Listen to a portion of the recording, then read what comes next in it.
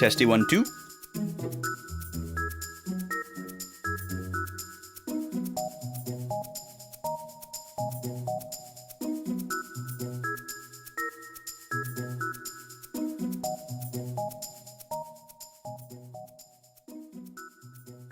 Welcome, folks. Greetings, hello, and happy Friday. Because that's what day it is. In case you didn't know. We're here. Well, I'm here and you're here. To play some tactics. Welcome into the Early Bird Lurkers. It's day 8 of Final Fantasy Tic Tacs. Let's get swapped over and get right into it. We had a lot of preamble yesterday, so I'm going to try to limit my preamble today. Let's go right here.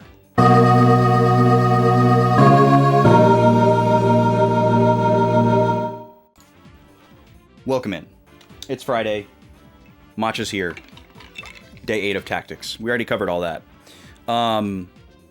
Today is the last day for you to vote in the new Tuesday poll. So if you're in the Discord server, make sure you have voted before the end of this stream. We're going to close the poll at the end of the stream and find out what the new Tuesday game is going to be before we raid out.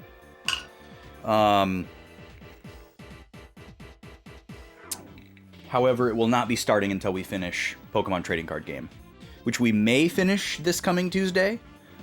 It just depends on if there's anything after defeating the 4 Masters. We've defeated 1 so far. We faced off against the 2nd and we lost. So I'm assuming we'll have to face Ronald again after the 4. Because we haven't faced him again. We didn't face him again before the Masters. So he's probably going to show up after the Masters. That seems pretty likely. But I have no idea if there's going to be any type of like post-game or anything like that. It just depends. Okay. What else? Let's see. Had a nice night yesterday. Ended stream, and then the lady came home and we went over to a friend's place. Usually we host them for food and board game night, and they really wanted to reciprocate and host us. So we got to go over to their place, took baby, which is always like good practice for him, like going somewhere and not being a pill. He did great. And our friend is a culinary student, made us ramen from scratch. It was amazing. Ramen and karage. Really, really good. I still taste onion. And I probably will for like the rest of the day, just because that's how it goes whenever I eat raw onion. Doesn't matter if it's white, yellow, green, red. If I eat raw onion, I taste it for like a day and a half. But it was so worth it. And then we had good old TikTok hack cinnamon rolls for dessert, which was also amazing. I played last night. When we came home, that's where I was getting. That's why I was like, why am I just sharing random anecdotal details about my day yesterday? I don't usually do that.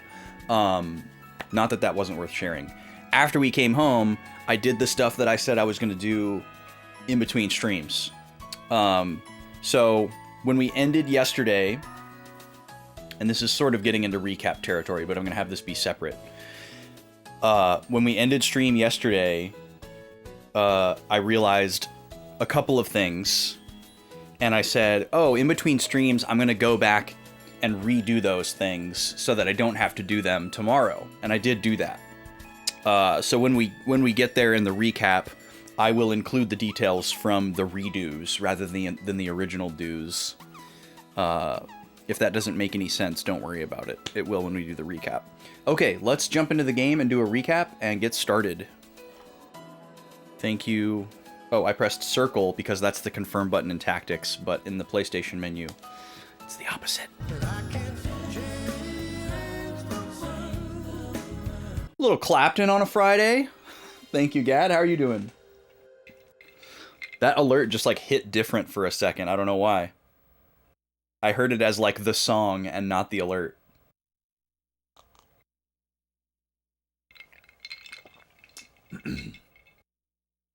Did that come up on the screen, by the way? I didn't even look. For some reason, it felt like it didn't come up, but I'm sure it did if the audio played. Yes, thank you for the confirmation. Also, hello, Kiki. Yo, isn't this shirt great, Gad? I love my Mario RPG shirt. This was a Yeti shirt, so I don't think you'll be able to get it. Unless there's people scalping Yeti shirts on eBay.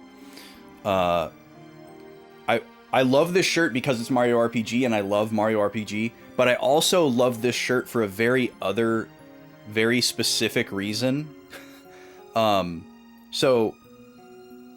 there's any people that like pay a lot of attention to what I wear when I stream, you'll know that I always wear these colorful shorts, my campus shorts, because they're super comfortable, and I like color coordinating my little outfits and being a little fashion boy for a moment. And then I also wear a silicone bracelet to keep me from statically charging my switchers that I have to interact with, because it will like make my capture card stop working, and I'll have to like end stream and reset my PC if it grounds a static charge. And I have like really bad static feet, I guess. And the glasses. Yes, you're right. The reason why I like this shirt so much extra is because all of the colors represented in it, I can like coordinate with like my different pieces. Like this green color, I have a pair of shorts that are exactly this color. And then this pink color is like exactly the color of the shorts that I'm wearing. And then there's like the red, which I also have like as glasses or a bracelet. And then this like maroon color I have as a bracelet, I think. And then this like yellowy orange color I can get down with as well.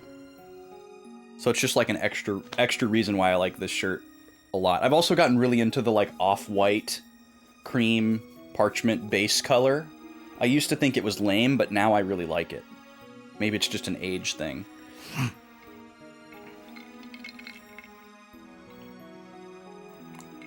Okay. We're loading in. We're going to be loading into a different file than we're going to be playing from. Because I wrote this down. So, our goal is to accompany Mustadio to Gog to help get his father back and protect the Holy Stone, which we found out is a Zodiac Stone. And we are one map tile away from stepping into Gog, but we're also one map tile away from having been at Lionel Castle. And one of the things that we missed yesterday was shopping at Lionel Castle. So I did that. And then also there are new bar rumors at Lionel Castle that I want to read. So we're going to load into the previous save file that's at Lionel so we can read the bar rumors. Then we're going to reset and go back to the actual one that we want to play from and go to Gog. So we're going to load into file 2 here and read the bar rumors. And then we're going to reset and load file 3 and go to Gog. But we're going to do a recap as well. I'll try to keep this brief compared to yesterday's. I know yesterday's recap was super long because we had to basically set up the entirety of chapter 2. I like to give you a perspective, the amount of notes that I had from March 14th is 4 full notebook pages. And then we also had an additional half of a page that represented stuff that I realized in between streams. So basically 4.5 pages that we had to go through. Yesterday, I took 1.5 pages of notes. So, much less to go over here.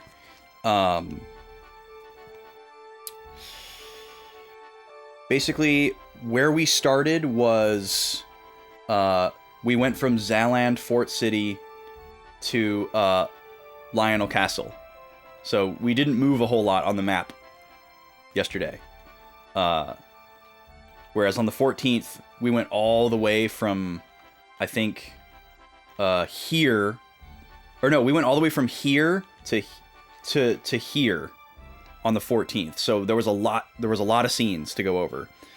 Yesterday we only moved two dots. And then this battle at Barryhouse Hill was fairly insignificant story-wise, but not completely insignificant. So we're on our way to see Cardinal Draclau. He's supposed to be very loyal to the royal family. That's kind of a questionable allegiance, given that the current head of the royal family... Sorry, I have a dog hair on my tongue. The current leader of the royal family wants to kill the princess that we're trying to protect. So we don't really... it's probably an overread.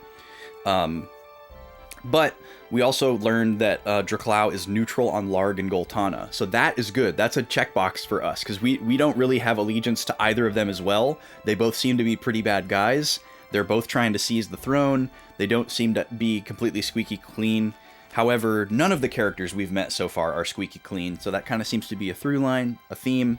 But so far, Draclau seems to be an upstanding guy. But who knows what happens next. We also learned that Alma, Ramza's sister, was friends with Ovelia. They went to school together, or they were at the monastery together.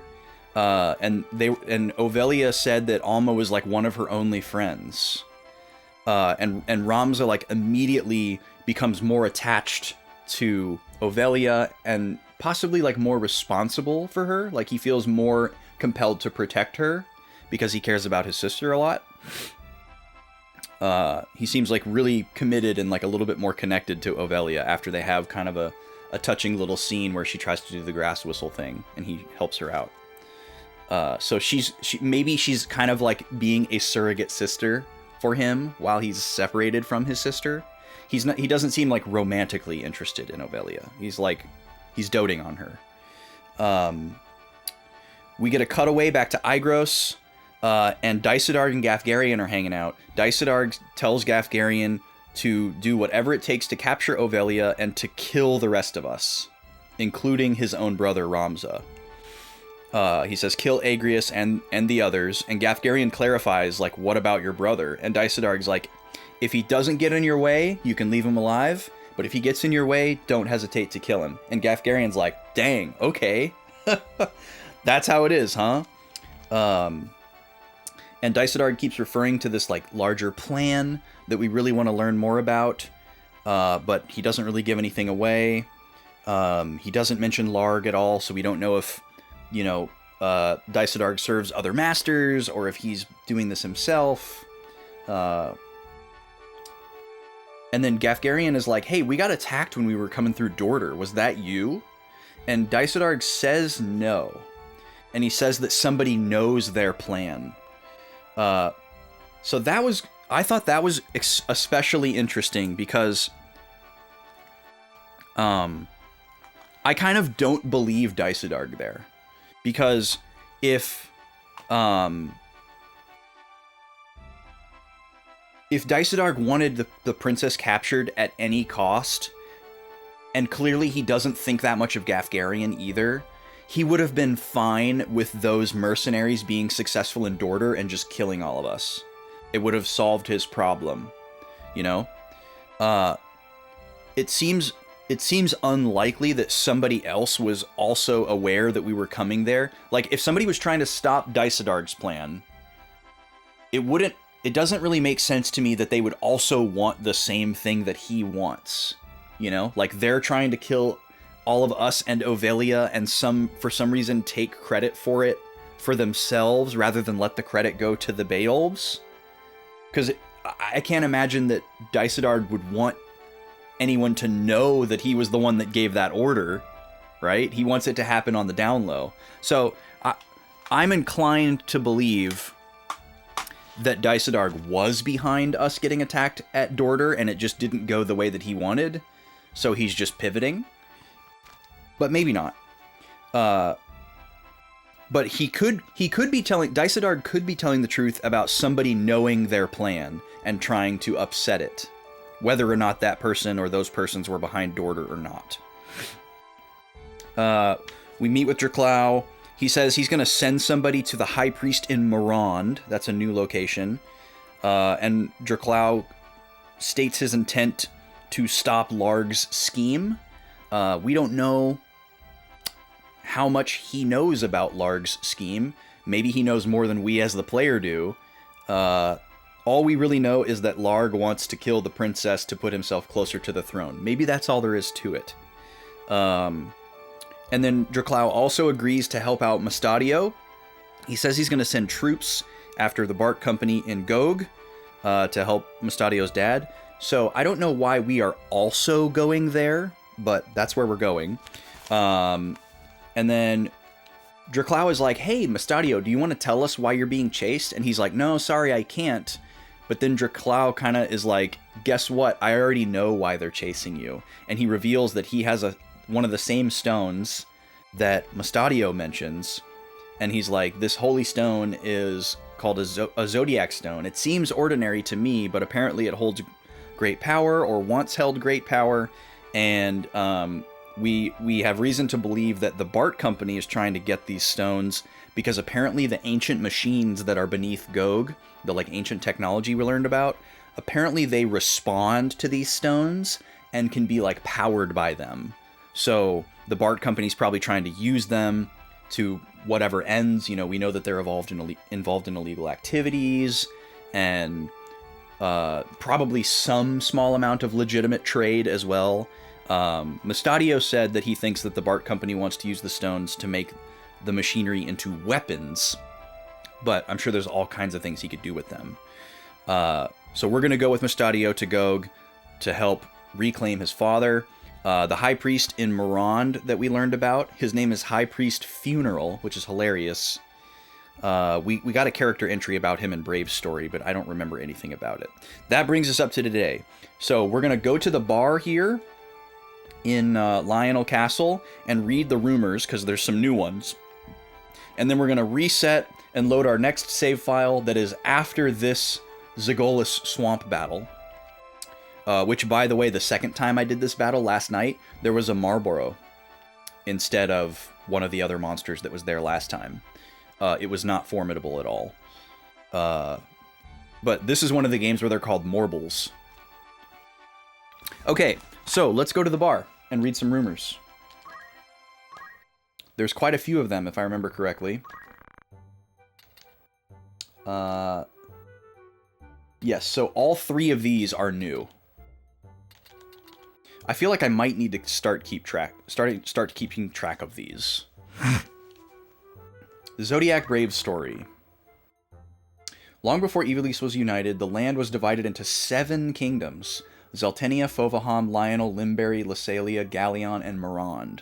Okay, I really, really like knowing this, because a lot of times we get these location names, and we don't know if they're cities, or states, or groups of people, or countries, kings.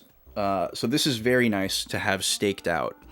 So I'm just going to write 7 kingdoms of Ivalice. And we'll write all of these in red. So Zeltenia we've heard of before. Fovaham was a location of a battle that we did earlier.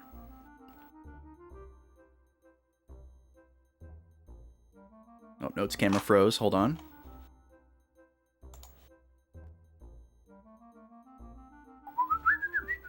Oh, I lost my my deal. Hold on. My little trick shot.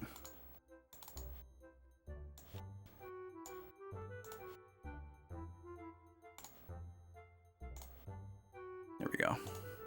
Okay, Fovaham. Lionel, we just visited for the first time.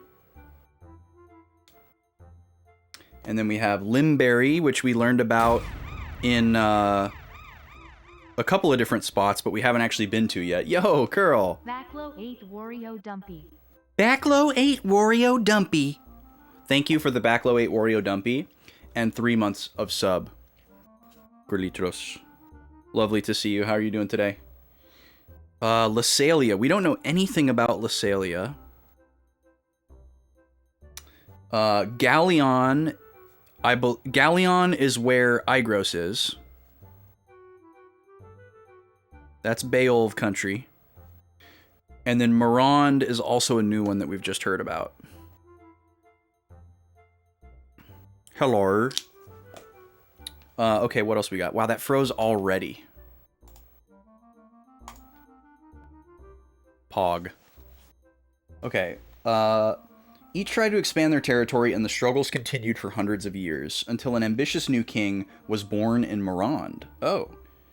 Was that Dinamunda? He gathered a great army from all over Ivalice and fought, but victory did not come easily. Then the king found a secret way to summon a magic god from the netherworld.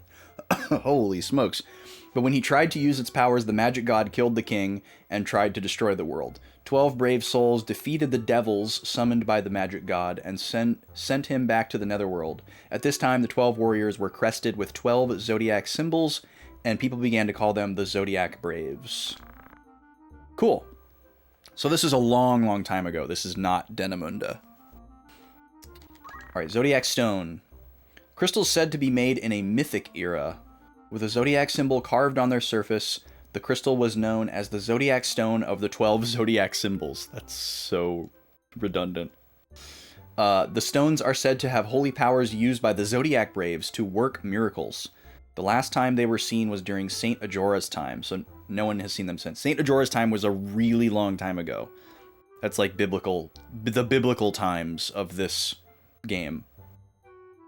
Okay, so I'm just gonna, from that one, I'm just gonna write Zodiac Stone, or actually I should write this in green, because they are items. We don't get to write in green very often. Zodiac Stones have not been seen since, we'll go ahead and write Ajora in blue. Ajora's era. Okay. What else we got? One more. Bart Trading Company, based on Wargilis.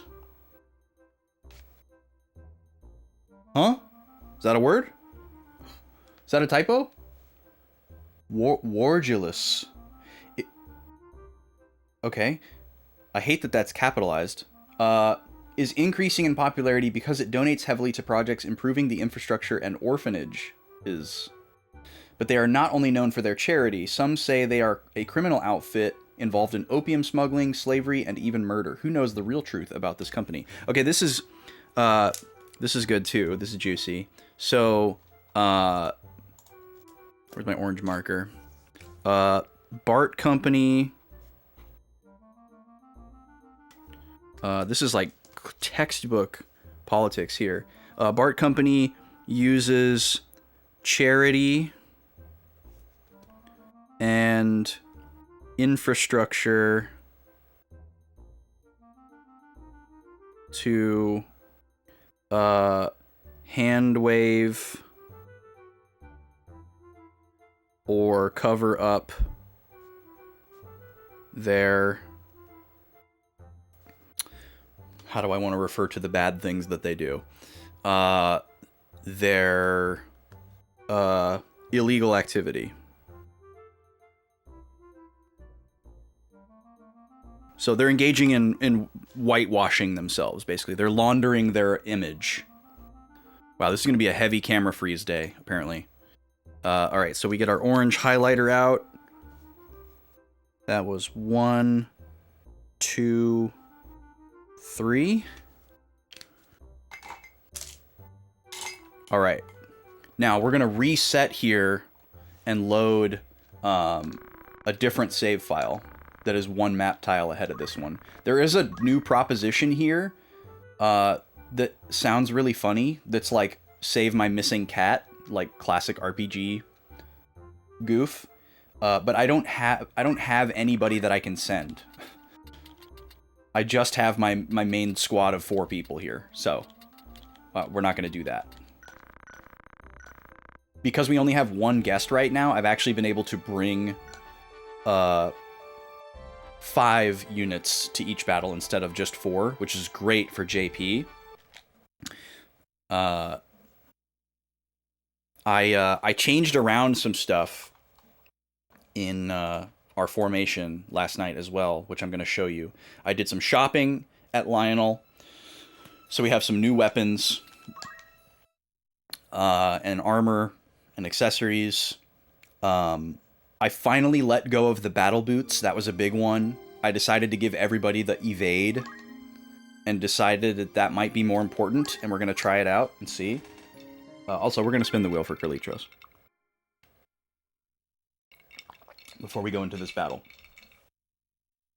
But let me show y'all what changes were made to the formation here. So Ramza's still a monk, Matsuo's still an archer, but he now has a lightning bow, and it is absurdly strong.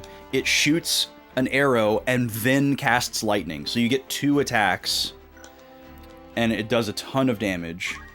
Roberto is on the cusp of learning Raise 2. Salome is a thief.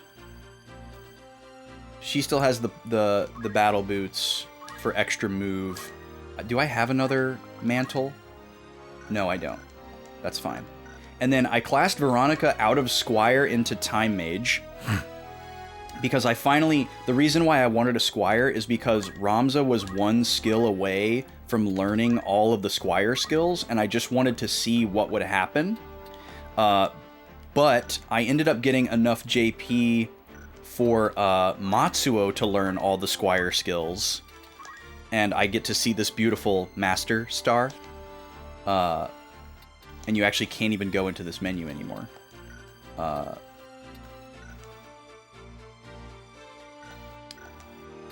So that's what that does. But I just needed to make sure for myself that that didn't unlock like a new job class. So I've got Veronica as a time mage right now. This is not a long-term path for her. She's still primarily going to be a black mage. But I want to get time mage up to like level 2 or 3 to see if it opens up another job class. I have a feeling that some combination of the magical classes is going to be the path to summoner. So I want to mess around with that a little bit. And this kind of helps her out as a mage certainly more than Squire. But ultimately Veronica is going to go the path of a physical class. So but we need to unlock more physical classes first to figure out what is best for her.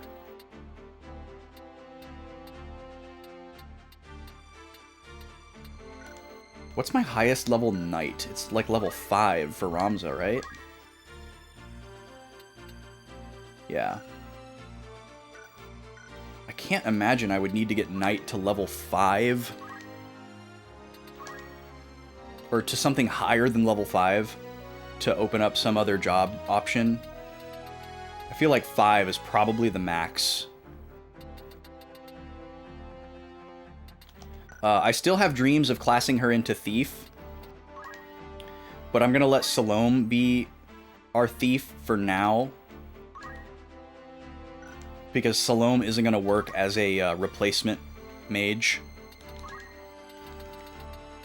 Oh, do you have enough for move +2 now? No, it's 520.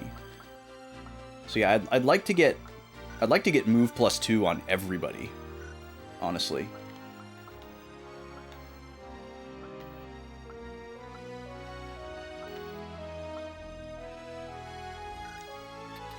That would be great. That would help soften the blow of losing the battle boots. Alright, so, before we go to Gog, let's spin the wheel. Shall we?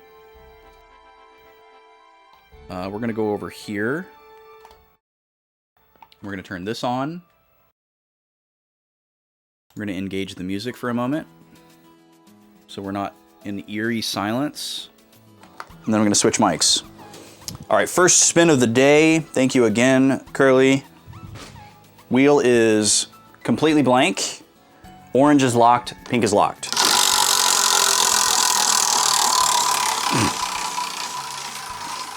What'll it be to start off our Friday?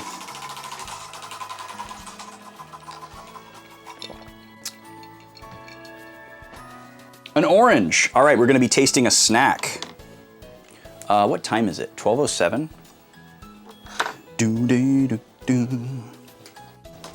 I'm actually, okay, here's what I'm gonna do. I told myself I wanted to run an ad 30 minutes into the stream today to get the ads back on the hour, and I missed it by a little bit, but that's okay. I think what I'm gonna do right now is actually run a sneaky ad and do the snack tasting during the ad. So, if you're not subbed, you're gonna miss this snack tasting, but oh well. Let me turn this off, and let's go back over here.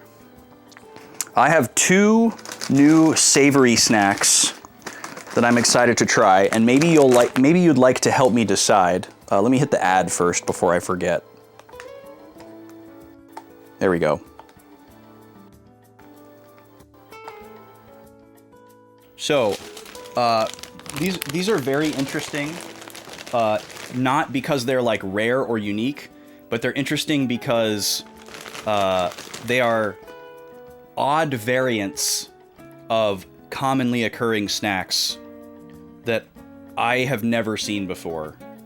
And like, I have been aware of their existence, but have not been able to track down, and finally tracked them down. So we have the spicy queso Funyuns here, and then we have the Fritos Flavor Twists queso flavor. So we have a queso motif going on. I am not a fan of regular Funyuns. Funyuns also exist in sour cream and onion, which is also a flavor that I'm just not super fond of. It's usually too sweet for me. And even if it's a good sour cream and onion chip, I end up tasting it in my mouth for way too long after because of like the onion powder or maybe garlic powder if there's any in there.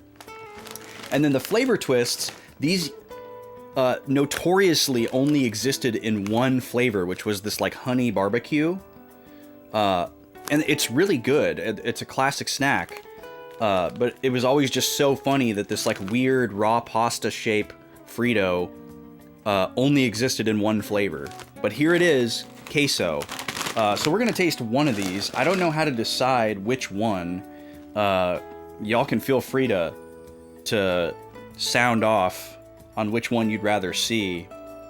I would certainly give Carlitos first dibs since it was his wheel spin, but everybody's free to weigh in here. The Fritos ones aren't branded as spicy, but a lot of times that's implied with a queso flavor. Because obviously if it was just a cheese flavor, they would just call it cheese. So I feel like in America, they're trying to say with queso that it is like a little bit spicy.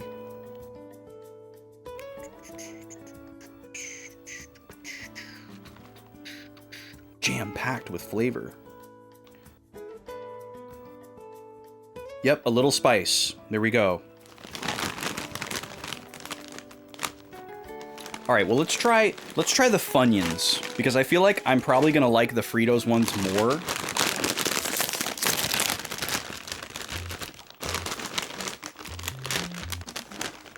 Oh, they're smaller than I remember. They actually smell really good. This reminds me of something. The smell.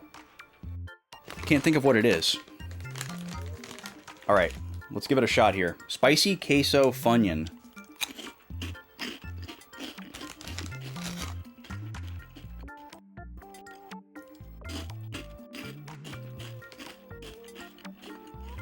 It's pretty good. The best news is that it doesn't taste that much like a Funyun. It does taste like onion, though. Because I have the taste of onion lingering in my mouth from eating ramen last night. And yes, I brushed my teeth and did mouthwash. It just does that. I think the lingering taste of onion is actually helping. The level of spice is very minimal, but it's nice. Yo, what's up, Halo Killer? We're kind of just getting started. You love garlic and garlic lingers so bad? Yeah, garlic powder, especially.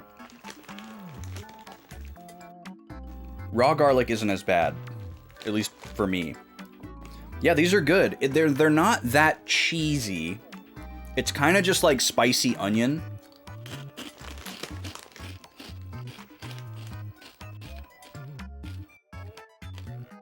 It says there's cheddar cheese in here, but I don't really taste it.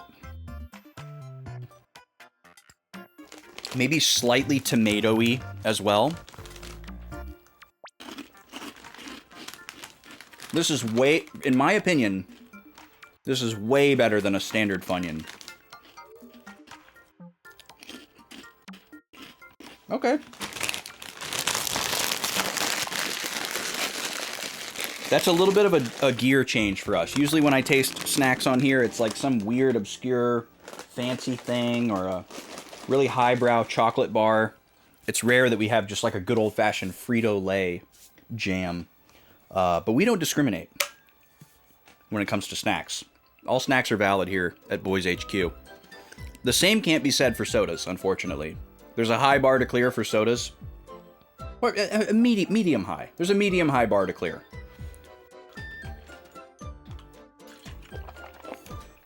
But there's not really a bar for snacks.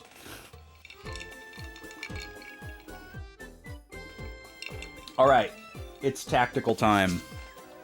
Thank you for indulging me on that little sneaky ad break and snack tasting. Let's go to Gog, Machine City.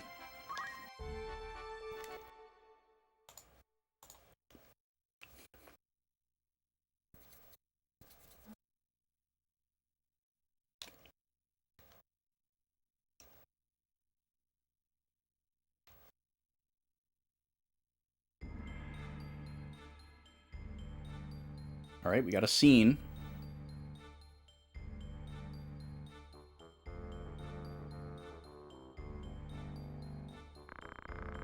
I don't see anyone from Bart Company. It doesn't even look like there was a fight. Something strange. I'll check it out. See you later. Where? The slums over there. They shouldn't attract attention. All right, be careful. Right, leave it to me.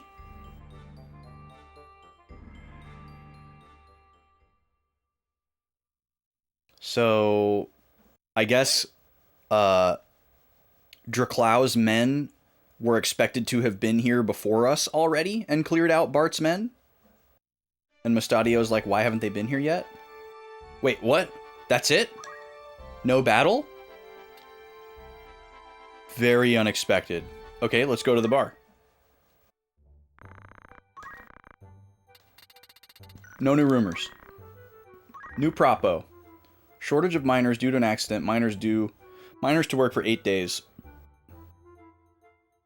Again, we can't take any jobs right now, unfortunately, so. Let's go to the shop. None of this is new. This is the gun that Mustadio has already. And then I actually bought this crossbow for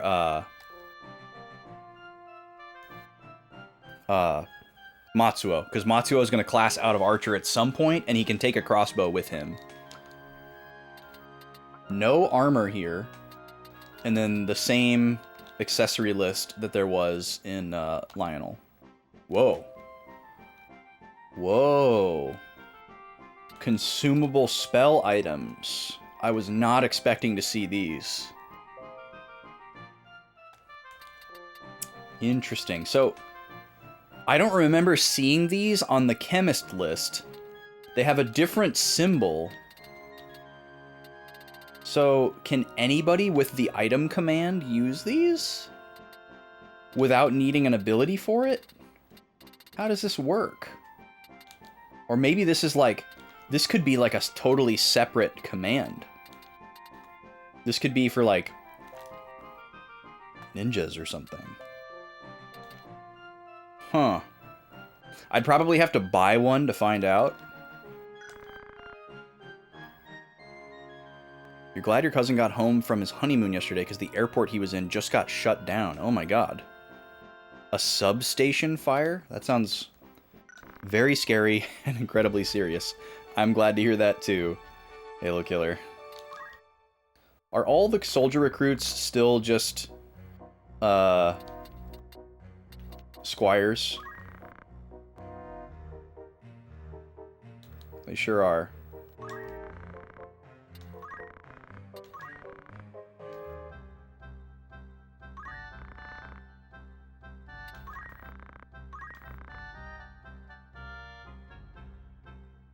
Man, these people suck.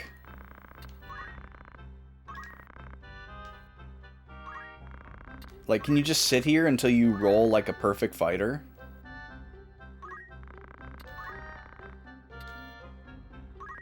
I don't think I would do this until I got somebody that had at least both Brave and Faith above 60. Because they're already going to be so behind. Okay, there's 60-60. Should we recruit this lady? I just don't really see any need right now.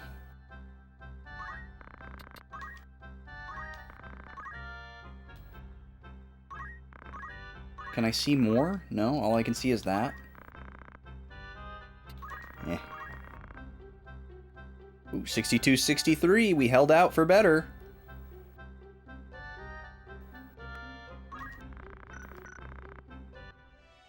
I don't know. Okay, well, I'm gonna save here. Because I feel like something's gonna happen.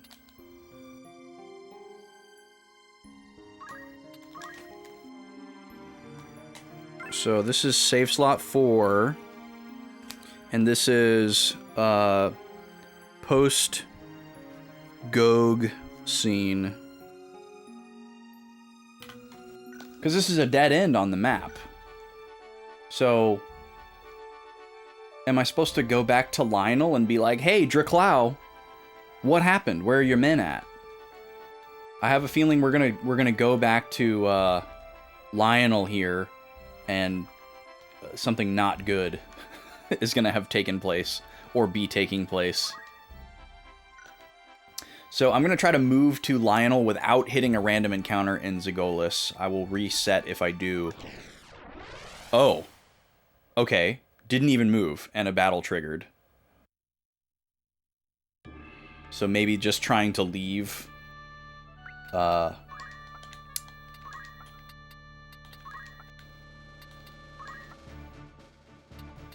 Maybe just trying to leave Gog is triggering a battle.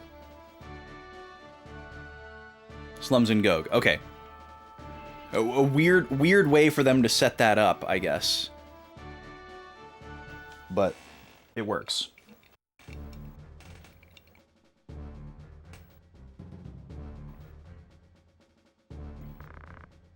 He's late. Too late. It's quiet. Too quiet.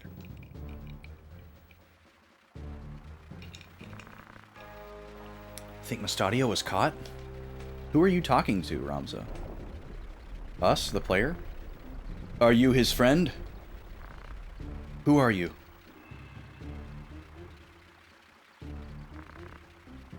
Bring him. Ill-looking man.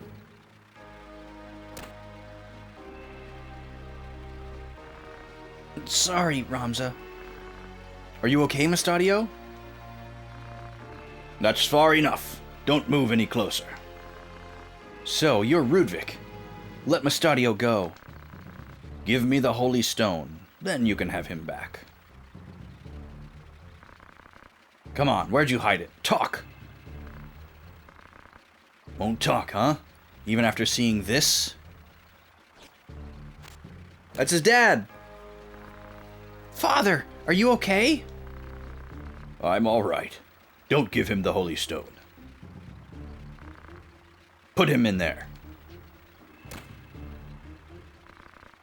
Ready to confess now?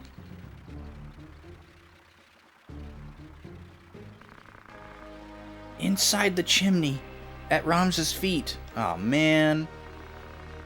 Well then, you pick it up, if you want to save his life.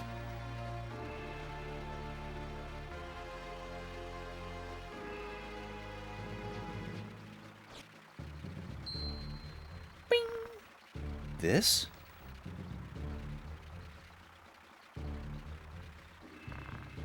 Let them go.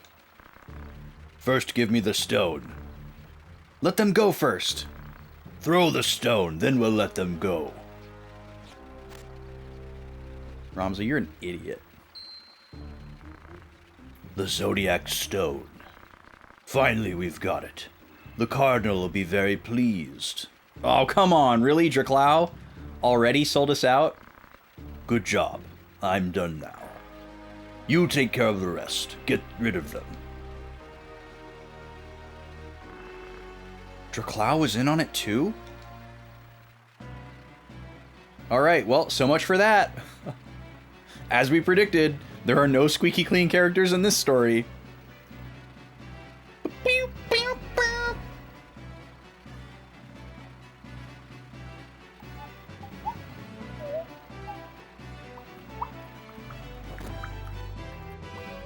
Sealed move.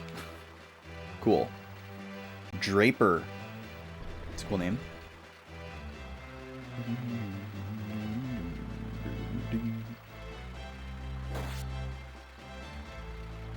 Oh, we have some summoners. 2 summoners again. Okay, let me write some notes here. So, camera's frozen. Yeah, like who lives here, right? Hello Killer?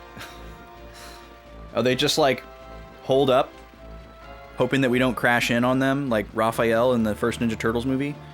Okay, so let's see. When we arrive in Gog,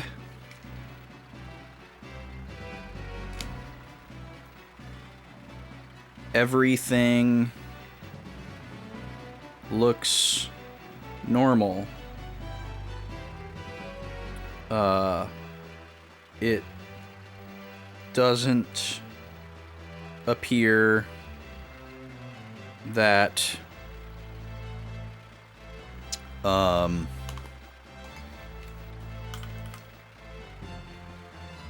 Draclau's men have arrived to face Bart Company.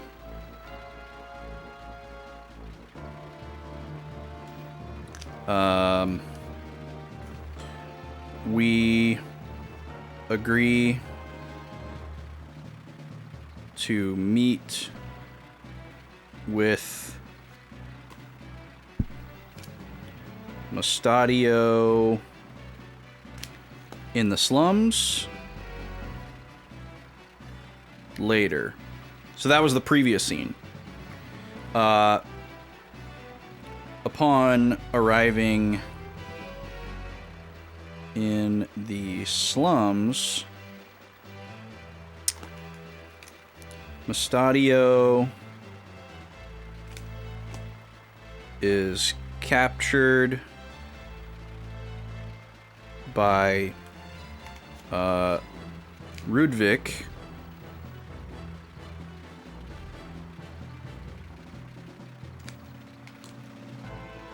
and he demands the Zodiac Stone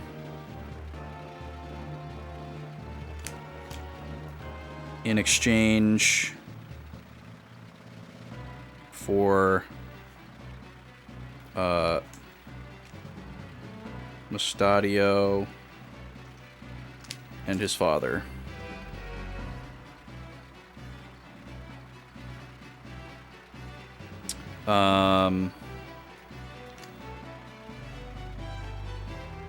Mustadio gives in and tells us where the stone is,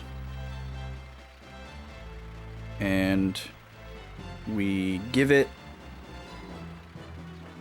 to Rudvik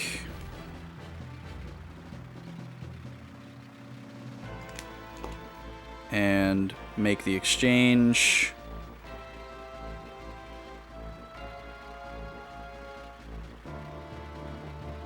And then the big reveal, it is revealed that Cardinal Draclau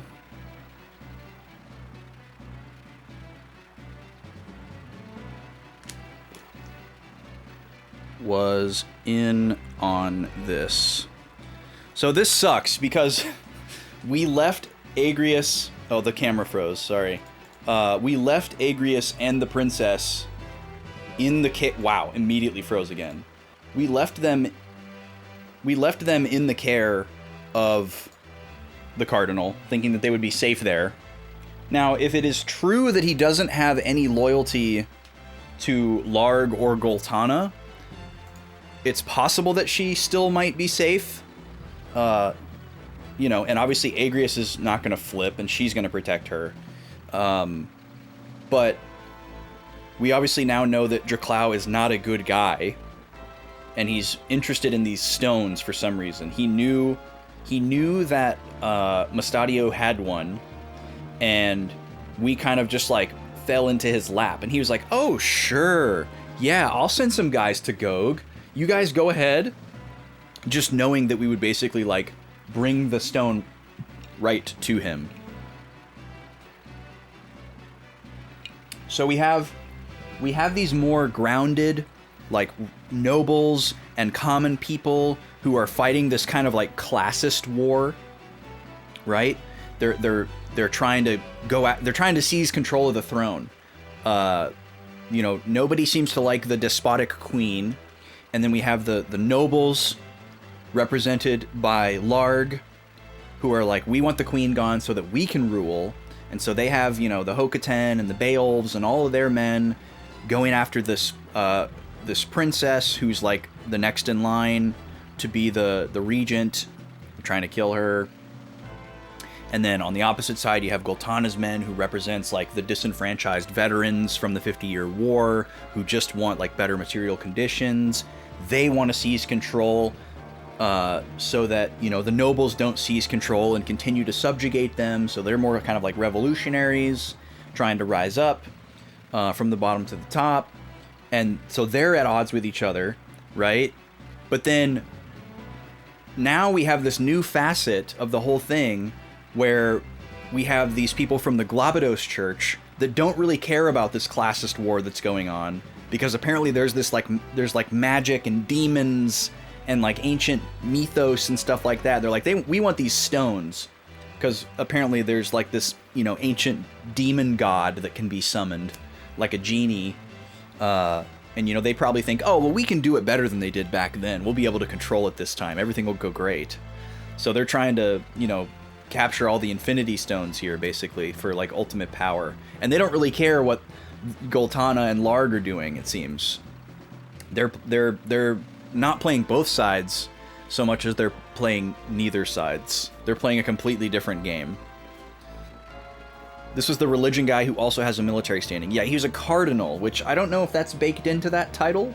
I don't know if that implies that you're a religious person that also has some type of military acumen or position.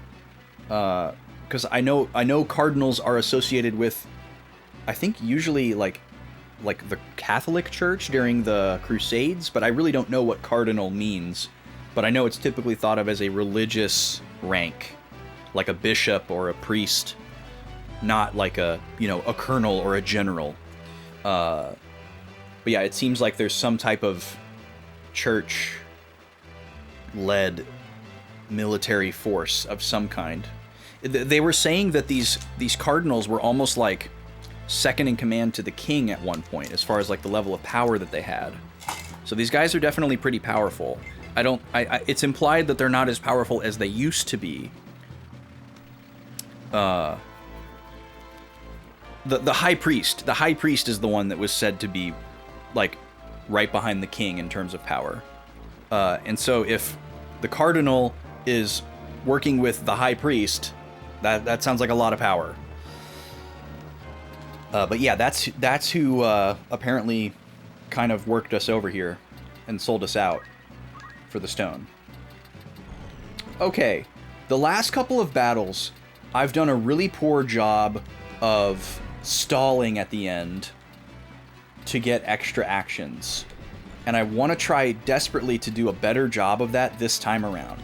So I think what I'm going to do is I'm going to focus on eliminating the summoners as quickly as possible, and then leave all of these other 4 characters alone, and try to have Mustadio either take them all out by himself or get knocked out, so that I can properly stall. Because we have a lot of characters right now that are in classes that we would like to either class them out of once we get certain skills, or we just need to make a little bit more progress. So we're going to play really defensively and do a little bit of stalling. I think I can wave fist a summoner if I go right here. Let me check.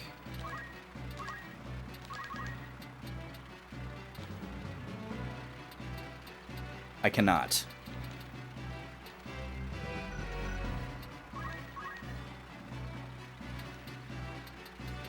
So, I guess I'll just throw stone at a summoner then. A stummoner.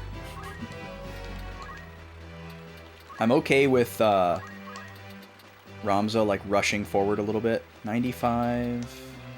85. Okay, we'll take the 95. 24 on a throw stone is pretty amazing, though.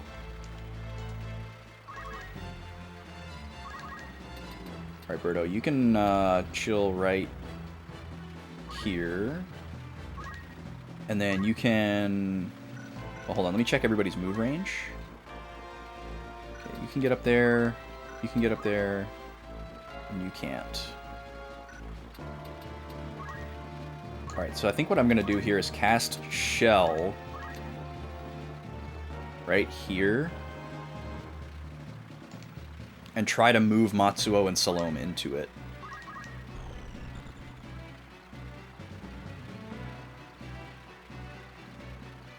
Wow, she can reach him from here? 50 damage, too? That's nuts. Hopefully she doesn't also shoot Roberto. Okay. 70%. Can we get a miss? Nice guard, Veronica. Ironside, the summoner. What a name for a summoner. Okay, he's going to go after Ramza. That's good. Alright, where can you move? You can move a lot of places. And then you have to move right in front of Roberto. So let's have Salome go right here. Well, actually, no. We can have her press. So we'll have her go here. And then I don't think she's going to be able to hit anybody, so we'll probably just have her throw stone. Or, I mean, accumulate, I mean. Just so she can get some experience here. And then Matsuo, you're going to go right here. Hopefully you can hit somebody from here. You can hit this guy.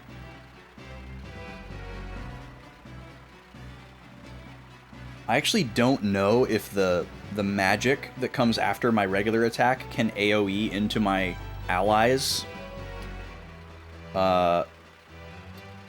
This would be a decent time to test it. I don't think I want to just, like, accumulate on this turn. I'd rather just attack. So let's check this out. So this is 36 damage, but watch this. Okay, there must be a random chance of the lightning. So when I did the random battle before this battle, I used that lightning bow, and it did the regular arrow attack for like 36 damage, and then just a lightning bolt came down from the sky and did like another 42 damage. And I don't know if it was because the monster was in the water, or if there was because there was just a random chance of that happening. Okay, Veronica, let's have you go. What can you do? You can do haste, right? Yeah. Haste could be fun. I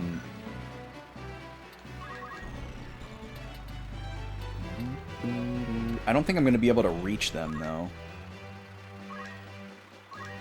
And haste probably isn't AoE. Oh, it is. 48%. Well, we're going to go for it.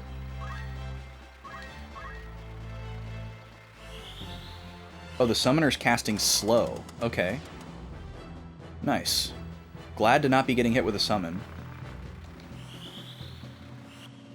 I'm throwing out the shell because I was assuming that they were going to throw Shivas at me. Alright, we got one of the two. As long as Roberto gets experience, I'm happy. Alright, can we get one of these to hit, please? Dang it. Okay, Mustadio is down. That's actually good. That'll help us stall. And now we don't have to worry about who we're attacking. Here comes Shiva.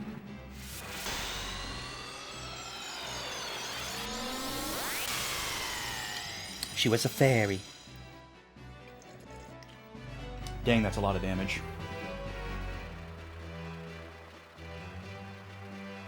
They're grouped up in a pretty lovely way there. Steel helmet, how dare you? Wow, and he actually got it too. And I'm pretty sure we permanently lose that item. Alright, what kind of odds do I have here? 85, 95. I'll take 95 for 60 damage. I'll take 95 for 60 damage, Pat.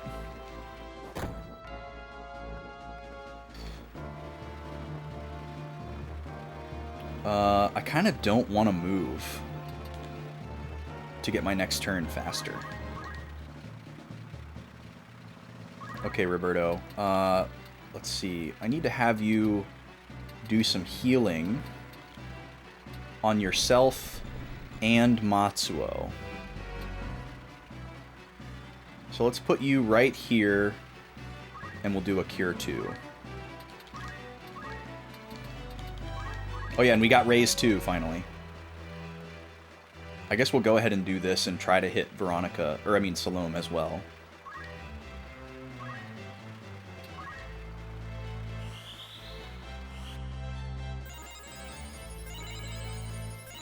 Hell yeah. Oh, that's such a good heal. 50? Oh man, that's so good.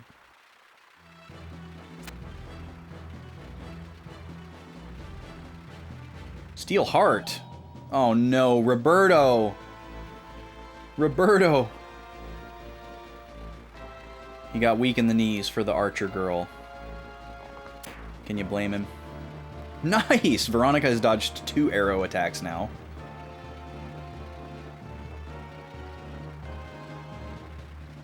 Alright, he's gonna try to make a run for it. Alright, Salome, what are you gonna do? I should probably go after this guy because he has less HP.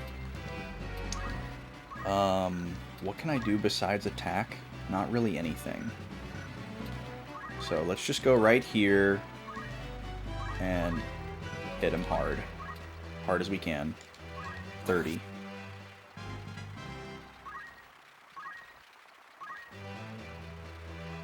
Matsuo, who can you hit from where you're standing? I'm hoping I can move him far enough to pick this guy off. So let's see. This probably isn't close enough. Let's see here. Nope, that's not far enough. So we'd have to try for right here.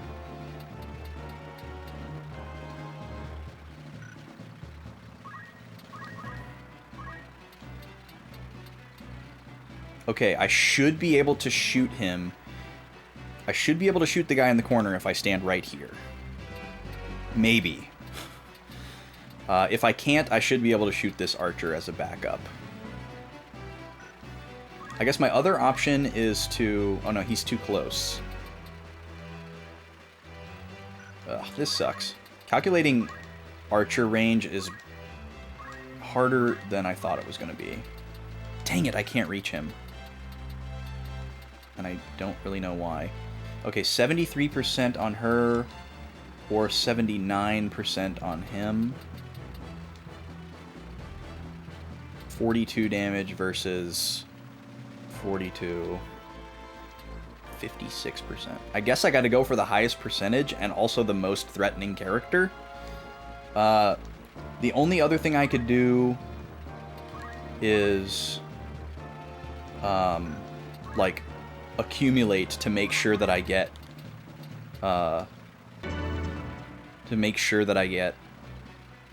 JP. Oh, I can 85 throw stone on that guy? Interesting. Maybe I'll do that instead. Thanks for the follow, by the way. Welcome in.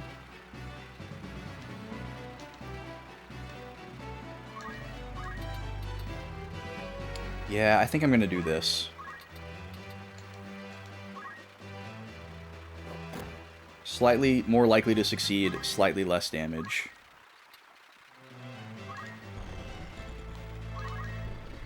Okay, Veronica. I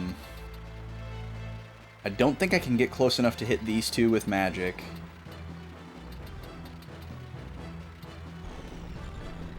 This might be close enough. But I could also kind of filibuster this archer a little bit. But, probably not. Let's see. If I can't hit them... What's my... I'm not even gonna bother. Yeah, if I can't hit them, I guess I would just go for one of these two folks. So let's just come up here.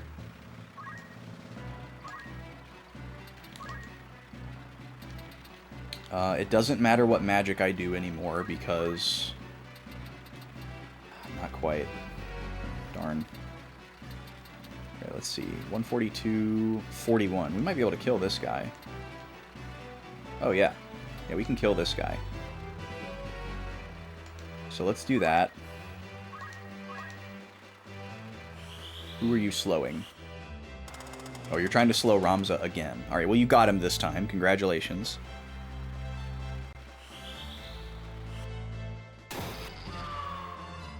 Luckily, we can fix that ourselves. Oh, and this guy's no longer stopped. He got stopped on turn 1. Do not. Oh my god, 47%, and he's gotten 2 pieces of equipment from us. That counter for 60, though.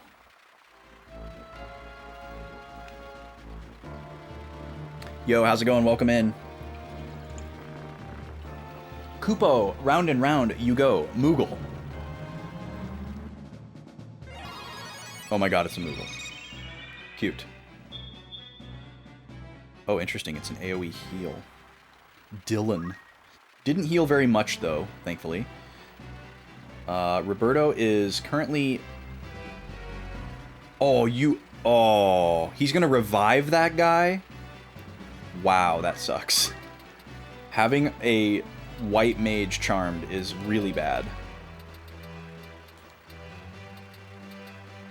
Okay, I should be able to wave fist this guy with pretty decent accuracy. Maybe I'm better off going over here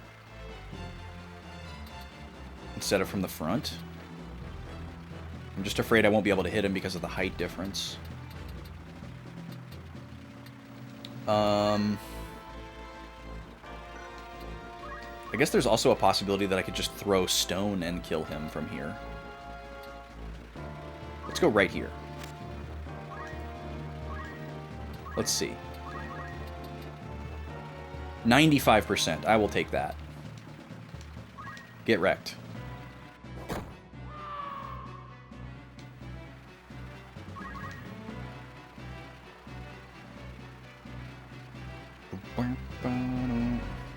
On which setup am I running this masterpiece? I am playing on a PlayStation 2. Through a RetroTink 5X. On a CRT.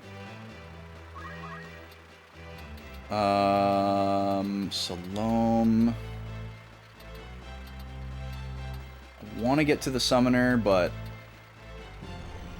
I can't quite reach him.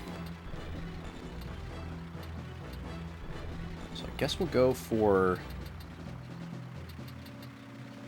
Especially since Roberto is about to revive this guy, and I don't think there's anything I can do to stop it. We'll probably pick this guy to be our last one standing for stalling.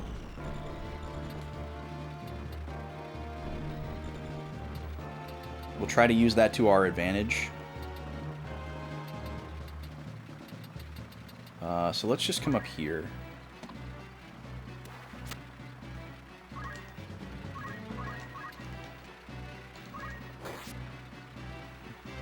Thief versus thief.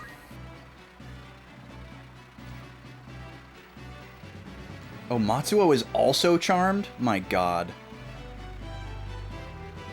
This is not good.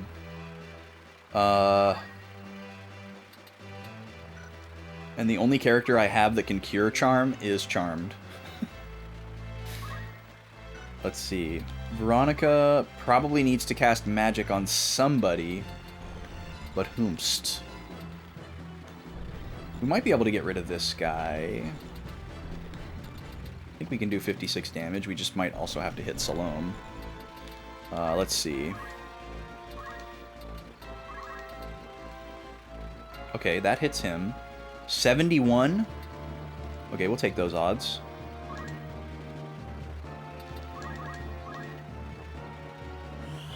I can't believe they charmed Roberto into bringing back one of the enemies. That's brutal.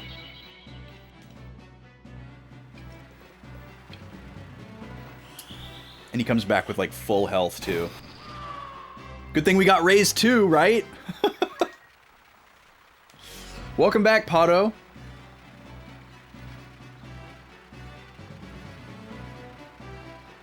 This guy's taking all of my helmets. I hate him.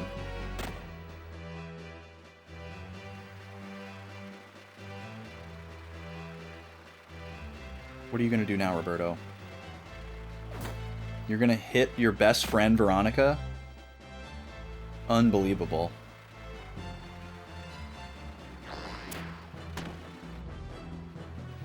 This battle is a disaster.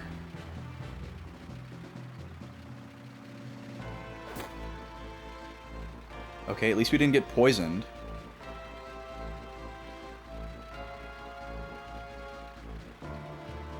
Oh, it looks like Roberto's charm is gone. That's very good news. Okay, Veronica, you need to come up here and hit this annoying archer with some very powerful magic.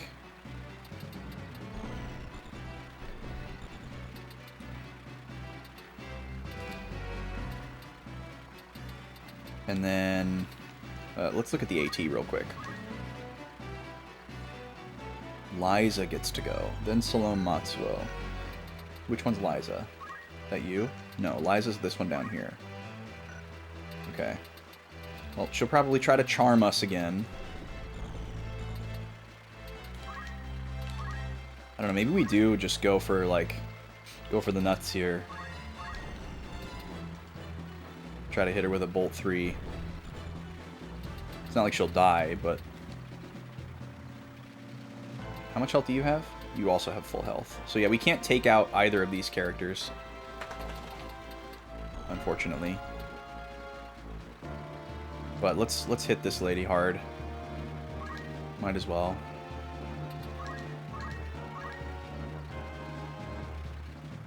Where are you going? Dave Matthews Band. Okay, you went for the KO on Salome. That's fine. Alright, what is poor Matsuo gonna do? He's gonna try to kill Veronica. Good job, Roberto.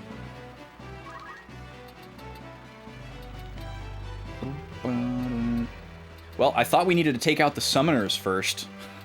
They've been the least dangerous this whole battle. This guy doesn't have any MP left, so he's going to be our new person to leave last. Because the thief guy is just taking all of our equipment and costing us money. I'm very confident that we're not going to get that back at the end of the battle. I want to use Wave Fist on this lady, but that's going to put me in the way of...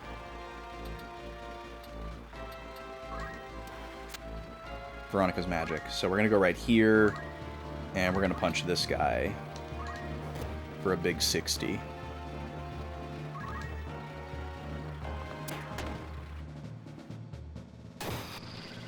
Oh, and of course, when he's charmed, he gets the additional attack.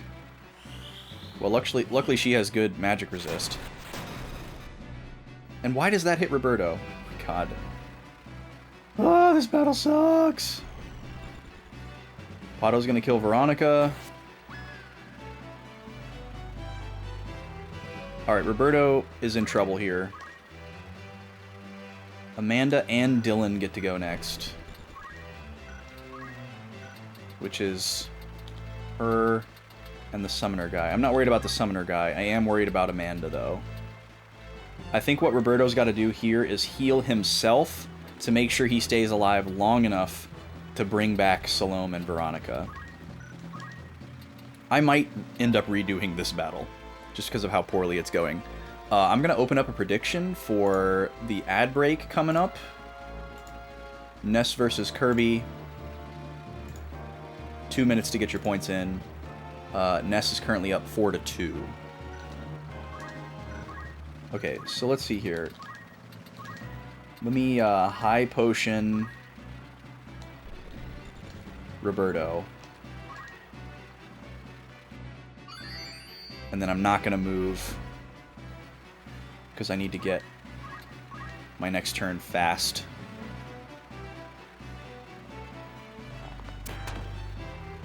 Didn't manage to dodge that one.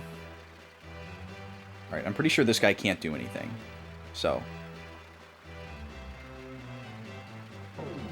Oh, he does have enough MP for one more spell. He's going to heal his friends one more time. Alright, well, he's definitely out of MP now. Okay, Matsuo is back, thank God. Alright. Let's see. 85, 78, and full health.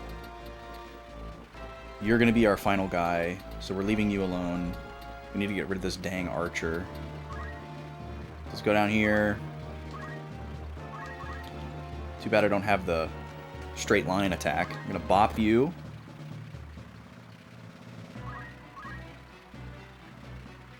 Okay, Roberto needs to revive someone, but we need to make sure that they don't get immediately pinched.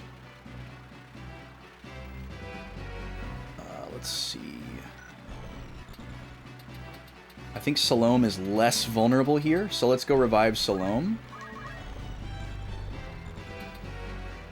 Let's go up here.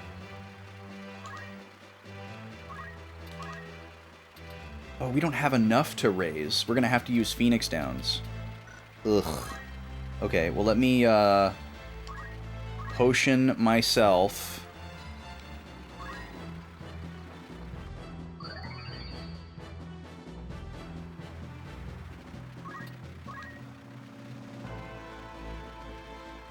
Do not.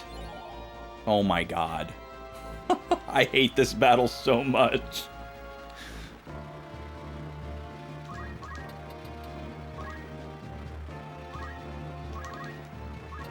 Freaking die. You Siren Temptress. Go away.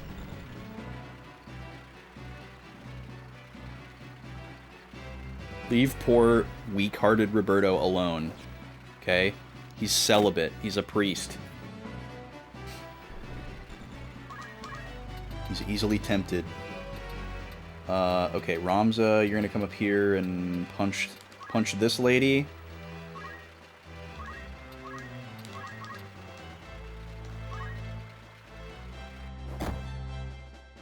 I was hoping we'd knock her off and get extra damage.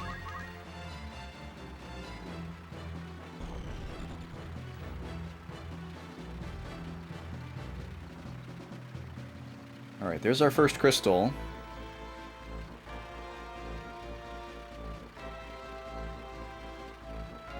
Roberto's gonna revive another character. Luckily, it's only 4 HP.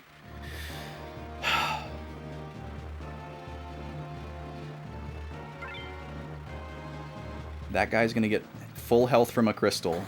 Man, everything that could go wrong in this battle is going wrong.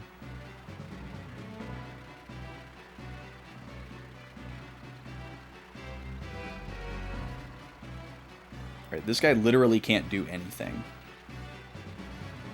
He's just defending. Okay, let's see. You have 82 health, so I probably need to come over here and pick you off.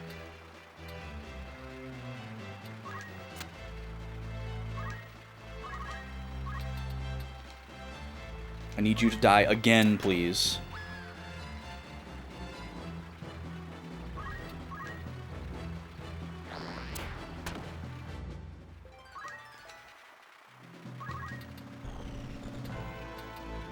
Why can't I get to you?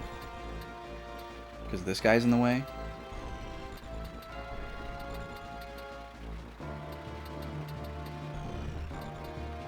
Okay. I might be able to wave fist from here. I don't know. I guess I'll go here.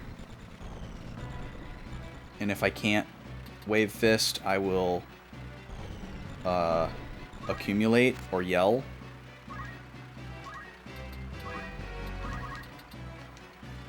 %, alright. Love it. I won't ask questions. Roberto, please. No. Roberto, stop! Roberto, stop! We need those Phoenix Downs. Stop bringing back Liza. He's in love with this woman. He won't let her die.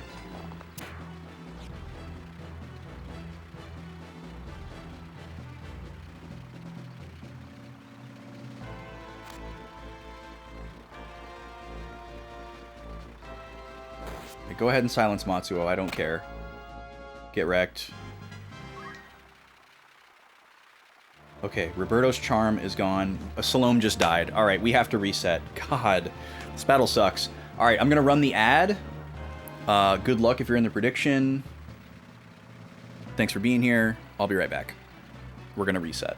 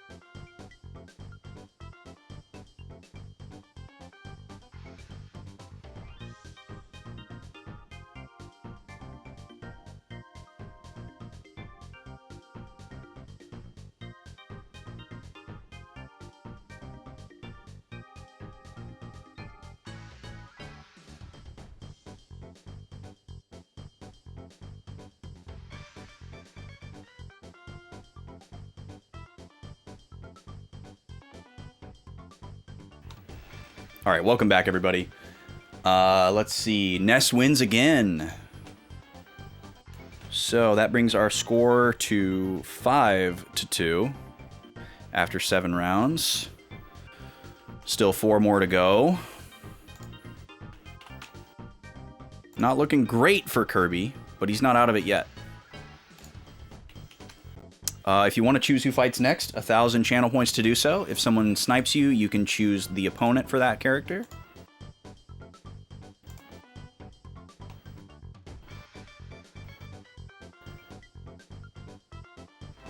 Alright, welcome back. We're resetting. This battle is so frustrating.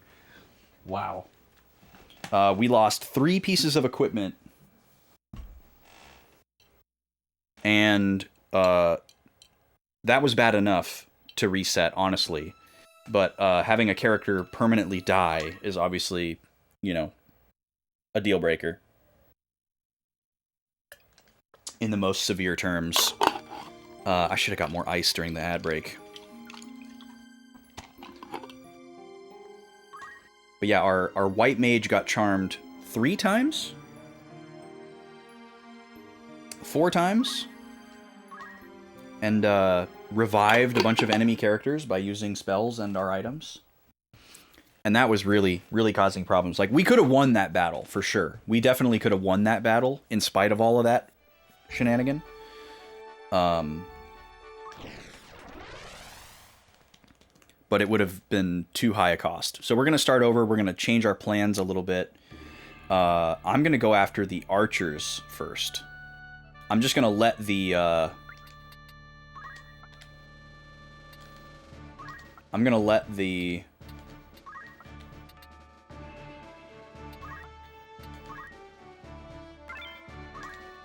I'm going to let the summoners burn up their MP, because they're really not that dangerous. And once they burn up their MP, they're completely useless. And we're going to leave them for last. We're going to go after the archers. We're going to go after the archers first with the characters who also have range, so the mages and the archer. And then the melee characters are going to go after the thieves. The thieves, we're going to try to keep our distance so that we don't get any of our equipment stolen. And hopefully if they do go for it, they'll have worse luck than they did last time. They were all like less than 50% chance, and he hit 3 of them, so that really sucked.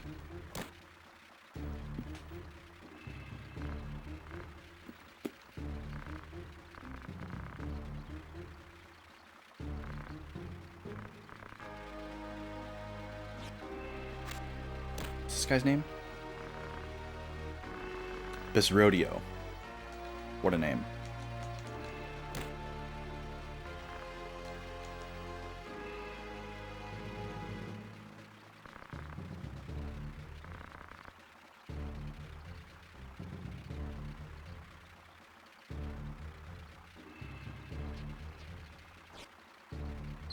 We're also going to try to keep Mustadio alive, in this fight, at least for a little bit.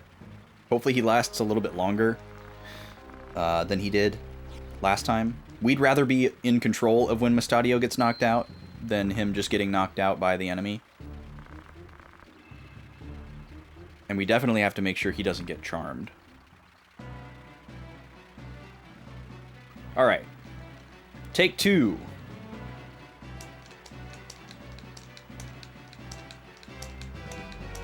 So Mustadio's going to rush in.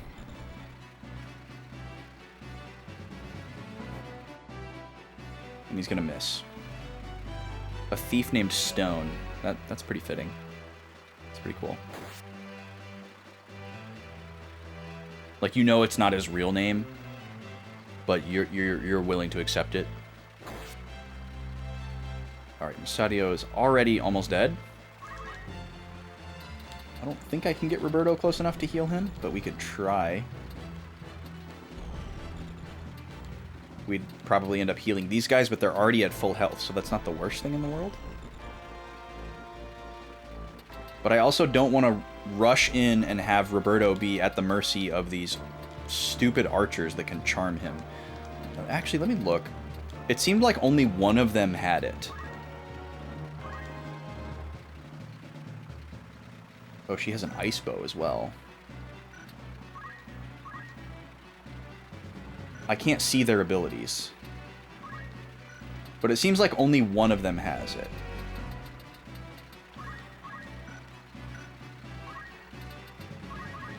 So let's go over here with Roberto.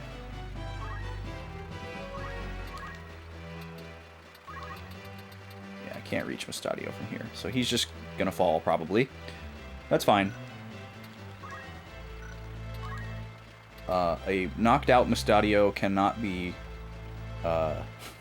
charmed. So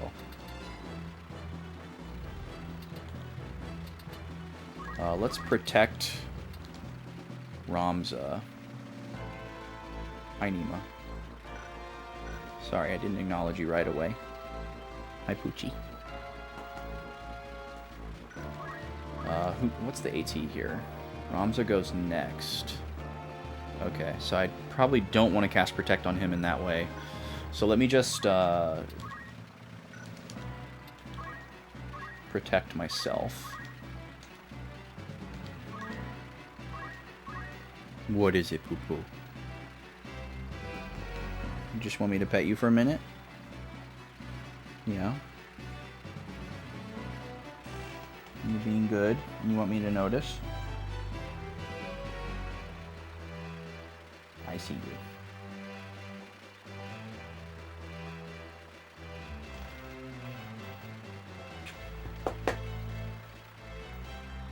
Who's a good girl?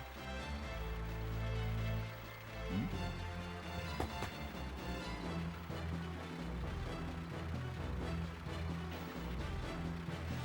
Good Poochie. Okay, we could go right here and go for a Spin Fist.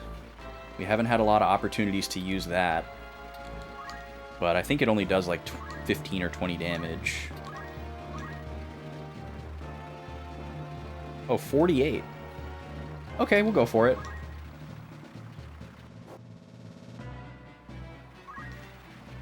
What? 82% and we missed twice? That's unreal. Alright, there goes Mustadio.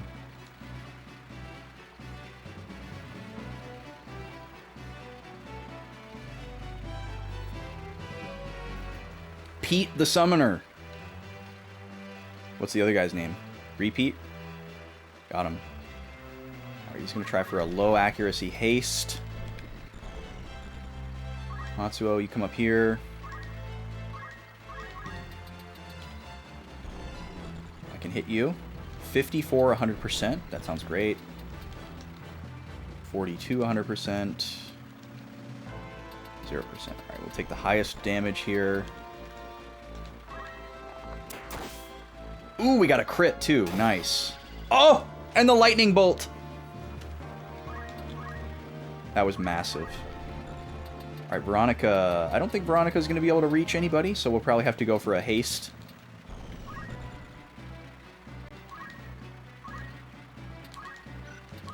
but let's see.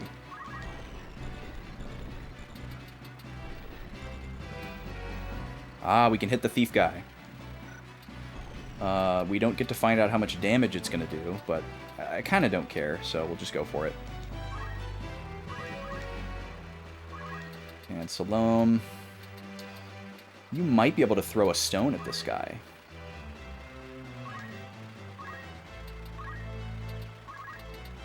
Yeah. 8 damage. Is that worth it? Over an accumulate? I don't know how long this lasts.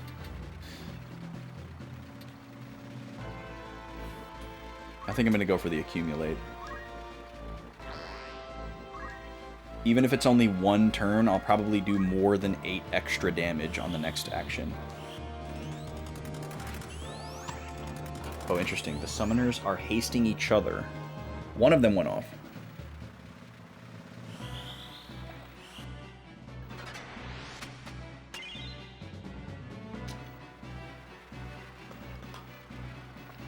Daniel. Pete and Daniel. Those good little summoner boys.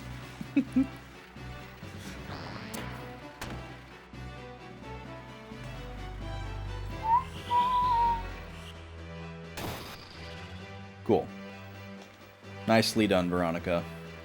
Here's Shiva. This is gonna hurt.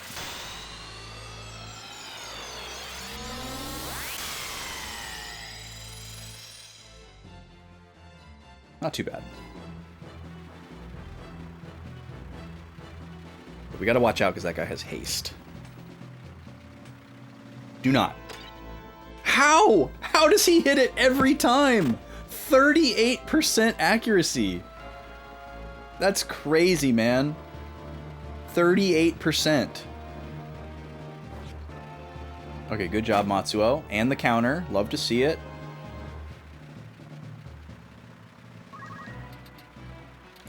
Okay, Roberto, what are you gonna do? An AoE heal on this little cluster right here? That seems good. But when are they all gonna move? Is the question.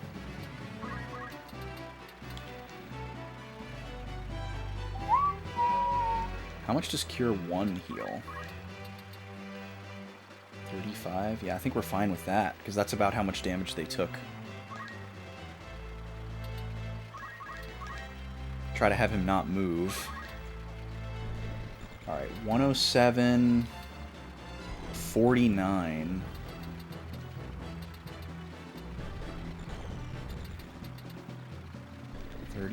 Oh, I can wave fist her from right here and take her out.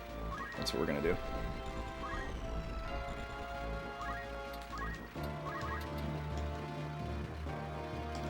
Goodbye, evil woman.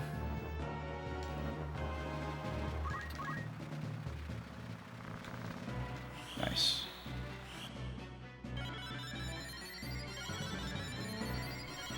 Thank God Cure doesn't have an accuracy check.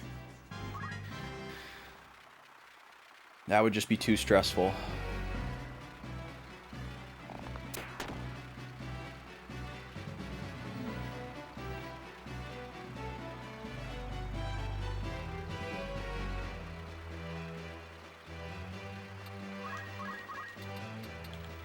Okay, let's see. 49... 107. I'd like to go after this guy who's the 49. Who else is going to get to go? Veronica and Salome. Okay, well, Veronica can hit that guy for 49. No problem. So we'll leave that to her. Salome and Matsuo together, I don't think they can do 107.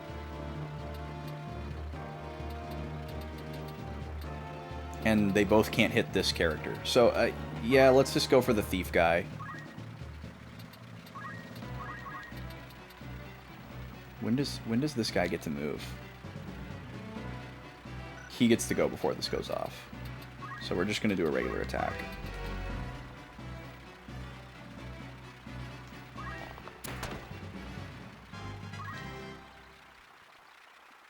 And we'll move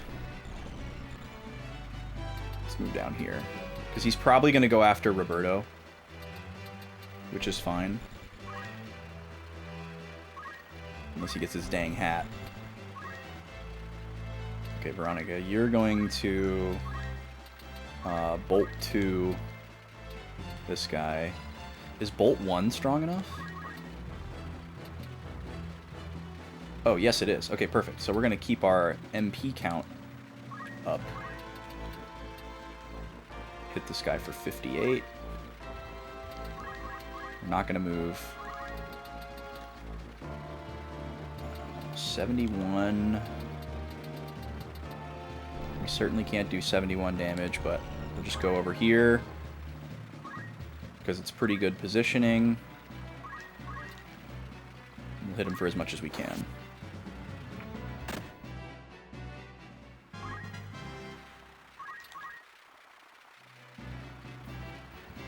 Okay, Daniel, what you got?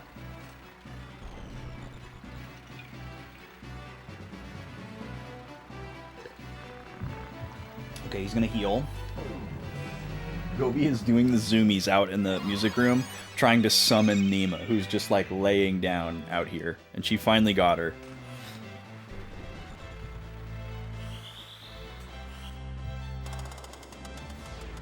Alright, that's totally fine. I'm totally fine with him using a turn on slow.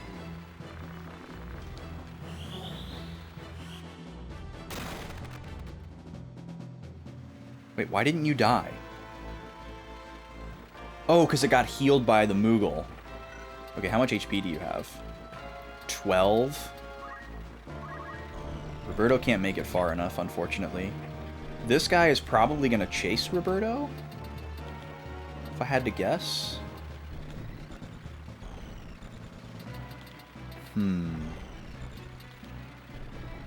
I think we've already gotten rid of the archer that can charm, but I don't want to risk it.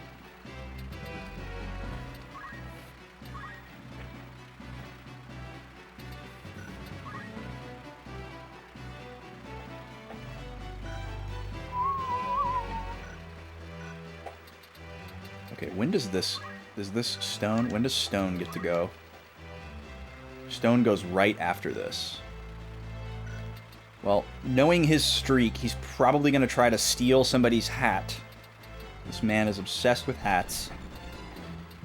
I have no way to damage him before he does anything. Roberto can do a regular attack, but it's like 20 damage. So I don't think that's a good use of my turn. I'm probably better off trying to cure these two.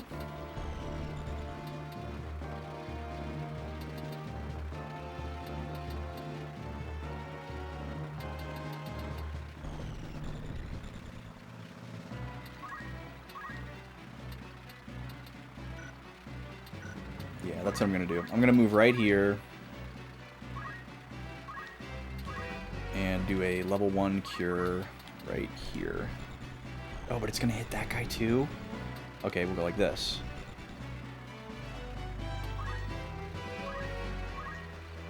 Alright, what are you going to do? You're going to go after Veronica. Okay, that's fine. What are you going to do? You're going to run away? Okay, that's also fine. Here's the cure.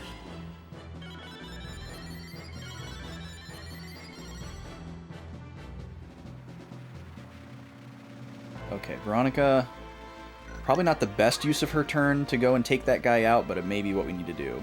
Daniel, Sarah, Pete.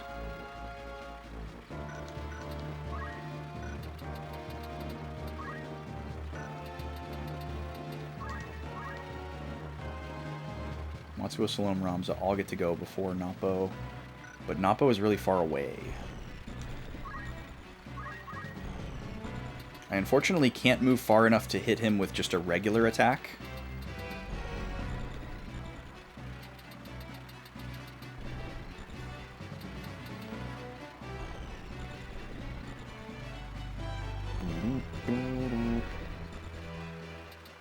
I could just stay right here and take this guy out. Because in my eyes, a KO is a KO.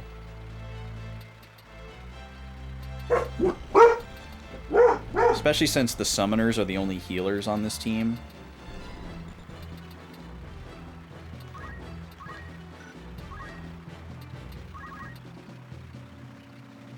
$62 damage to you. And this will definitely go off before you move, right? Yeah.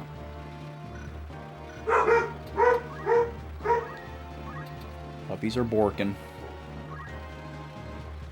Alright, we'll just stay right here.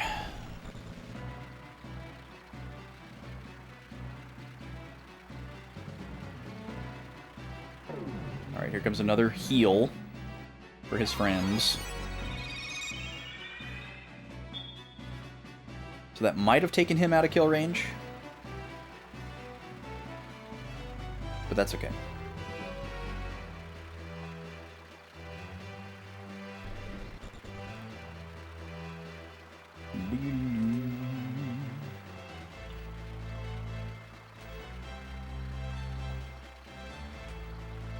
He's going to try to heal him too. Alright, we need Matsuo to try to get in range of that guy, but I doubt he can. So we'll just go right here and then shoot the other archer if we can't shoot the thief guy. Oh, he's in range. 66% accuracy, though. Don't like that. And somehow I can't shoot either of these summoners. That's wild. Well, I guess we gotta just go for it. Oh, huzzah. We deserved that after everything we've been through. Okay. Salome. Let's see. That AoE is going to hit right here. So we could push... We could push this guy back into kill range. Especially if he's about to get healed again. Yeah, because the bolt is the next thing to go off. Let's just do that. Let's just make sure that this guy dies to bolt.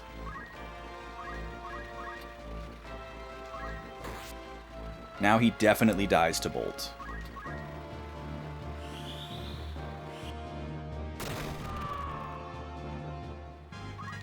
Good job, Veronica. Alright, and this is going to hit nobody.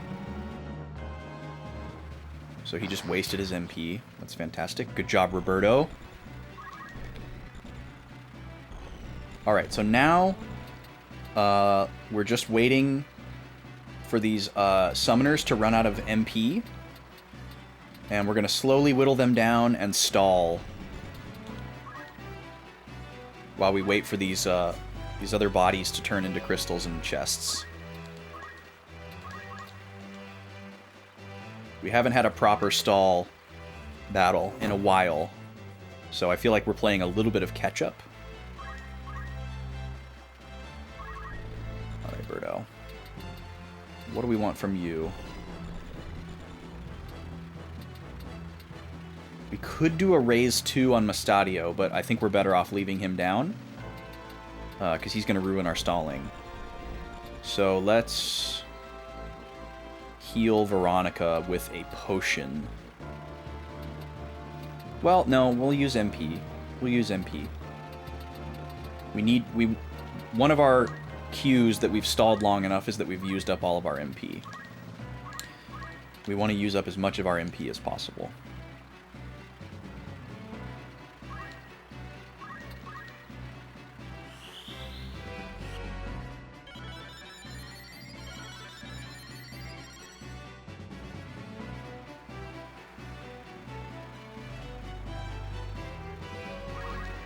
Veronica looks like she can get close enough to hit Archer Lady, so let's do it. Want her out of here. Okay, that hits Ramza. 34 damage. Let's go for the Bolt 2. That does 43. Just out of curiosity, how much does Bolt 3 do? 58. how much MP do I have? 46. I mean, honestly, yeah. Our goal here is to burn up MP. Why is Ice 2 more expensive than Bolt 2 and Fire 2? Or, why is Bolt 2 cheaper? That's interesting. Is that just like a whoopsie on the part of the developers? All the level 2, or all the level 1 spells are the same cost. They're all 6. But for some reason, Bolt 2 is 10, and the other 2s are 12. Well, we're definitely going for Bolt 2 then, for economy. That means more spells, which means more JP.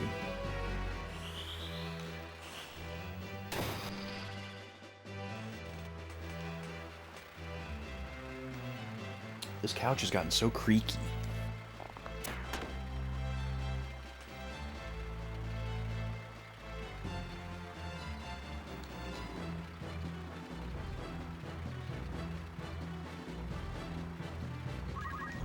Okay, Matsuo should be able to shoot the archer from here. If not, he can accumulate. Oh my god, he can't shoot anybody. Man, height is so challenging. It really is just so challenging. Can we throw stone? We cannot. Alright. Well, then we'll accumulate.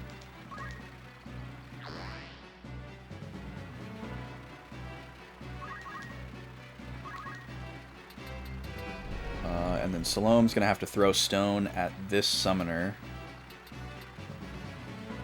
This guy's our candidate for leaving the last person alive, because he's lower on MP. But we can go ahead and start damaging the other guy.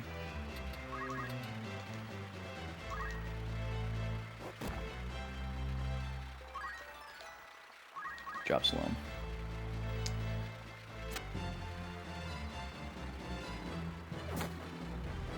He's doing some whacking. Wait, what is this? Oh, we just got the text box for slow that time. Okay, Roberto, what are you gonna do? Heal Matsuo? I guess so. Wait, why? Oh, that's right, we lost our freaking helmet. We can't get that helmet back either. That was a special helmet.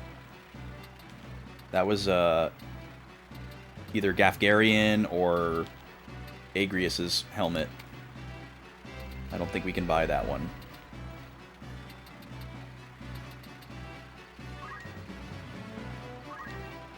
So that sucks.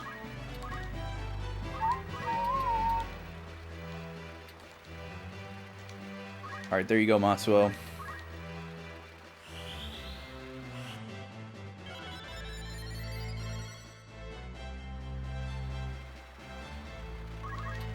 What are you rocking? 56? Can we just punch you right in the face and get this over with? Oh, I should have checked Wave Fist first without moving. Only 45.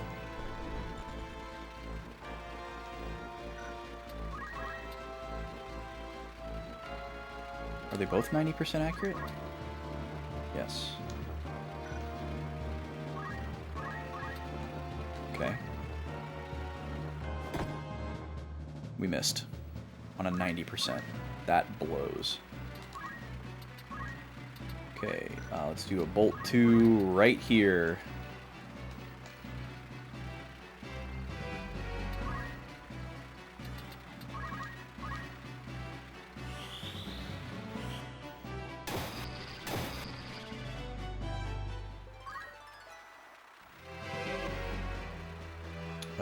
Birdo. Who's getting cured this turn? Salome is the only one missing HP.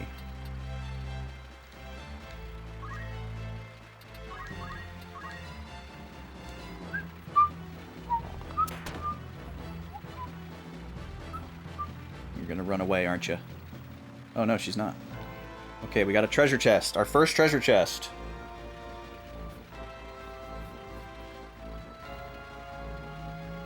He's gonna try to heal her.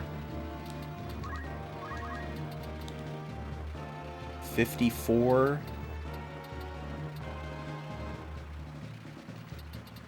Is that 100%? Okay, yeah, we take this shot for sure.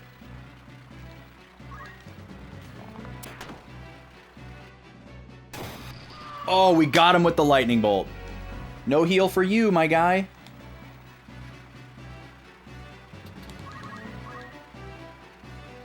Alright, we're trying to intentionally not move to increase the number of actions that we get.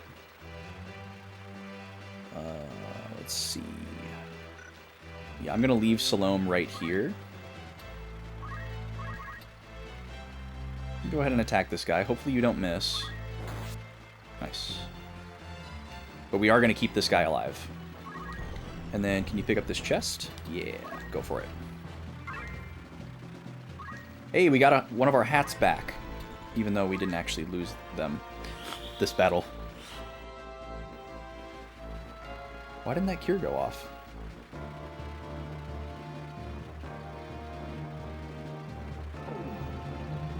Alright, this guy has one more heal left in him. I think he's out of MP after this. And that does not get her out of kill range. So here comes another bolt. This should do 31.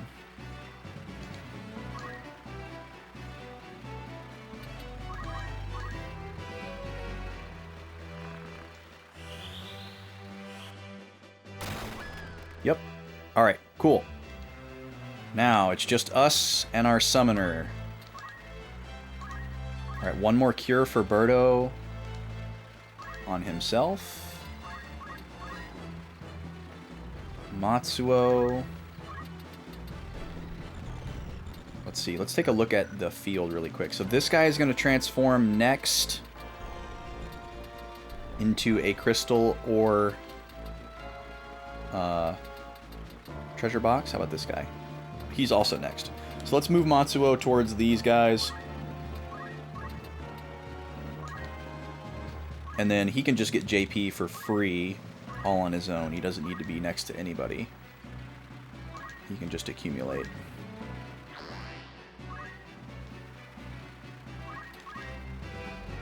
Alright, you're a crystal.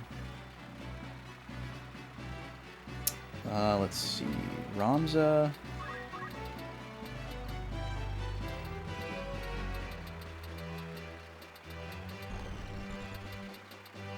I'll try to bring Ramza back right at the end, too.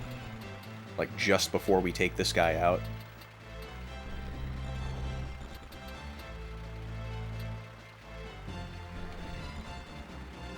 Where's the other summoner? Where did the other summoner fall? Oh, he's still alive, right. Yeah, we'll try to have Veronica be the one to pick up this summoner's crystal, if it's a crystal. Salome would be good to pick up this thief crystal. But Matsuo is a good candidate too, because Matsuo may class into thief as well.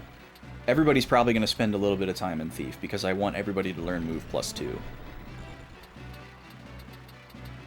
And if we had 2 thieves in the party, that would just make the process that much faster, because everybody will get a little bit more thief JP through osmosis. But this archer crystal, I don't know who I would have pick that up. I guess I could have Matsuo pick it up if he's able to. And Ramza's just our chest person. So I'll probably have him just move right here and yell.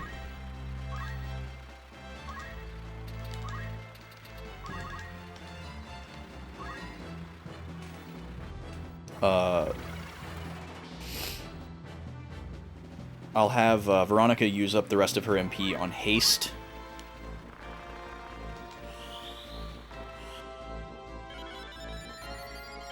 Which unfortunately isn't guaranteed JP, but we want to use up all her MP. Okay, treasure box. Salome, can you reach this crystal? Yeah, you can have this. Oh, we get an ability. Vertical jump 2. I'm pretty sure this is a way more expensive ability when it comes to JP. So we should probably take the jump +2. I think Gil taking costs like 50 JP, and we can already afford it. So I think this is the better value. And then, can I throw a stone at you from here? 90%? I'll take that. Ooh, fall damage, and he died early. Ah, I should have accounted for that.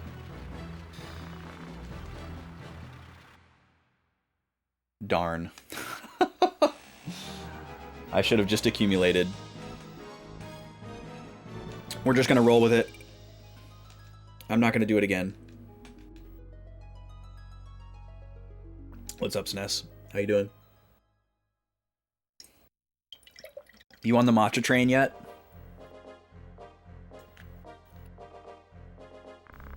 It is kind of a baller move.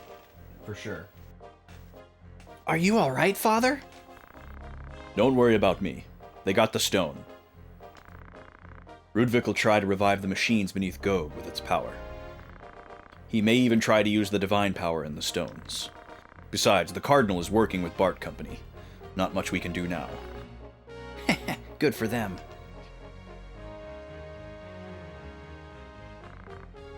What do you mean?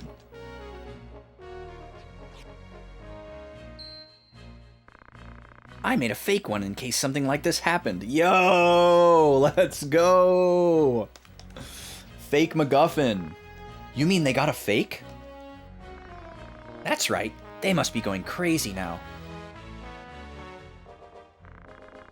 Princess Ovelia and Agrius are in danger. What do you mean? Wow, Mustadio is not as smart as I thought he was. The Cardinal joined Bart to get the stone. He may take the princess hostage. Ridiculous! Making an enemy of the royal family? Why do you think the Cardinal wanted the stone? People are sick of long wars and political infighting. Draklau wants to use the Zodiac Brave story. Creating Zodiac Braves by collecting holy stones, he can control the world. What? Welcome in, Raiders. Hi, V. How's everybody doing? What's going on today? Were you doing art today? I think I took a peek. Yes, how was art? How we doing, everybody? Watch out, Jackie, welcome in. VK, welcome in. Nermi, welcome in. Given Dragon, hello. Alleyways, hello. How's everybody doing? Thank you for bringing in good vibes. I like good vibes. Sarina, welcome in. Art was fun. I am good. I am all hopped up on matcha, which is what I like to do on Fridays. And we're playing Final Fantasy Tactics for the first time. This is a big gaping hole in my Final Fantasy fandom. I consider myself a big fan of Final Fantasy as a franchise, especially the first 12 or 13 of them. But I've never completed Tactics. It was too big brain for me when I played it for the first time as a little 11-year-old boy. We were out of our league when we tried to play this one back in the day. So I'm excited to finally be playing it. I have put it on every game poll that I've had since I started doing game polls, and it just kept losing over and over and over and over, and it finally won. I'm taking like really intense notes because that's fun for me. So I have my spiral notebook down here, and I've got like a whole color coding system, like different markers. So I'm having my own little art moment in a small way, because I like to get really into like analyzing the story of the game and such. You made a Furby. Oh my goodness. That is... I'm sure it was blurst as hell. Guys, go follow VK. Did the shoutout go? I'm testing out a new shoutout function to take the pressure off of my mods. Okay, it looks like it already went off and I just didn't notice it. But yes, everyone go follow VK. VK is very funny, very entertaining, lots of good variety in her channel. I like hanging out in there a lot. You did a Zelda Pokemon mashup. Interesting. Well, those are two of my favorite gaming franchises, so I'm sure I would have loved it too. You don't think you've ever fully understood the story, only played the PlayStation version with the subpar translation. That's another reason why I'm going so crazy on this, Nermi, is because I really, like, just in a general sense, I like to overanalyze the games from, like, a design standpoint and a narrative, like, writing standpoint. But because this game has a reputation for being hard to digest, because it's poorly translated and because it's Yasumi Matsuno, I was like, let's kick it into high gear with the note-taking. I'm going to go crazy. I'm going to slow play the hell out of this thing.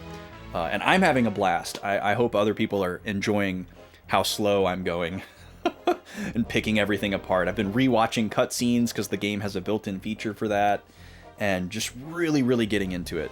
I'm having a blast with it so far.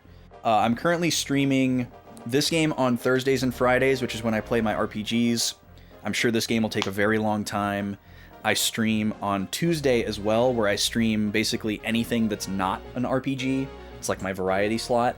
We're finishing up Pokemon trading card game for the Game Boy Color. That's been a lot of fun. I did not play that as a kid either. So it's been like a weird mix of nostalgia and first playthrough. We have a poll closing in my Discord today for what we play after Pokemon trading card game, because we probably only have one stream of that left. So no pressure to join the Discord server. I know we're all in like 10 billion Discords, but that's where people pick what games I play, is in Discord. And that poll's going to close today. We're choosing between Uncharted 2, Plucky Squire, which just came out, Pokemon Coliseum, and Boktai, The Sun Is in Your Hand.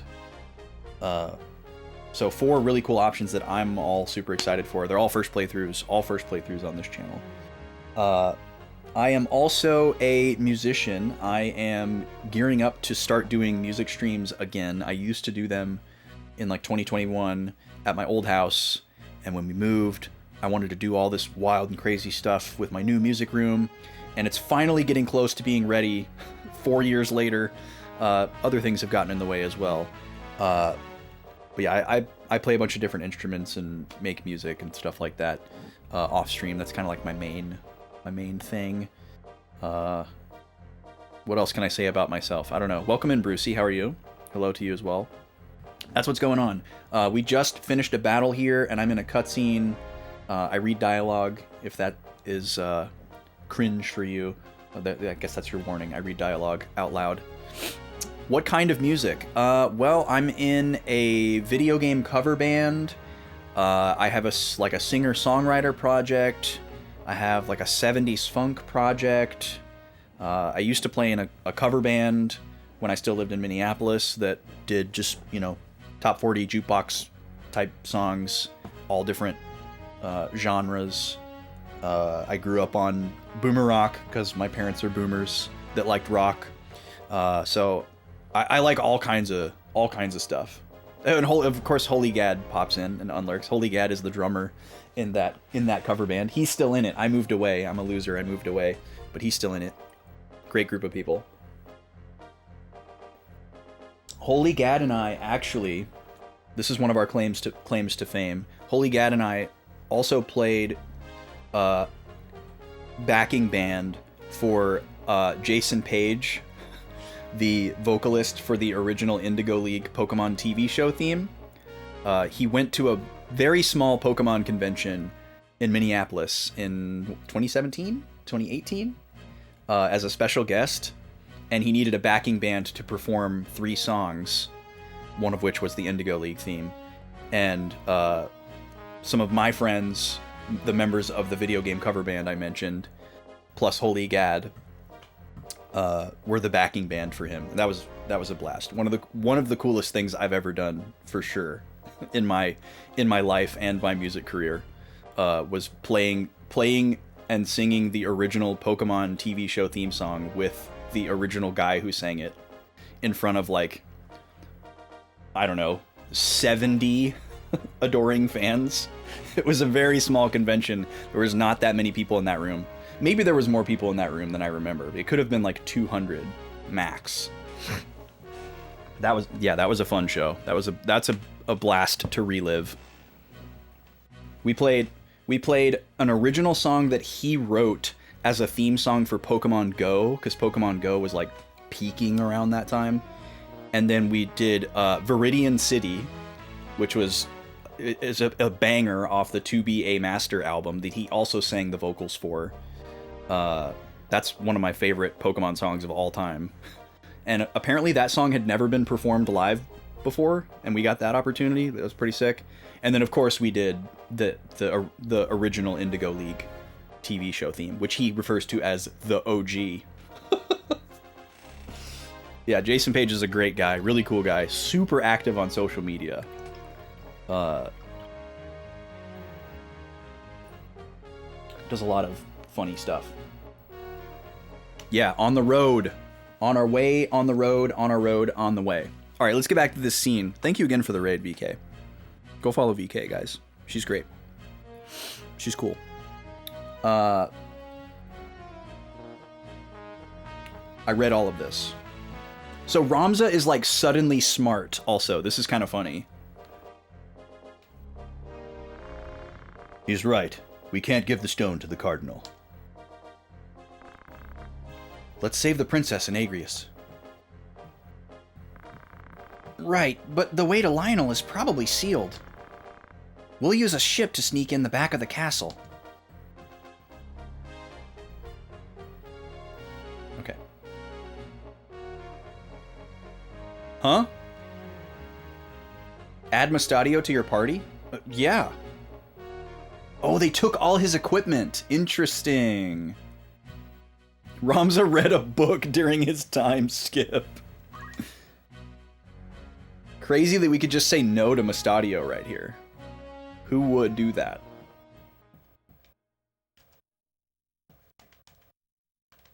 So we're gonna have to buy his equipment back. And also find a replacement helmet for Ramza. Whoa, look at that squiggly line go. Alright, so let's take some notes here. There's Wargillis. Now we know what Wargillis is. Alright, we'll just go ahead and flip to a new page here. So we're going to engage the notes cam now. Because it's time to take some notes about what we just learned and what we just witnessed.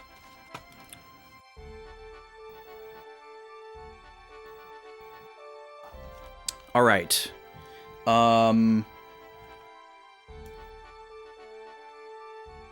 After the battle,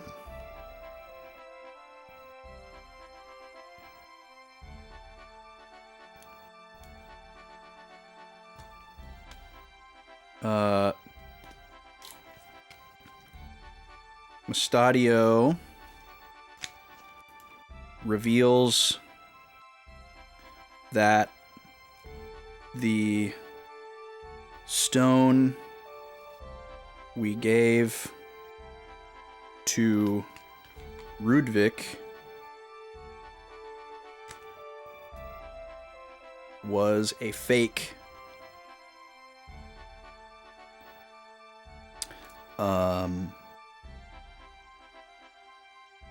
He has the real one. He has the OG. And then I'll mention that Best Rodeo, Mustadio's father, is now safe. And he fears what Draclau and Bart Company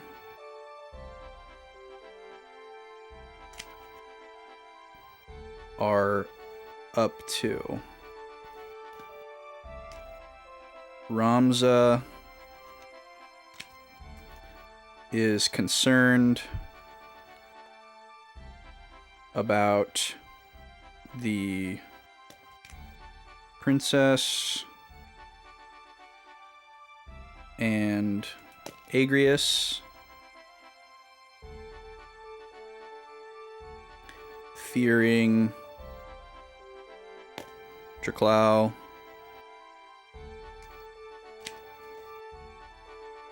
will use them for bargaining.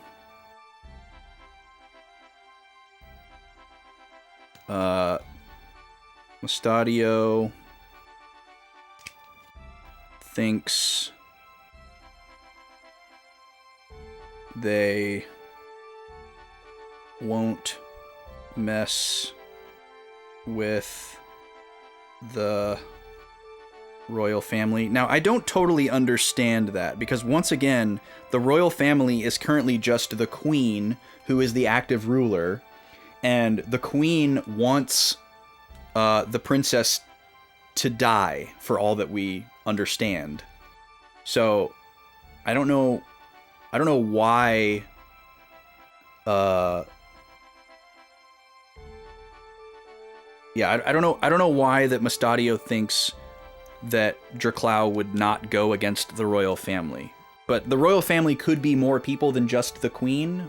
We don't really know. But the king is dead, and the little prince who's supposed to be the king is 2 years old, and that's why the queen is ruling. And that's why this power grab is happening. Okay, and then also...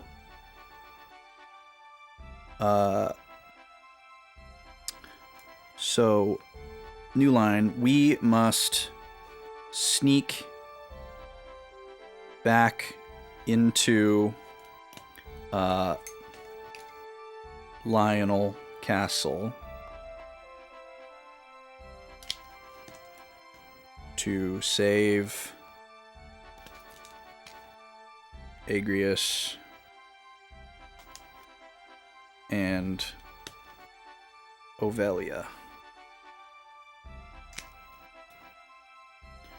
We go by ship via Wargilus.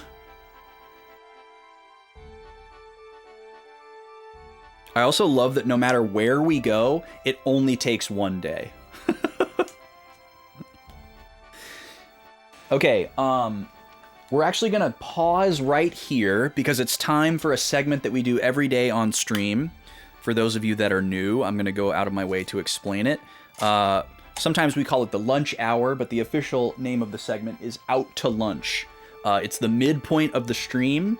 I go off camera, I go and grab my baby because it's time for him to eat at 2 o'clock every day. So I switch away from the game that I'm actually streaming, and I open up a different game called Fortune Street that is able to run on its own so that we have something to watch and chatter about. We're going to start up an automated game of Fortune Street that's like Monopoly on steroids with Mario and Dragon Quest characters. It's very funky and weird and chill. I'm going to go off cam. I'm still going to be on mic. I'm going to be reading chat. I'm going to be feeding the baby. I'm going to be feeding myself. It usually takes about 40 minutes lately. Sometimes a little bit faster, sometimes a little bit longer. I always give myself a full hour to get us all through and set. And then we switch back to Tactics for the second half of the stream. So if you're only here for Final Fantasy Tactics, here's your your special warning. You know, come back in about 40 or 45 minutes if you're only here for Tactics. I totally won't hold that against you. I'm gonna run an ad break here. You're gonna see a Super Smash Bros. CPU fight because that's what we do during the ads. And then when we come back from the ads, you're gonna see Fortune Street. We're gonna chat for about 40 minutes, and then we'll come back to Final Fantasy Tactics for a couple more hours. So that's what's in store for the next little bit. Brock's coming in for Out to Lunch. Appreciate you. Welcome in, Brock. How you doing? When we come back, we're going to shop, we're going to check out our inventory, we're going to do some JP spends, cascade our save, and make our way over to Wargilus. Very excited about it. So thank you for being here. I don't really have time to run a prediction, so I'm just going to run the ad without the prediction. Normally we do a prediction for who wins the ad break. Sometimes people participate, sometimes they don't. It's totally optional. It's just for fun. And yeah, see you in about 5 minutes. You won't see me, but you'll hear me. I'll be back with Backlog Baby. We'll snack, we'll chat, we'll watch some Fortune Street. If you want to influence which characters play Fortune Street, feel free to just say them in chat, or you can go into the dedicated Discord channel and vote, although I think I'm going to take that away because people don't seem to really care that much, which is totally fine. It's not a big deal. All right, be right back.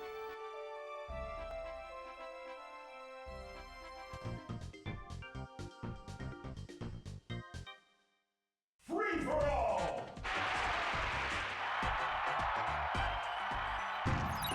3, 2, 1, Keep it go! fire!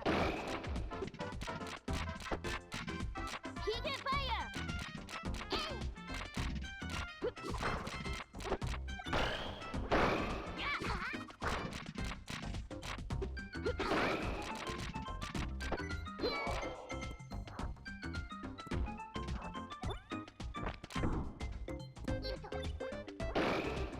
Keep it fire! Keep it fire! Yeah! Okay. Keep it fire!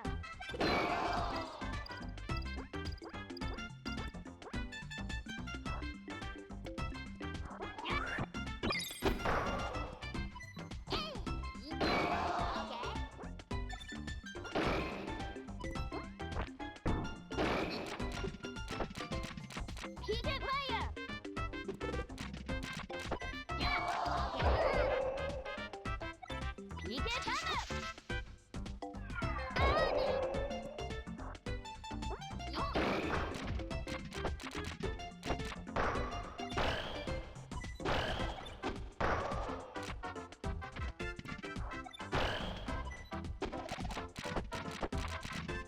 Keep it fire!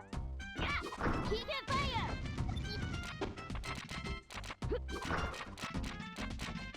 Keep it fire!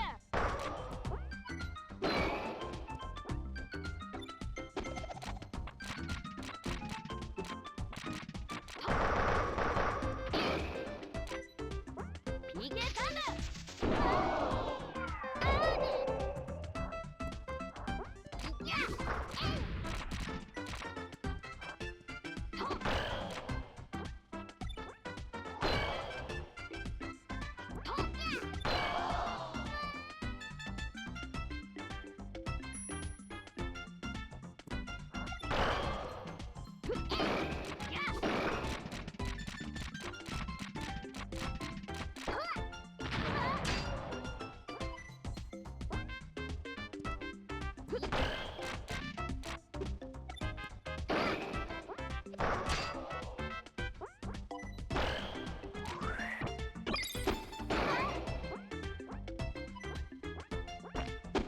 Keep it fire!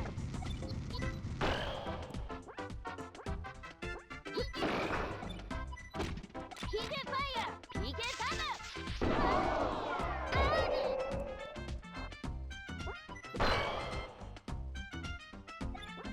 Keep it fire! Yeah!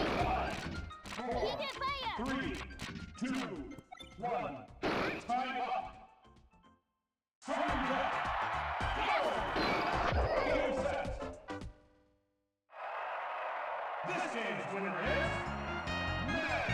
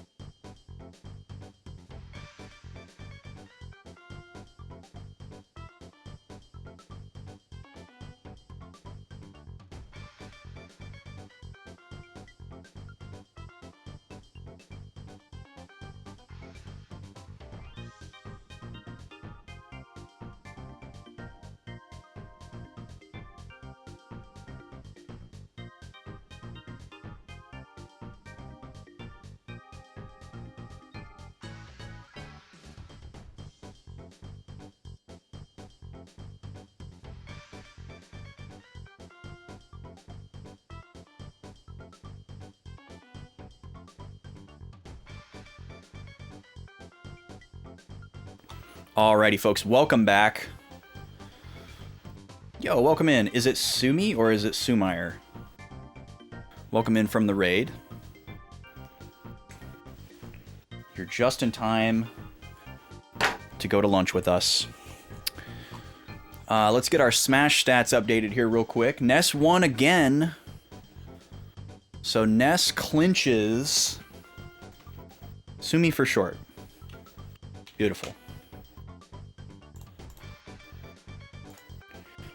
So Ness clinches at 6-2 after 8 rounds.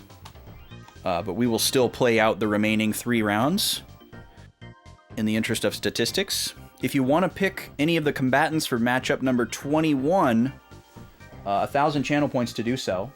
If someone snipes you, you can choose their opponent. If no one picks anybody, I have a random generator that we can use to pick for us. Okay, now for the next 40 to 60 minutes, we are out to lunch. Welcome to Fortune Street. This is a digital board game that combines Dragon Quest and Mario characters. Brock had mentioned earlier that they should remake this for Switch. Well, the interesting thing about this franchise is that it's a long-running franchise in Japan, and this is just the only one that we ever got in the States. They just came out with like a 30th anniversary edition for the Switch in Japan, and it has, instead of Mario and Dragon Quest characters, it has Final Fantasy and Dragon Quest characters. And it has some really cool character picks in it. So they should just localize that instead of remaking this one. I don't think it has English text options, Brock, but could look into it. All right. So we got to pick 4 characters here. It doesn't really matter since this is just background footage for us to look at for the next 40 to 60 minutes. But each character does have their own AI personality, so it is kind of interesting to see how they interact with each other. Let's do... let's bring Bowser in. How about Platypunk, Donkey Kong, and Bianca.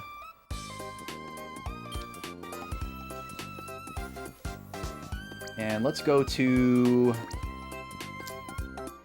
let's see. Maybe we'll do a Mario level today. Sure, we'll do Peach's Castle. We haven't done this one yet on stream. There we go. Alright, so this game has a special mode called Out to Lunch, which is amazing. That's part of the inspiration for this segment, where you can let the computer play for you. And the idea is that, you know, you just let them take a couple of turns for you, and then you take back over.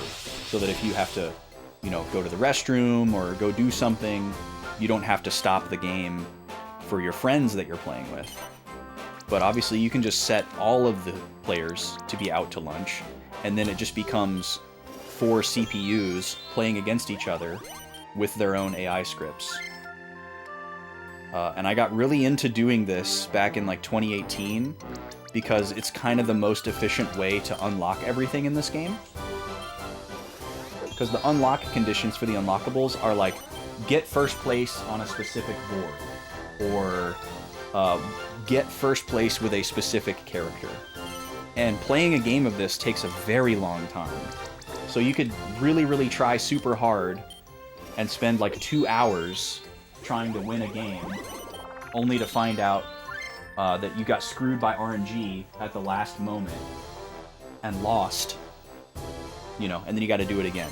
So I would just set up an automated game, and if the right character won, hooray, and I can just move on to the next AI matchup. But if they didn't win, at least I, you know, got to do like chores or something else for those 2 hours, and I would just run the game again until they won.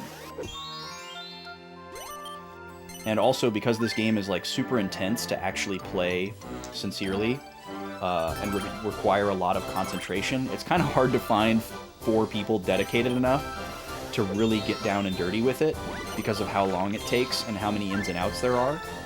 So the idea of getting people together and just turning on an automated game and having them kind of root for a character instead is a much easier commitment. So it kind of becomes a different game in and of itself. Alright, so the game's all going here. The little guy's going as well. He's working on his bottle. I'm going to go get some food working for myself.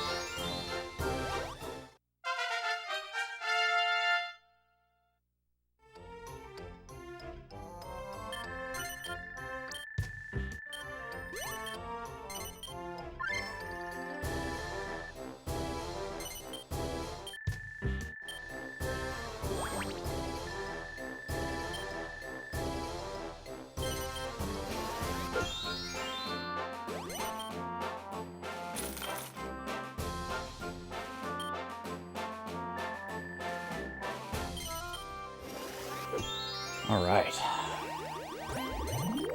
Yeah, Dokapon Kingdom is an interesting one too. That one's like a cult, got kind of a cult following. Because yeah, there's not really anything like it. I've never played it before though. I don't know a whole lot about it. I just know the name and I know that it kind of has a cult following. Yeah, this game is interesting because I feel like this game did really poorly when it came out because most people just assumed that it was Mario Party or like Mario Party because it's got Mario on the cover and it looked like the cover art looks like a Mario Party cover art. And I don't think it was very heavily marketed when it came out, so it was just kind of left up to the consumer, you know, the typical like Wii game customer to deduce what this was. And most of them probably didn't realize, oh, this is just a board game with no mini games, and it's kind of intense. So, there's probably a lot of kids who got this game and were like, Mom, this blows. But yeah, it's a really interesting game. There's so much going on. It's very, very cool. There's so many different things that can happen. There's so many statistics that would never work in a traditional board game because there's too many calculations that you'd have to do, like turn to turn. It really only works as a digital board game. But if everybody knows what they're signing up for, I think it's awesome. I really think this game is super cool. It would be cool if we got another entry in the franchise at some point, but I wouldn't be surprised if we didn't because of what I was just saying. The series sold pretty poorly in general. I thought it was really popular in Japan, but I guess I could be wrong. This franchise has been around since the Super Nintendo.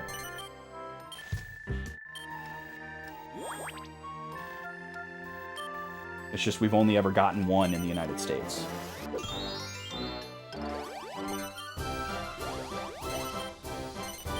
The AI cheating to the extreme. Yeah, the computer players are really hard to beat in this game. That's definitely for sure. There's also just so much RNG. There's probably certain things in the RNG that the computer can see that a human player can't. And that's probably where, like, the cheating comes from. Like, for example, knowing which one of these cards to flip over or something like that to get something really good.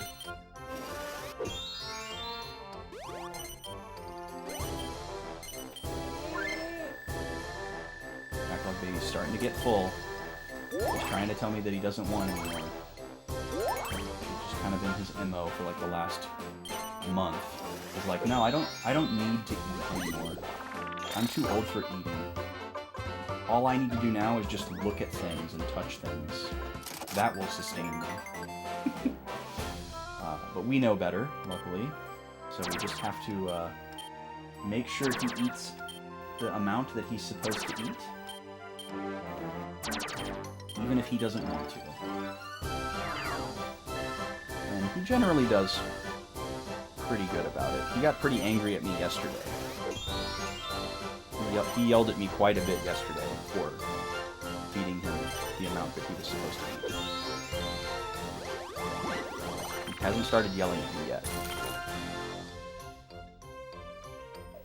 It could be, Balragic. I would imagine that overpowered AI usually comes out of lack of testing. Like, it's probably one of the later things that they do in the process, and you know, they probably implement it, and they're like, this should work pretty well, and maybe they just, you know, they probably only have so much time to, like, have human players play against it before they have to ship the game and print it. And there's just so many different scenarios that you'd have to test for that they probably can't justify it.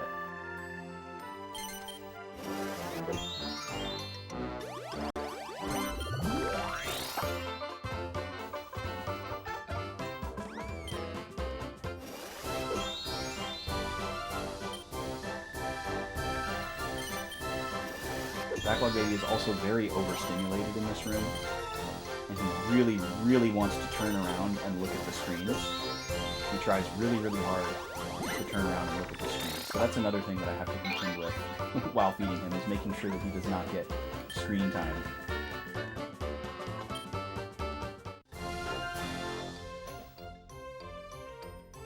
Yeah, that's also true, Balrogic, is it's hard for somebody that knows the game's inner workings to play like a first-time player. It's kind of impossible.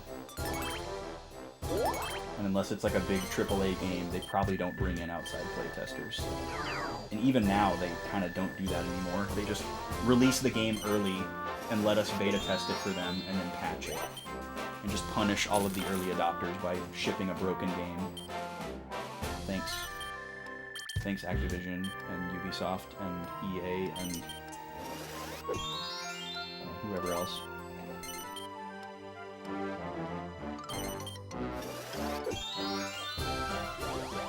Instead of paying people to playtest their game, they make us pay them to playtest their game that's supposed to be done.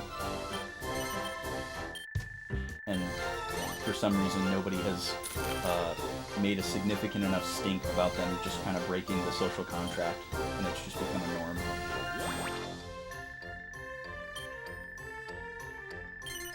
Like, can you imagine if that happened with any other commercial product? Like, what if you went to the movie theater on the release day to go see a movie, and it was like that one Wolverine movie, where it was just like unfinished. There's like little green screen clips in the movie, and there's like, you know, scenes missing and like dialogue re-recorded and like audio glitches and stuff. And then the studio that made the movie comes out with a tweet or whatever, and they're like, oh, thanks so much to our wonderful viewer base who came out and saw our movie on opening day. We've been made aware of some issues, and we're going to fix those and get a patch out right away, you know. And then only people who go see the movie after it's been out for like a month get to see the finished movie. Like, can you imagine if they did that? Why is that so normalized with video games? Why are we so okay with video games releasing incomplete? We would not tolerate that with any other type of product or media. Like, what if you went and bought a blender and came home and plugged it in and turned it on, and like the blade assembly like came apart and like flew across the kitchen and almost killed you?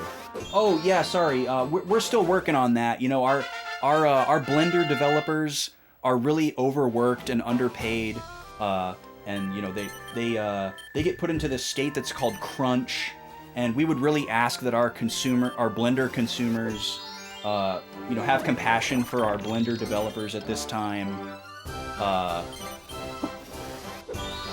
And we'll get a patch sent out for that blender as soon as we possibly can. We care about y'all so much. Thank you so much for buying our blender that doesn't work.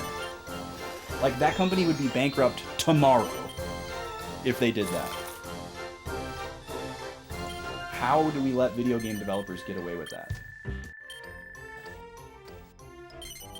Oh yeah, sorry, our new shirt that we just released accidentally only shipped with 2 holes in it instead of 4. We're working on getting that fixed as soon as possible. We'll send a $10 off coupon to everyone who bought our shirt, so that the next time they rebuy the shirt that they already bought that was supposed to be completed, to get their actually complete shirt, that it'll be $10 cheaper. Thank you so much.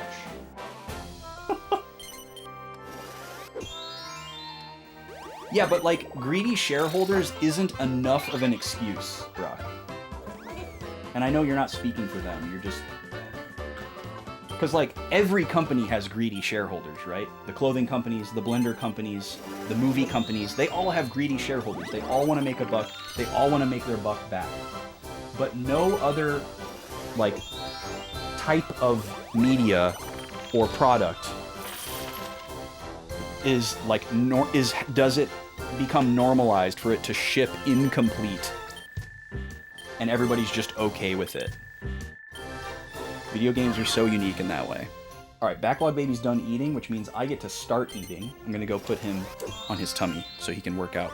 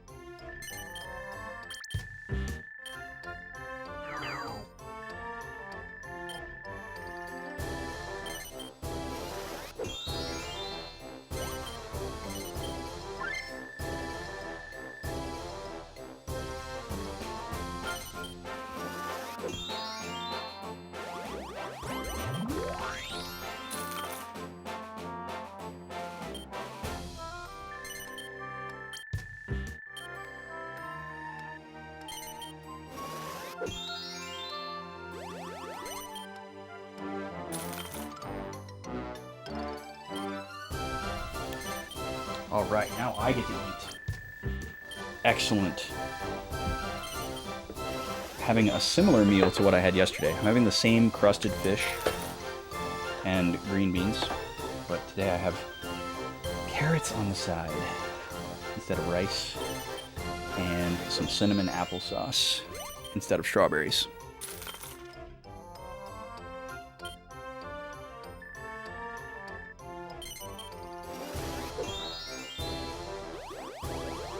Yeah, I totally agree, Brock. They literally only stand to gain from taking their time. And I'm so glad that Baldur's Gate 3 was as commercially and critically successful as it was, because it's such a good, like, precedent to point to. Like, hey, here's what it looks like when you take your time and finish the game before it comes out and make it great and polish it. Take note, losers.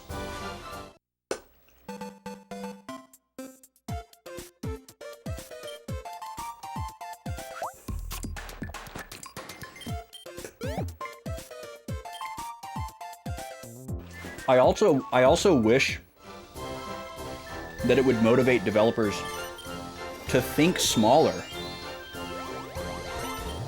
Like, I'm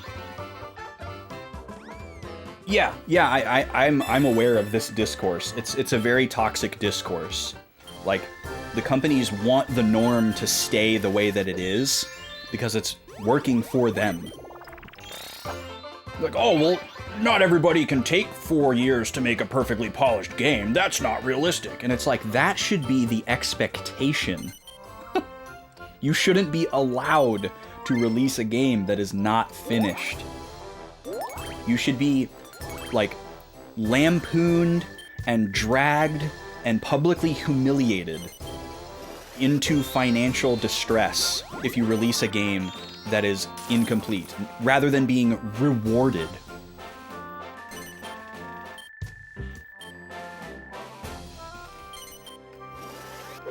Interesting, Halo Killer. Yeah, it's supposed to be a Mario song.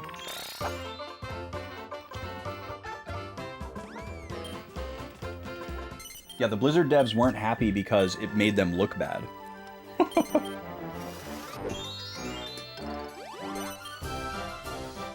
Get wrecked, Blizzard.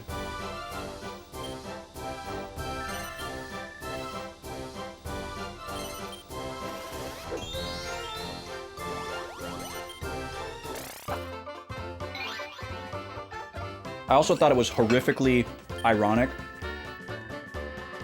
like when Pokemon Scarlet and Violet came out, and they were like super technically broken and had a lot of like graphical glitches and frame rate issues and all that kind of stuff that people like to harp on. And people just went crazy on Nintendo for that and the Pokemon Company. They got so angry. They're like, oh, this looks like a PS2 game. It's so bad. I can't believe they're getting away with this. And it's like, dude, this is like the first time. This is like the first time that Nintendo has ever done this with like a major game to that level. Whereas like the big three, the big five developers are so commonplace to do that. And people are just okay with it. They just hand wave it. But everybody wants to dump on Nintendo the first chance they get. Because they're so, like,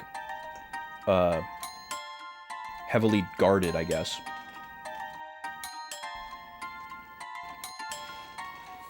Activision and Ubisoft are two easy targets or something.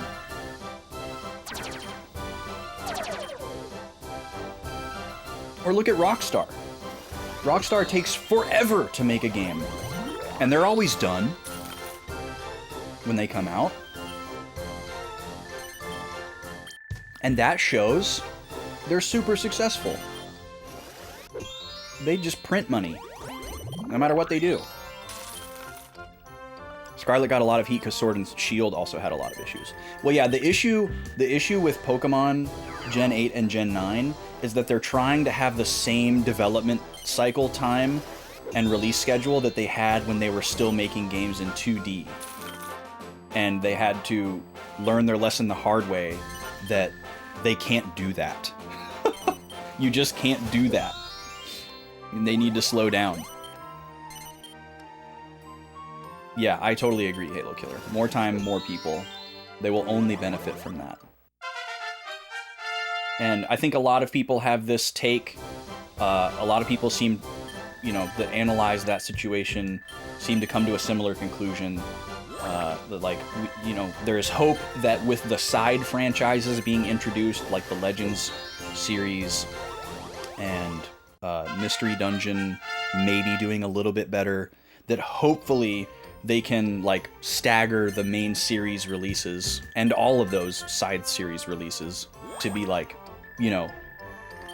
every 3 years or something like that. So they can still release a game every year and make money, but not try to release a new Pokemon generation every year or two, which is just crazy. Slow down. You're interested in the new Legends game? I am yet to become interested in Legends. I thought the idea seemed really cool when the first one was announced, and I told myself that I was going to play it at some point, but I still haven't played it yet. And I am less interested in the new one coming out than the first one. But I'm not against it. I'm glad that they're doing different stuff with the franchise. It can only help them.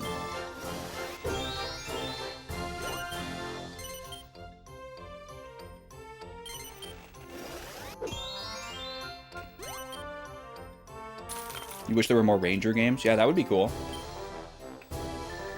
If they brought back Mystery Dungeon from DS and 3DS to Switch, it stands to reason that they could bring back Ranger. No luxury ball. Well, if that's your biggest issue with the Legends series, it sounds like you're pretty happy.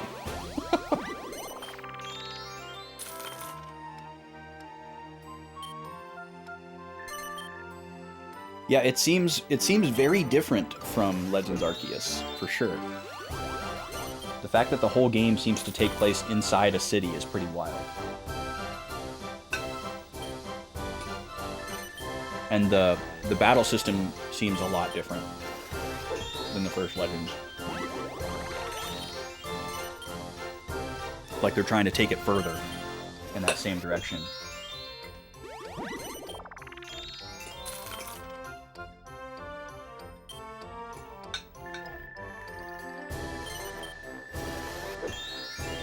The performance issues, yeah.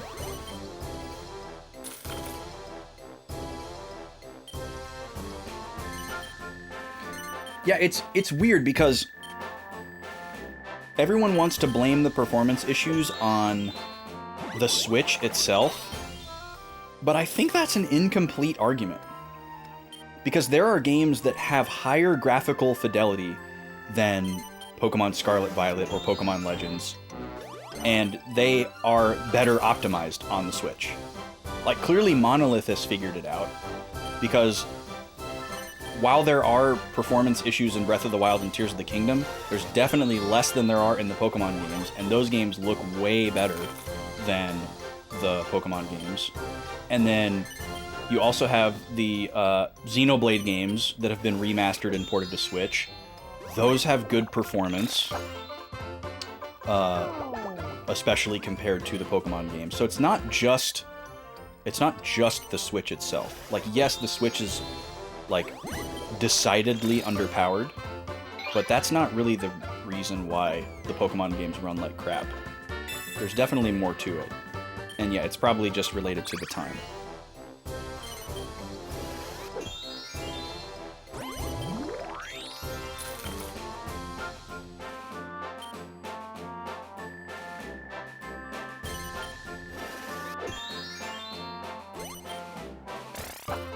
Wait, you're doing world building that involves Pokemon Ranger, Kiki? Is this like a fanfic or something? Didn't they do a Rumble game for the Switch? I played a decent amount of the original Pokemon Rumble with a friend back in the Wii days. We had some fun with that. It was very like, very like mindless Dynasty Warriors co-op-esque play, where you just kind of like chill out and press a button.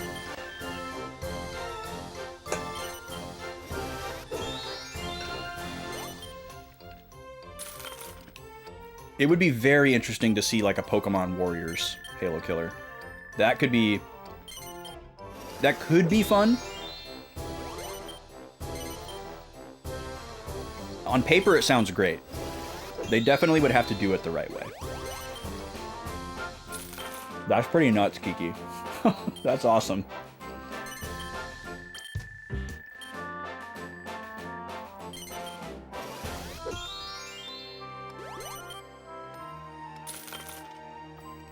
That's beyond intense.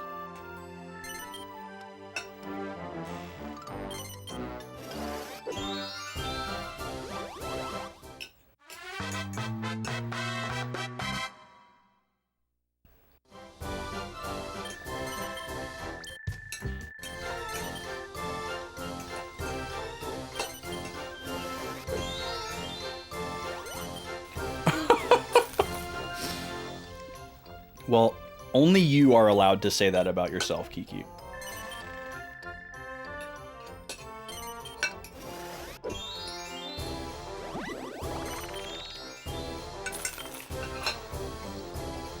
I really liked Scarlet and Violet. It's a huge step in the right direction for me. I don't know if the dream Pokemon game that I want will ever exist, because I'm a old man who Pokemon's not made for.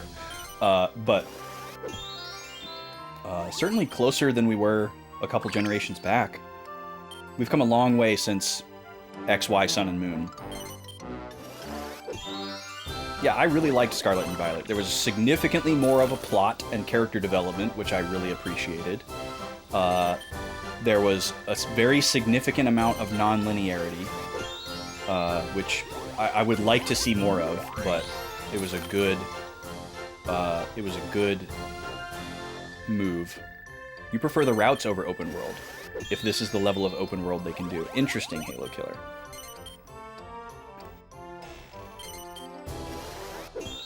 I mean, this is the classic linear versus open world argument, where if you make the game linear, you can curate more of the experience. You control where the player is at a given time, and you can attenuate all the little aspects of the game to the player being there at the specific appointed time. If it's open world, the more freedom you give the player, the less curation of the player's experience you can do. So everything has to be super open-ended, malleable, possibly more plain, possibly less balanced. So it's a dangerous game to play, for sure.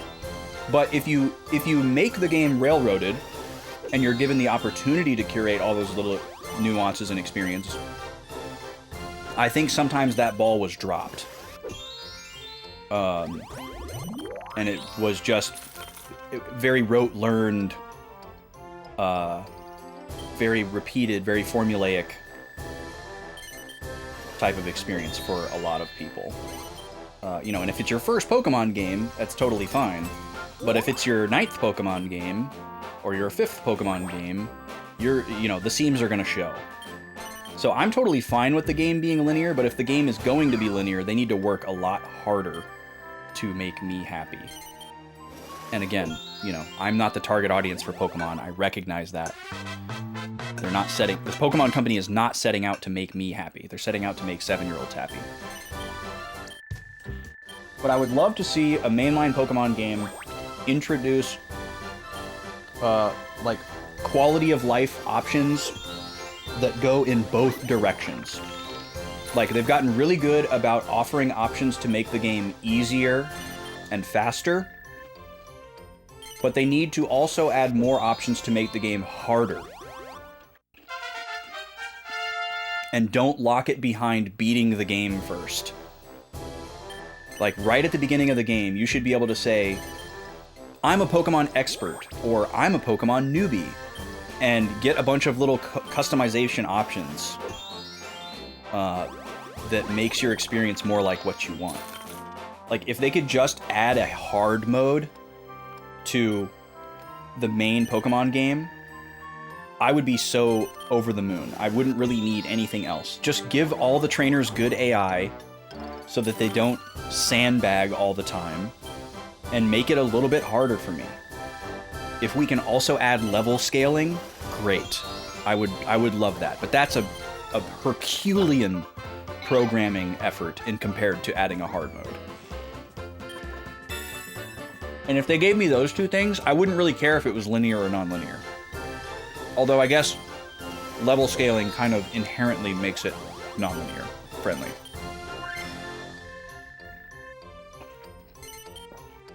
Yeah, I get what you're saying, Halo Killer. Like, there's a lot of nothing out there.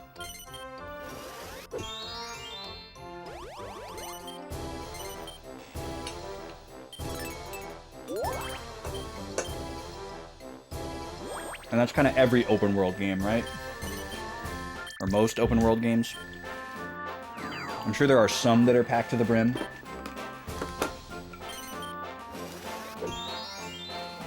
Alright, I'm almost done eating here. Just gonna eat a handful of carrots and a couple of spoonfuls of applesauce.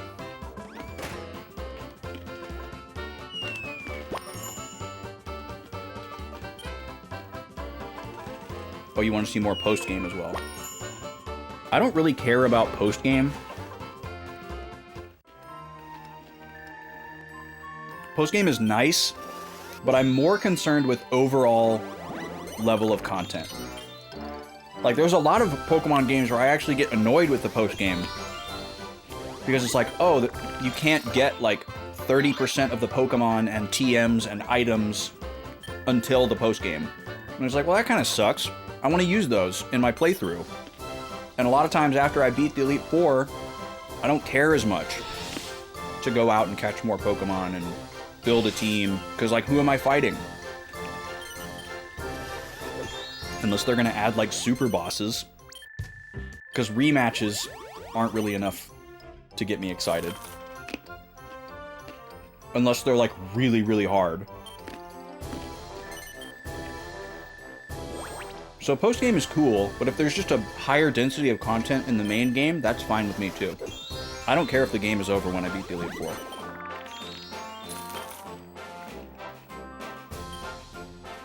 As long as I can, like, save after the Elite Four and go around as the champion and continue to explore the world and, like, pick up Pokemon and items that I missed, that's usually enough of a post-game for me. I don't need there to be, like, 6 new areas that open up and 40 new Pokemon to catch and, like, events. Like, that's cool and all, but I'm probably just as likely to get upset that I can't get those Pokemon and items during my main playthrough, and I have to wait until I've beaten all the hard trainers in the game to get a bunch of stuff. You know, it's like beating the final boss and getting the best sword in the game in an RPG. Who am I going to use this sword on? That's kind of how I feel a lot of the times in a Pokemon post-game. Like, unless I'm completing the Pokedex or building, like, a competitive team, which are pretty much never for me.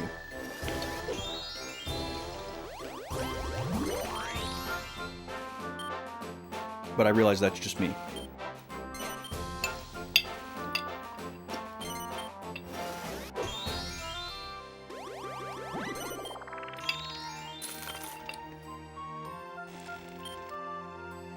All right.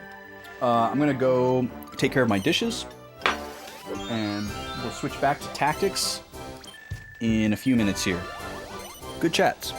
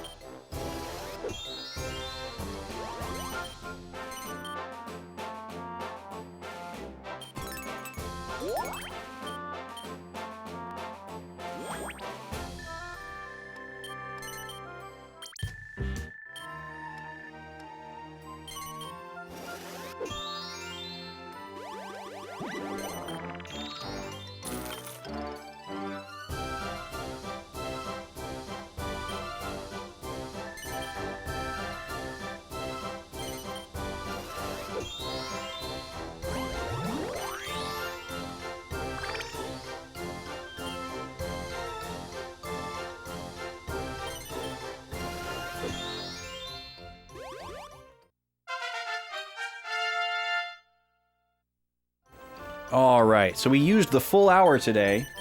I'm going to go ahead and run the ad. Here's your prediction. Ness versus Kirby once again. You got 2 minutes to get your points in, and then we're going to run the ad break, and then we'll be back with tactics for a couple more hours. I went ahead and fed the puppies, so they are all set. I'll just have to go duck into Backlog Baby's room in about a half hour to wrap him up for nap time.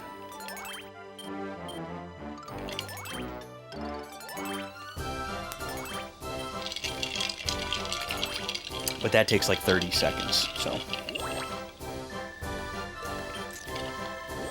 We don't even pause the stream for that, really.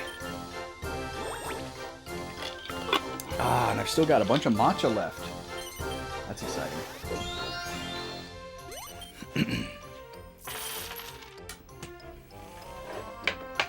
Oh, and I did see the character selection from Kiki. So our red corner combatant for matchup number 21 is going to be Luigi.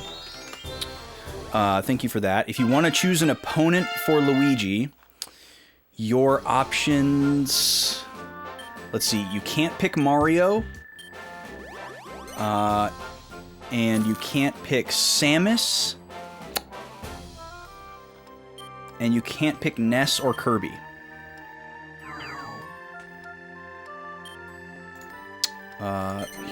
Here are the characters in chat. So you could choose DK, Link, Captain Falcon, Yoshi, Fox, Pikachu, or Jigglypuff as an opponent for Luigi. The reason you can't pick those other characters is because he's already faced those characters. We're collecting the data for every possible matchup until we've done them all. We are going to be entering matchup 21 out of 66, so we're approaching the 1/3 of the way point until we have tested every possible matchup. When it's all said and done, we're going to do a big event on stream where we'll have like a bracketed, seeded tournament, and we'll find out who the best CPU of them all is. It'll be fun. I should have written down when we started doing this to gauge how long it's going to take us. But I don't have that data at hand. I'd have to go and scrub for it. Okay, prediction is in. I'm going to run the ad, and when that ad is over, we will be back with more Final Fantasy Tactics. Thanks for being here, everybody.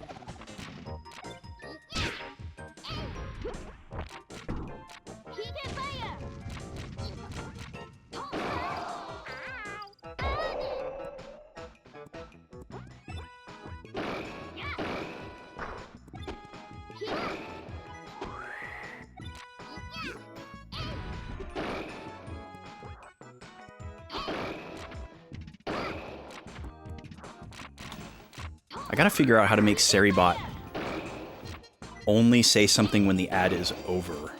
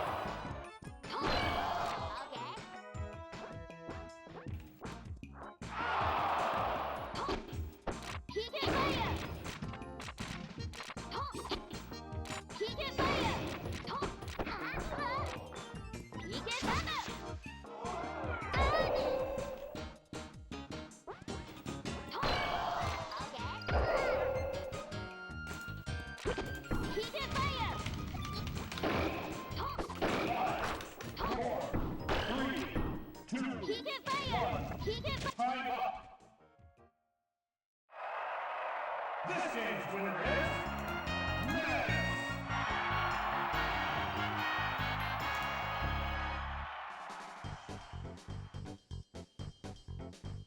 That's so silly. Seribot allows you to turn off the add timer start and end message, or turn off just the end message, but not turn off just the start message. That's so lame. All right, well, I'll mess with that later. Ness wins again. The PK Kid. The Boy Wonder. Goes 7-2 against Kirby.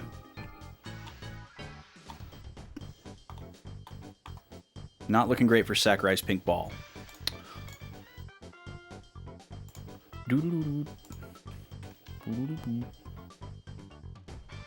Okay, back to Final Fantasy Tactics.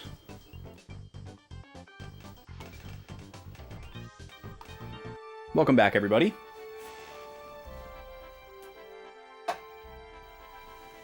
Turn my sound back on.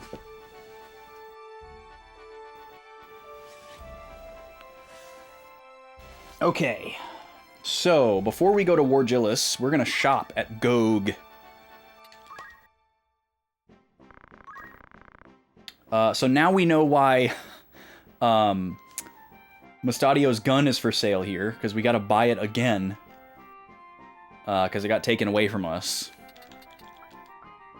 No armor for sale, though. That's kind of wild. Okay, so before we buy anything, let's just take a state of affairs. So, Ramza's helmet got stolen. Which is a real shame, because that was like a 1 of 1. So he's gonna have to actually downgrade to this gold helmet. But at least we have one ready and waiting. And then Matsuo's good.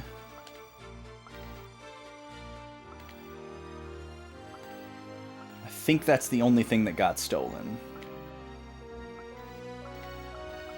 And then obviously all of Mustadio's gear. Oh, wait, here's a Ramonda gun. We must have found this somewhere? I don't remember getting this.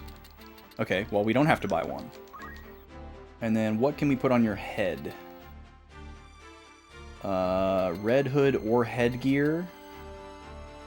Headgear's probably better.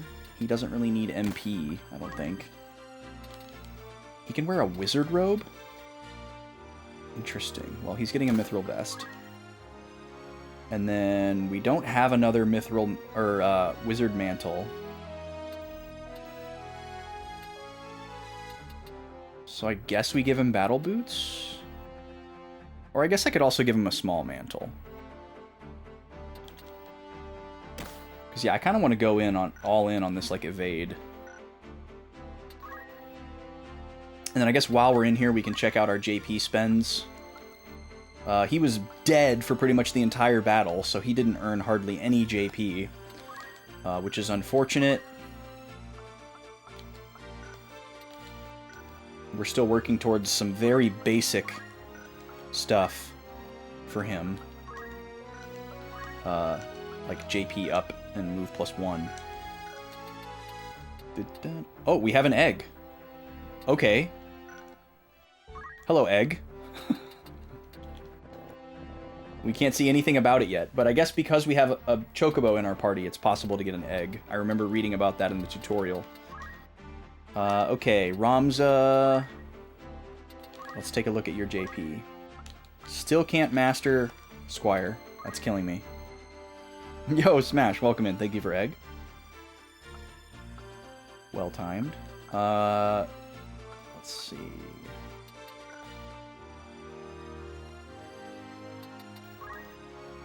What are we working towards again? I don't remember what we were working towards in here. There's so many good monk skills. Move HP up would be very cool. Counter would be cool.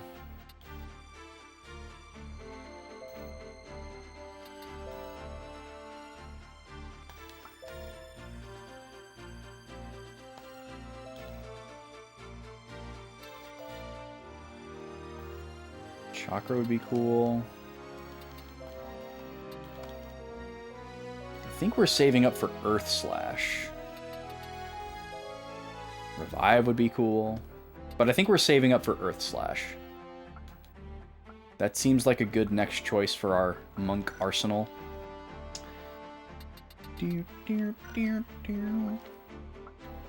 Okay, Matsuo.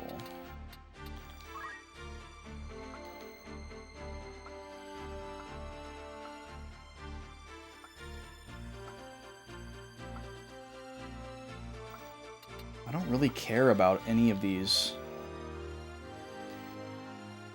I guess this would be good. Because what do we currently have for him? Counter tackle? He's usually keeping his distance anyway, so maybe that's what we'll do. We'll go for this arrow guard.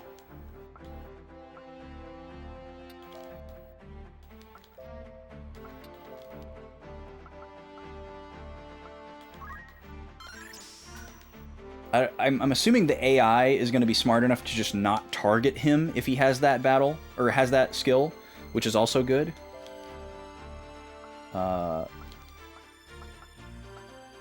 Region would be pretty wild on an archer as well. But we're going to set this arrow guard. Look at all these. Okay, Roberto. How about you, man? We should turn this on. Why do we not have that turned on? What do we want to have him learn next? We could go for region.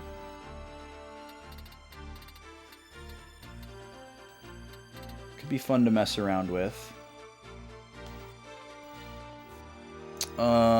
Otherwise we save up for re-raise. Re-raise could be very crucial in certain missions, because there's inevitably going to be missions where like a guest character is scripted to like rush in and get bodied, and casting them on re-raise on like turn 1 would be huge. Like to make sure that they stay in the battle and we don't have to go chasing after them to revive them and also put other characters in trouble.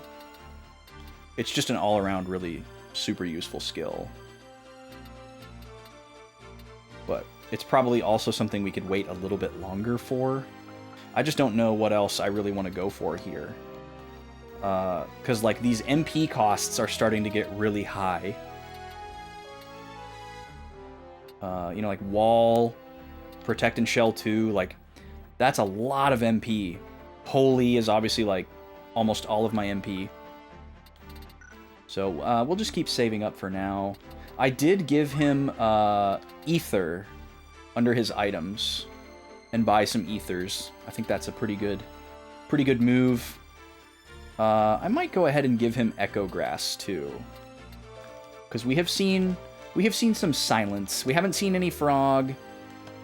We have seen Don't Move, and we have a skill that inflicts Petrify, but we haven't encountered anything that tries to inflict Petrify on us. Petrify is really dangerous, though. We'll go ahead and get Echo Grass, though. Anything else? I don't think so. Alright, and then let's swap this out for Regenerator. Should have done that a long time ago. Alright, next up is Salome. Salome finally got to participate in a battle. Oh my god, Lancer. Lancer is here. Okay, what's the prerequisite for Lancer? Level 3 Thief. Okay. Well. Oh, and Summoner is here too. Level 2 Time Mage. 2 new job classes unlocked. Awesome. Okay. I don't really plan to use Summoner, but we are absolutely going to use Lancer.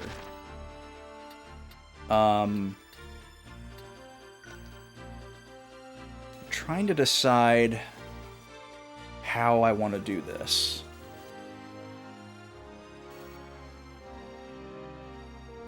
I'm gonna go wrap up Backlog Baby really quick. He's ready.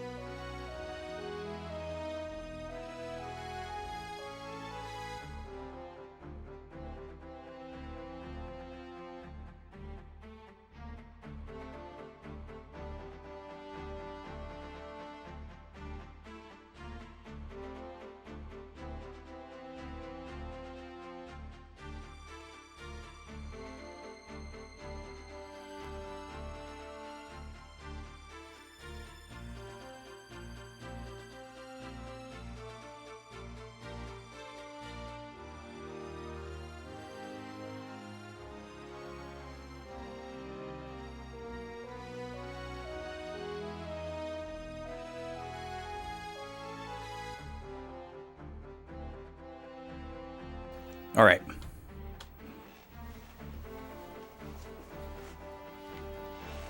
I kind of want Ramza to be the Lancer.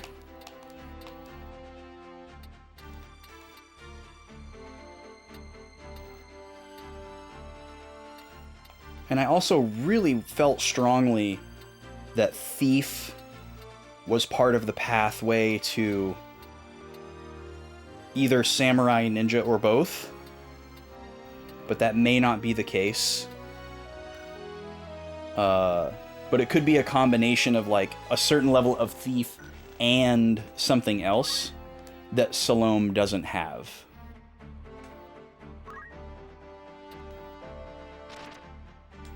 But yeah, Thief classing into Lancer is really bizarre. Seems very arbitrary. But Salome doesn't have any Monk or Knight. Well, actually, she has level 2 Knight.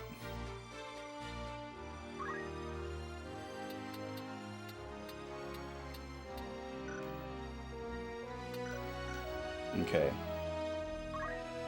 I think I want to leave Salome as Thief, because Salome is giving everybody Thief JP by being a Thief. However, Ramza utilizing this equip armor thing from Knight is causing him to not be able to have JP up. And he might be strong enough now to where we could get away with taking that away. So let's take a look at that. If we switch this to JP up, how much do our stats go down? 447, 86. Okay, so only our HP and MP changes.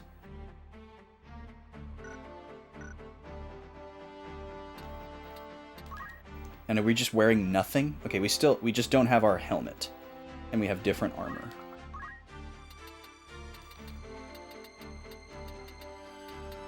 It's not terrible, actually.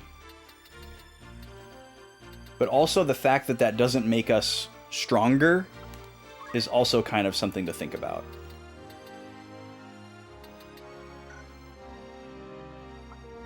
It didn't make us stronger or faster to do that. It only made us weaker, but we will gain JP faster. 120 HP is still really good, so we'll try it out. Even if it's just for a couple battles while he farms some JP, it could end up being worth it. There's definitely a world where we class Ramza into Thief long enough to get to level 3 and to get move +2 and then go to Lancer.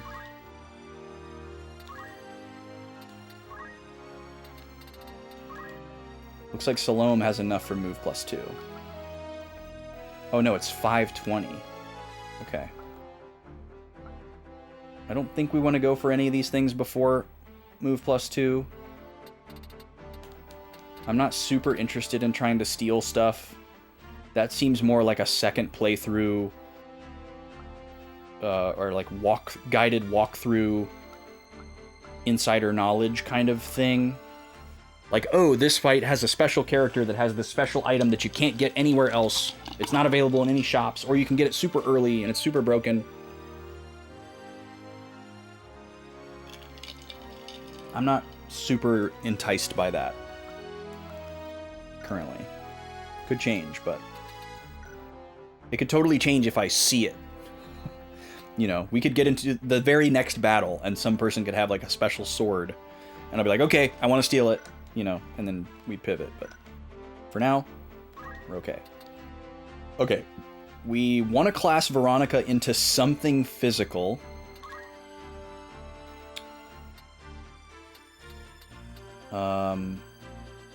So probably not. Yeah, please don't, Balrogic. Thank you. I don't want to know anything. I want to be completely insulated. I did not mean to switch to Summoner. But I guess we can take a look.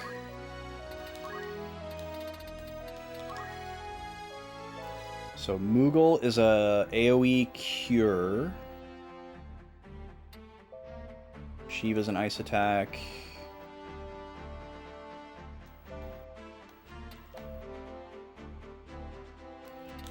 These are probably pretty straightforward. So these are just fire, ice, lightning.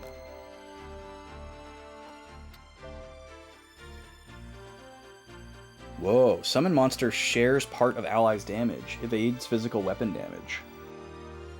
Huh. That is very interesting. Carbuncle with a K. Does reflect. Okay. And then Bahamut is the elemental. Odin. Doesn't appear to be instant death. So these are the only ones. These are the first ones that are more powerful. Well, Leviathan is more powerful. Salamander. Interesting. So this is the same power as Ifrit. It says burns battlefield. So does it hit everybody? Sylph. I can't believe they spelled it like that. Adds silence. Restores ally HP. Here's the darkness one, death one. Lich. Cyclops. Sunders the battlefield in the wake of its catastrophic onslaught. Weird that that is the last one, and I've never heard of it. That must be a typo. Ah, here it is. Here it is. This is what we were looking for. This is the summoner spell, or the summoner skill that we are interested in, is the MP cost. We want this. So we may end up becoming a summoner just to get this and then getting out immediately. But we have to remember that Veronica is not a long-term mage. We need to transition Veronica towards a physically oriented class because of her absurdly high brave. She's been a mage for far too long. And she can technically continue to be a mage. Yeah,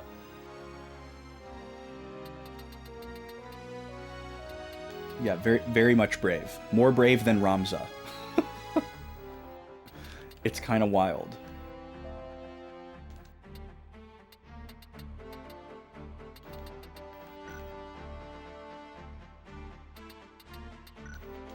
Let's change jobs. We learned what we wanted to learn from Time Mage, and that was just, what is the immediate class up? And the answer is Summoner. We could try to do the same thing for Oracle.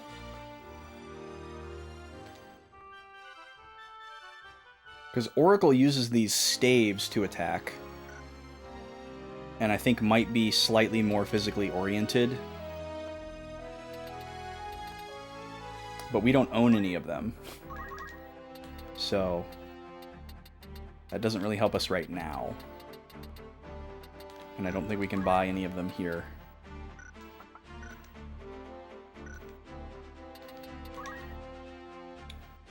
So we could, let's see. We could go into Thief just to give her a physical weapon and to get more Thief JP rolling, because that's what we're looking for on everybody for move +2. And she can still use Black Magic.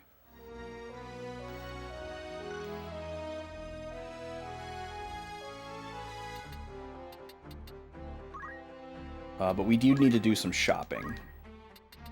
She needs a Mithril Vest or something better. And we need to get another one of these Platina Daggers. Because it's better than the Mage Masher.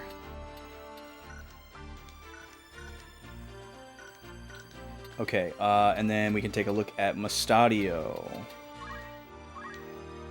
Well, actually, no, we already looked at him. He doesn't really have any JP to spend because he was dead the whole last battle. He didn't do anything. Okay, let's shop. Oh, that's right, there's no armor here. Oh, the shop sucks.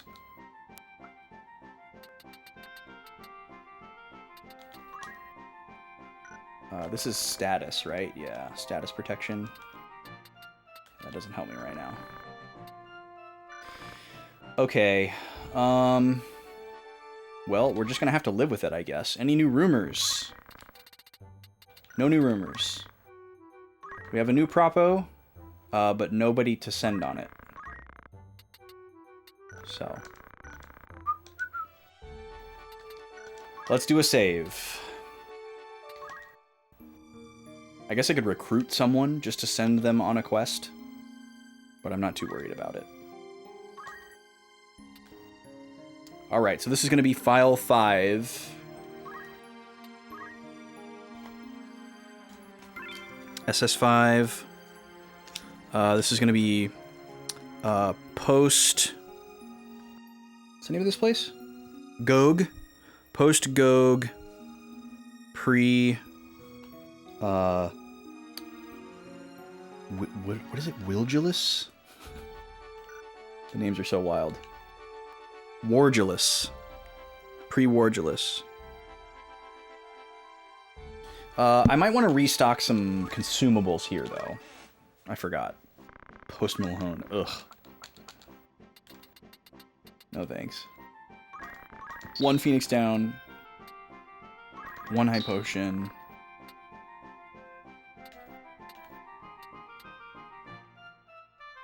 Five potions. Cool. Save one more time. Same slot.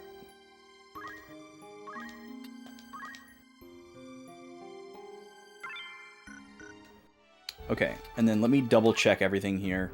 So we have 2 thieves right now. Just trying to get more thief JP on everybody. It might be time to get Roberto out of Priest pretty soon, but not yet. Matsuo is just really powerful as an archer right now, but I'm getting really annoyed with the attack range, so I don't mind moving him out of archer soon into something else. And there's just so many good monk skills that I don't want to move Ramza out of monk yet. So I think we're staying for now. Alright, the long walk to Wargillis. Here we go.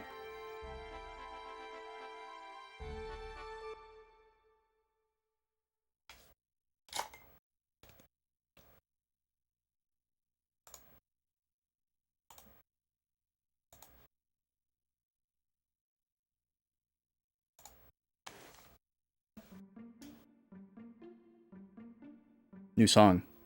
Boat.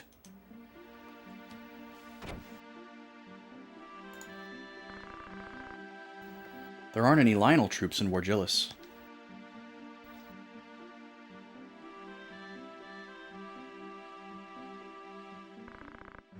Delita, why are you here?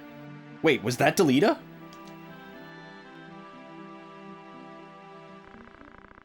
Don't take our information network too lightly. Our? Go back to Igros for your own sake. It's healthier to keep your nose out of certain things, like princesses and stones. Delita, what do you mean? Rescuing the princess only solves one problem. But I can save her from all of them. What do you mean? I don't understand. The best ways don't always lead to the best results. You can't save her no matter what. Remember that. Wait, Delita. What are you trying to do? Larg, Goltana, your brothers, everyone. Haven't noticed they're all swept up in the same flow. I'm just going against it, that's all. I'll see you again, if we live that long.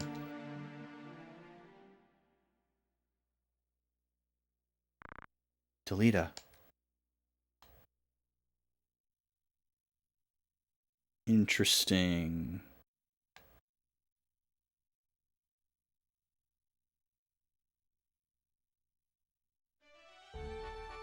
Oh, that's it. Okay.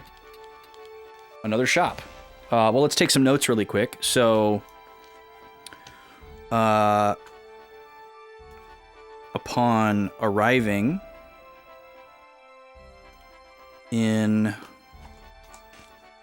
Wargilus,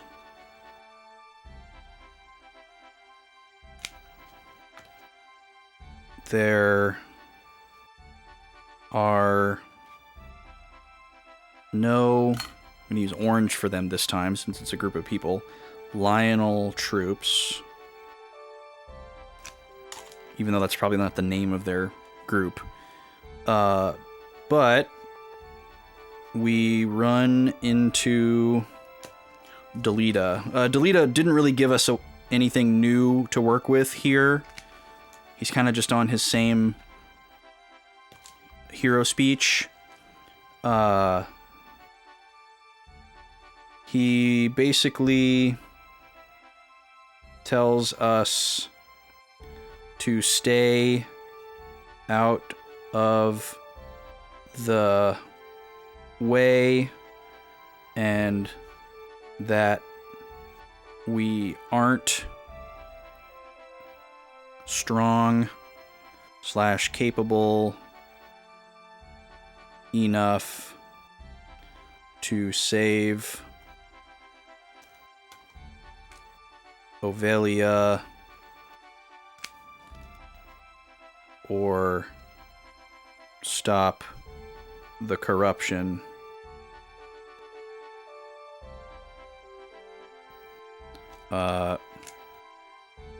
Ramza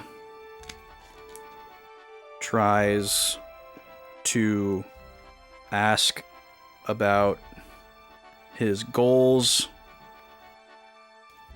but Delita gives a vague answer about going against the grain / going against the world, basically. So he's talking a big game. He's making it sound like he's gonna be the one to fix everything. He's gonna be the hero. He's gonna do it all, but at the same time, putting nothing in any specific terms.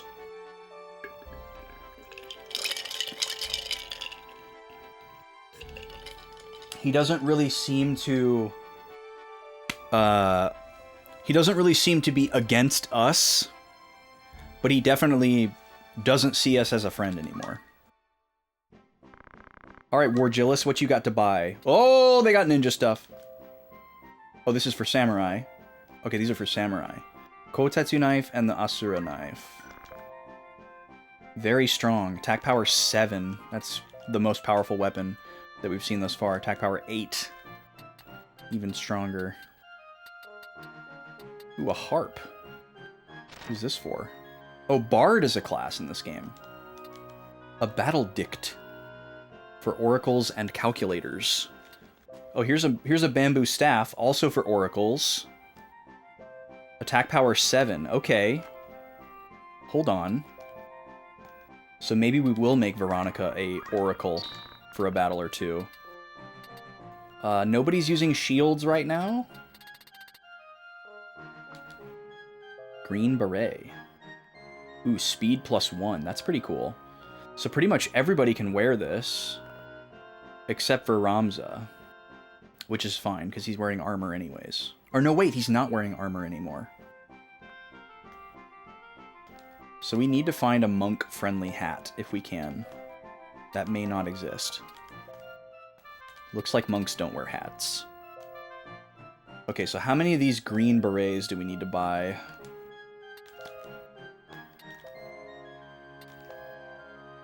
Probably just 2, because we don't want to give them to the mages over the triangle hat, because they'll lose 12 MP. So let's see, we'll buy... Well, I guess we only have... Yeah. So we're going to buy a green beret for Matsuo and Salome, but not for Veronica or Roberto. Because even though Veronica is going to be an oracle, she's still our black mage. So we need 2 of these.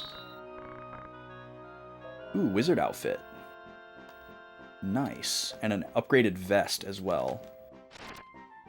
Oh, the monk can wear the wizard outfit. Ooh.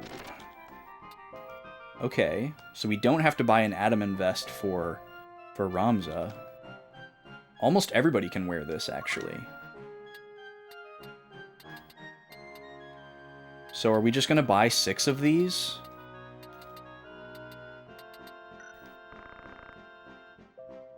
It's a lot of money, but we can afford it. Let me double check here. 42.15 versus 36. Yeah, I don't see any reason not to just give everyone this one. Not everybody needs the MP, but it's also more HP. So we should just take that. No new accessories, and we already restocked consumables. Can't use shurikens yet. Okay, here we go. Buying 6 wizard outfits. Ow. We knew we were saving up all that money for something. Alright, let's go equip them all here.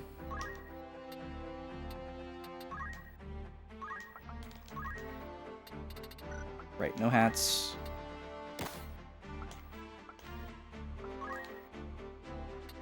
You get a green beret. You lose 12 MP, but that's fine because you don't use MP. And then you get it back with the wizard outfit anyways. Okay, Roberto gets the wizard outfit. Salome gets both. And then Veronica gets just the wizard outfit. And then we're gonna class her into Oracle.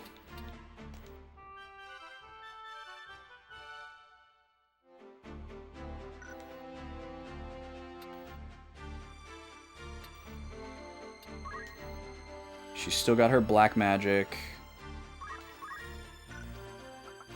She's got JP up move +1.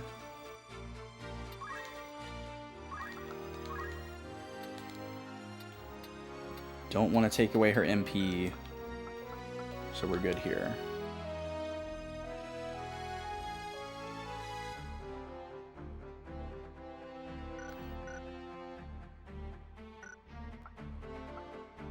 Alright, and that is everybody except for Mustadio. You get a new hat. Oh. We need to get another green beret? Did I do bad math? Guess I did bad math.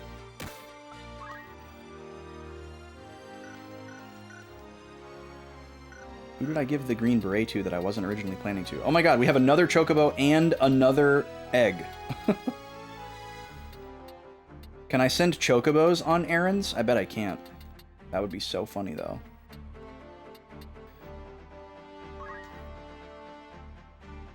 Maybe I... Because Roberto doesn't want one. And Veronica doesn't want one. So 1, 2, 3, 4. I thought I bought 4 green berets. Or wait, I didn't even need 4. I only needed 3. But I only bought 2?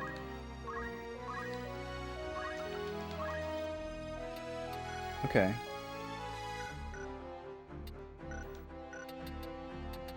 Well, maybe Mustadio's fine without it. Let's go to the bar. No new rumors. New propo. The High Wind. This would be a really good job to take. But I have no one. We'll have our people back soon.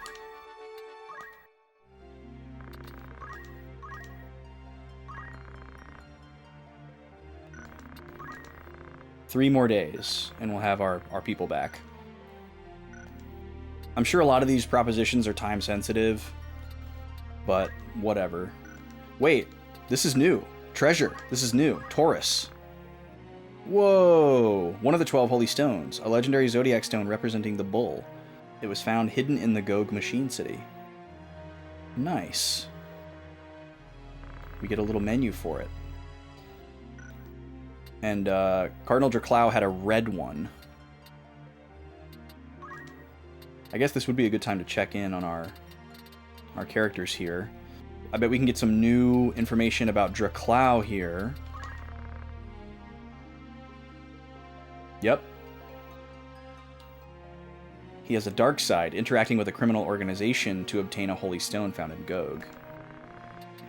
How about Mustadio? Any updates? No? This rodeo?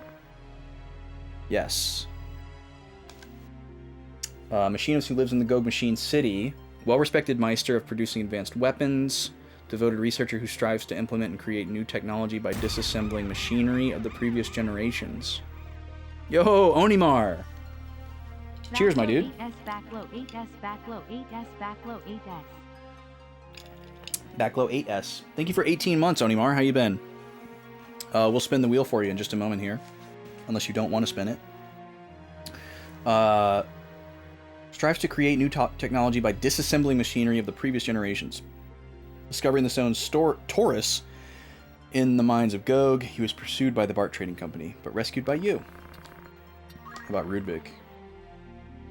Representative of Bart Trading, based in Wargillis. Oh, that's new information. Leading a criminal organization, slave trade, opium. After Mustadio, found the Holy Stone Taurus. Okay. How about funeral? Maybe? No, no information. New information about funeral.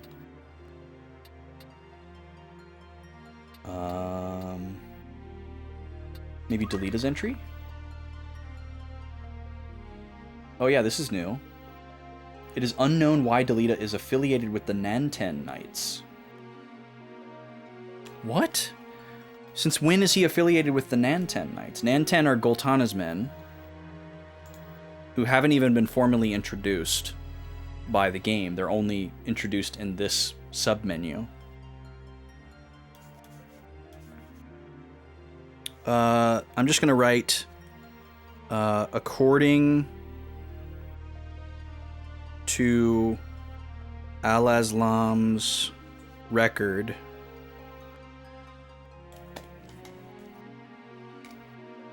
Delita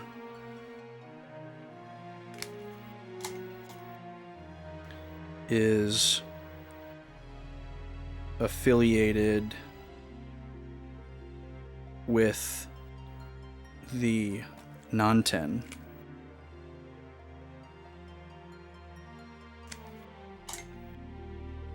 It seems weird that that would be confirmed. He seems like a rogue agent.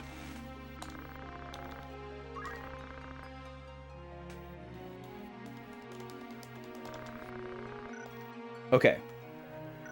Cool. Let's save again. And then we'll spin the wheel. So this is going to be file 6. And we'll call this post Wargillis shops and JP spend.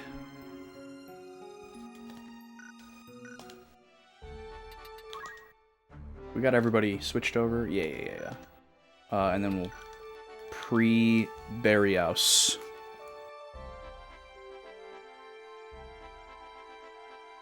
Alright. Let's engage the tunage for a few moments and swap over here.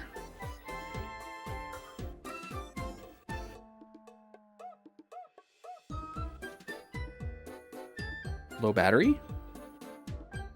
Oh, I must have forgot to charge the lav mic. Well, if this dies, yell at me in the chat. We only need it for a second. All right, we're gonna spin the wheel. Orange is unlocked, pink is not. What have we got for the God King Onimar?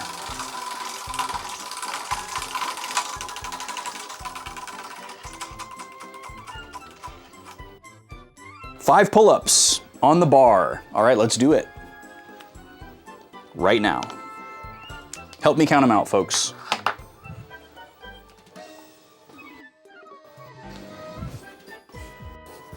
Five yesterday, another 5 today.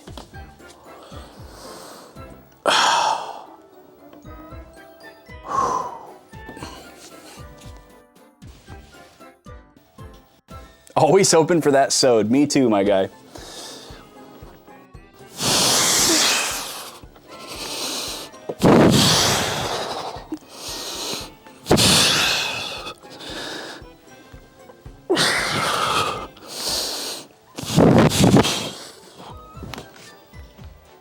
But sometimes we have to burn calories instead of putting them in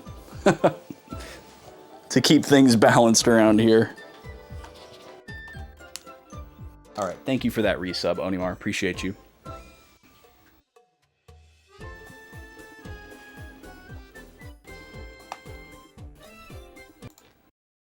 Yeah, I'm gonna make a formal announcement about the wheel on Monday, but I mentioned it a little bit yesterday, and I'll tell y'all again now that weren't here.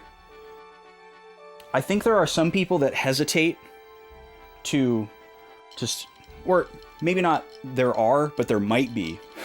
There might be people who hesitate to sub or gift or cheer because they don't want to derail the game. Like, they're here for the game and they want to support, but they're like, I don't want to do a wheel spin right now.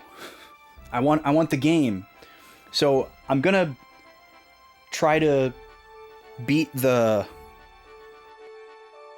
That's not the right phrase. I'm gonna try to soapbox for a while to drill it into everybody that you can basically opt out of a wheel spin. Like, if you want your sub to not trigger a wheel spin, you can just say so and nobody's gonna be upset about it. And I don't know what the best way to do that is other than just having people say so in the chat. So I think that's just what it's got to be. But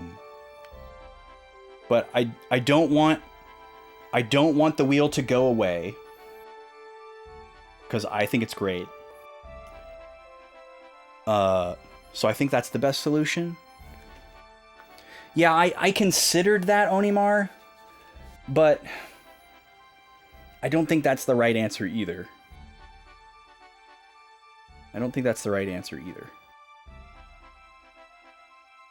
Anyways, it's a work in progress. Off to Barrios Valley.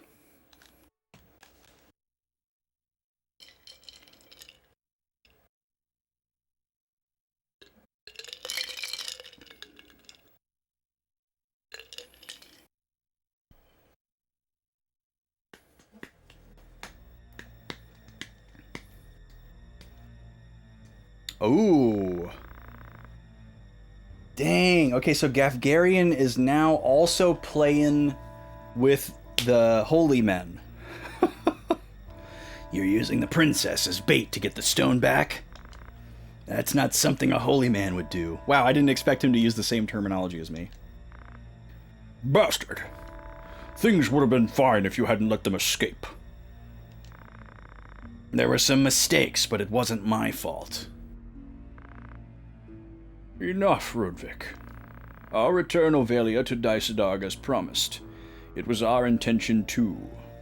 Okay, this is big. This is big.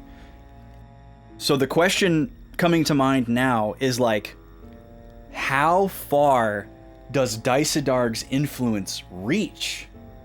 Because, like, everybody's working for him. It seems like everybody's working for him. Like, this guy is a really high-ranking guy in a completely different country. So how is he working at the behest of Dialog? Okay, all right. Let's see. Gafgarian is meeting with Rudvik and Draklau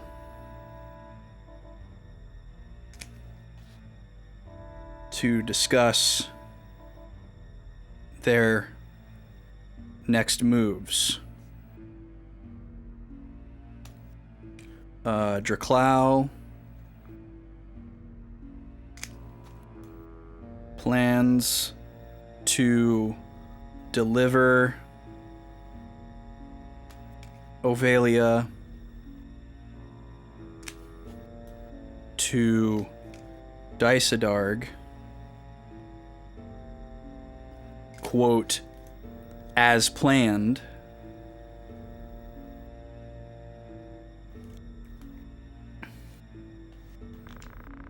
But you don't need to get rid of those who know about the but don't you need to get rid of those who know about the kidnapping?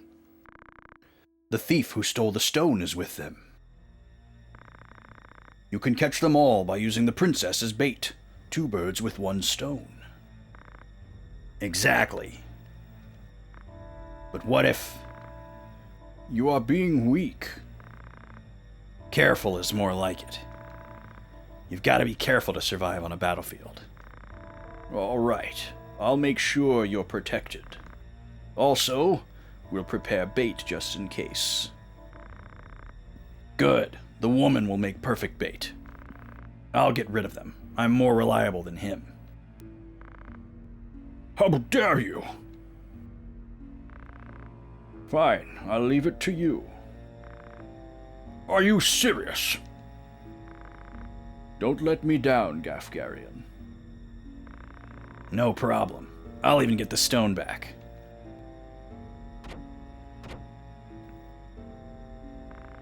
Why him?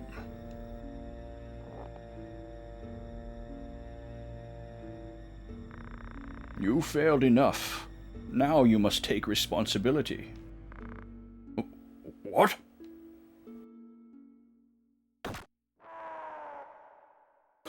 Okay. And we thought Draklau was a nice guy. Wow. Sorry I had the notes up during that. So...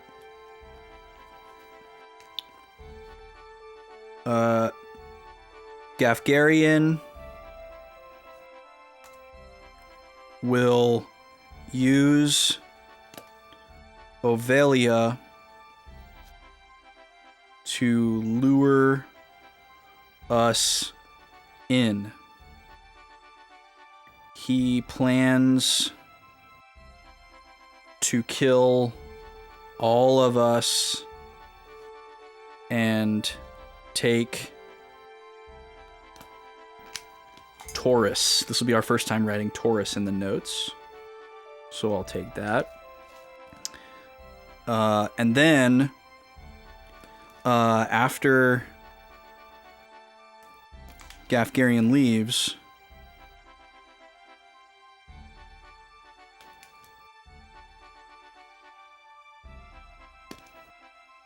Draklau kills Rudvik for failing in Gog.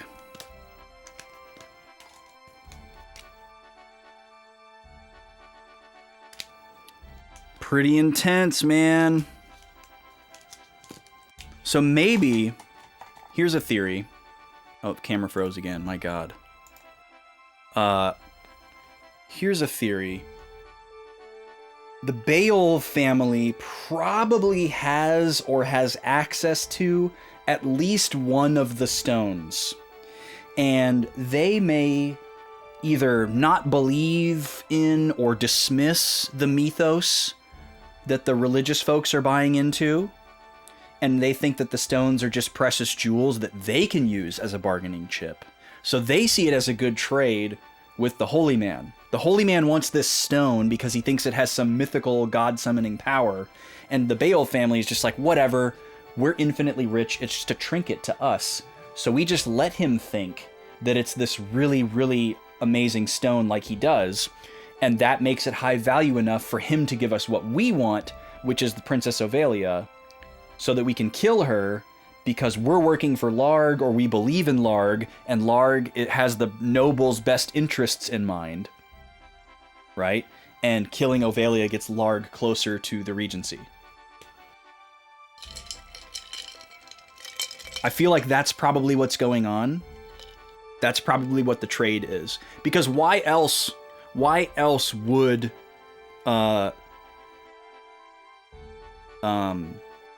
would Draklau want to give Ovalia to Dysadarg? There's no way that he's just that afraid of Dysadarg, and that Dysadarg's like, oh, I'll kill you if you don't give her to me, right? And we know that at least previously and or reportedly, Draklau was neutral in the whole Gultana versus Larg conflict. So you would think that that Draklau is only interested in getting what he's interested in, which is clearly the Zodiac Stones. So I think that the Beowulf family has or has access to one of the stones, and that's what they want to trade Ovalia for. They're like, we don't care about this princess, we don't care about the royal family, we don't care about your classist war, we don't care who takes the throne. We want these shiny rocks so that we can summon a demon. Or get eternal life or something.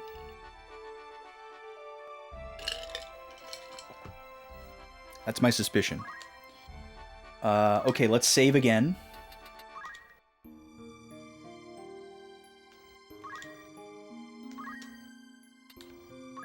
Slot 7. Yes, much shiny rock. How am I enjoying the game so far? My new stream times make me catch you late, if at all. I am loving this game, Onimar. I think it would be safe to say that I am obsessed with this game. I am really, really liking the intricacies of the plot, and I'm really enjoying doing my note-taking. Mechanically, this game is like 100% in my wheelhouse. I have played and completed Tactics Advance, and a handful of other turn-based strategy games in this style, but most of the turn-based strategy games that I would like to play, I have intentionally gate-kept behind this game, because it's so important to me that I have this game under my belt. So I'm excited for the opportunity to play other turn-based strategy games that I've wanted to play, like Triangle Strategy, which I own but have never played. There's some Fire Emblem games that I want to try. There's some like random one-off turn-based strategy games that I'd like to try. There's Tactics Advance 2. So there's a lot of cool stuff that I would like to play, that I have intentionally gate-kept behind this game for myself.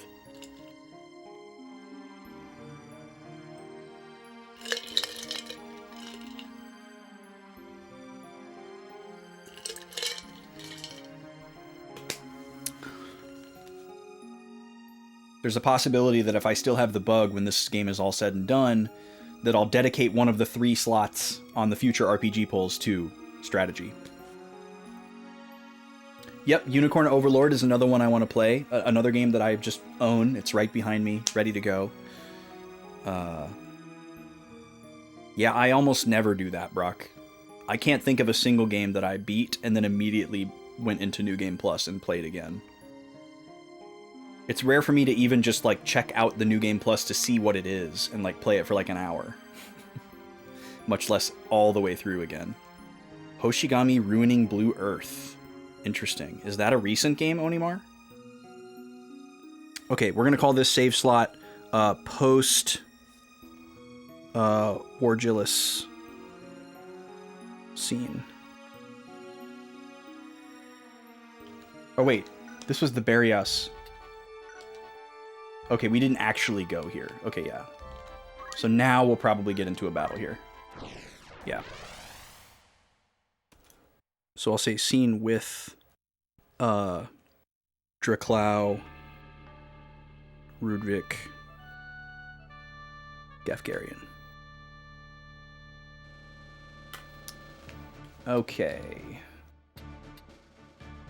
Only get to bring 3 people with me to this fight. Interesting. What does that mean? Well, I have to bring my healer.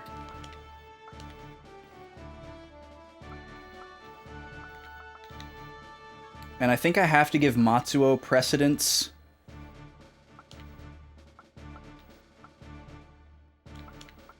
As badly as I want the Thief JP, I think we're going to have to live without getting Thief JP this battle.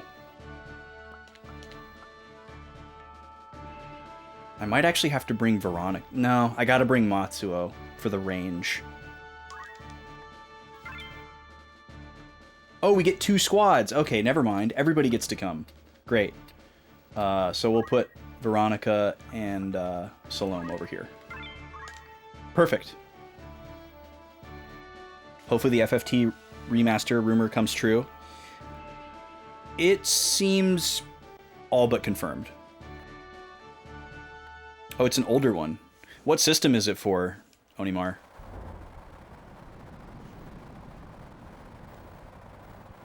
Oh, is that Agrius? Where are you? Don't try to escape! Oh, that's a Lionel Knight. So here you are. Oh, that red wizard looks so cool. Give yourself up. What? I'm protecting Agrius. Geronimo! Yay! We love Agrius. PS1 originally got a remix for DS. Interesting. Well, PS1 has my attention, that's for sure. I'd love to get around to Vandal Hearts at some point. Those look really cool. Very similar vibes, story-wise, to this. Tactics Ogre. I have...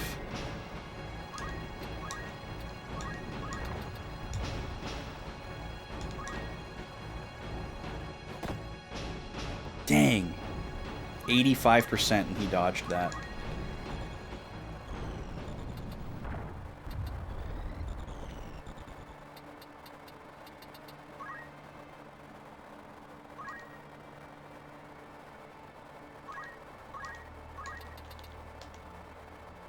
$79. That's nuts. Why is the accuracy so low? Alright, good, we got it. We needed that really bad. Oh, really? Halo Killer is pretty tough. Yeah, that doesn't surprise me that the game is complicated, given that it's vanillaware. It felt like trying to code. I know what you mean. Okay. Good to see that Agrius isn't completely naked since we stole all of her gear when she left the party. Let's run up here and see if we can pull off a protect.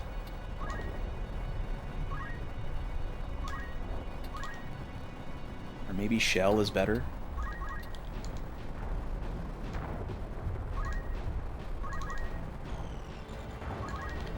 Alright, Salome. Do we want to stay over here and go after these folks? Is this an archer or a monk? Archer, okay. We need to take out archers. They might try to cross the water right here and then leave us out to dry. But honestly, if... yeah, we would prefer them to be split up.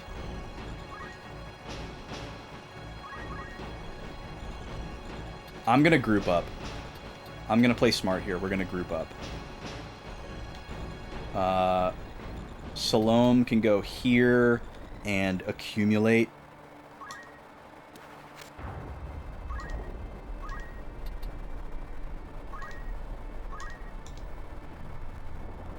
I guess I could try to throw a stone, but I don't think I can reach anybody. Yeah.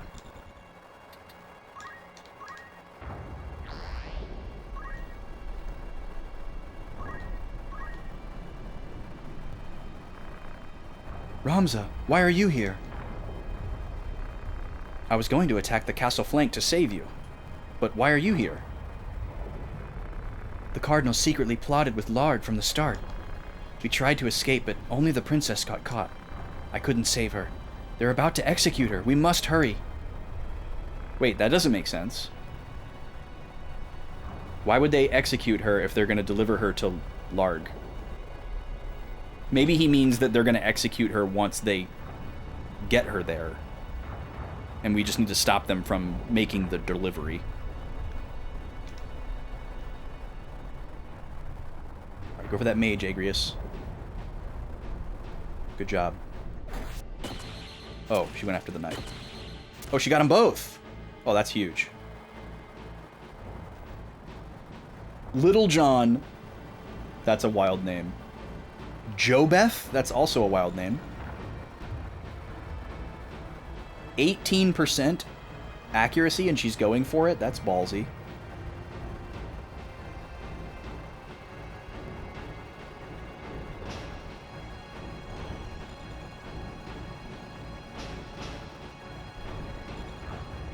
Velger. That's a cool name.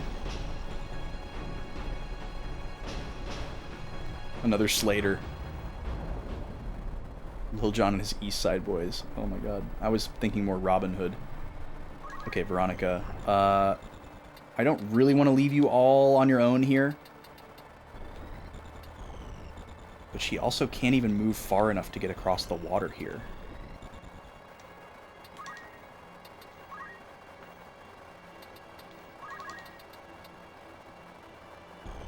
Maybe I could do this and then move.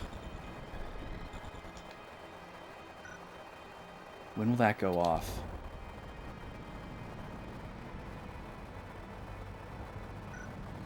Should be okay.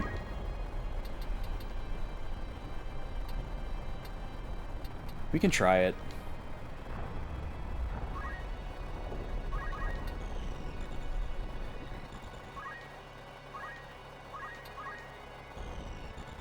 Not entirely sure how this works. Alright, we just need one of these to hit. Cool. Wow, we got all three. Excellent. Oof. 70 damage, that is a lot. Oh, this Black Mage knows Cure as well. That's a problem. Please miss. Okay, good. That was an 18% chance to hit.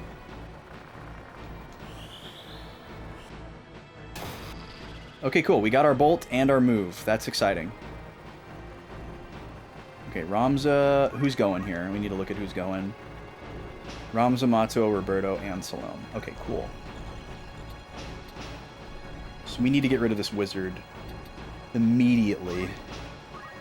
We should be able to two-shot him, no problem. Let's go right here and punch him in the back.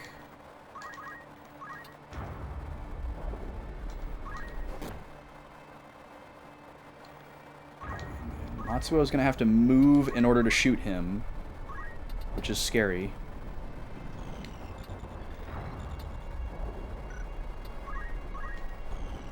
Because there's always that chance that we misunderstand the attack range and we don't get to hit him. But I guess worst case scenario, we could put Roberto right in front of him and whack him in the head for 16, I think.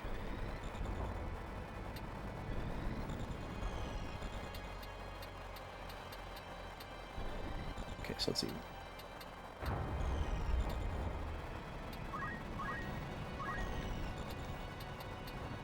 Okay. I should be okay right here. 86%. Don't like those odds. Alright, thank God. Wizard gone. Now Roberto is freed up to heal Ramza.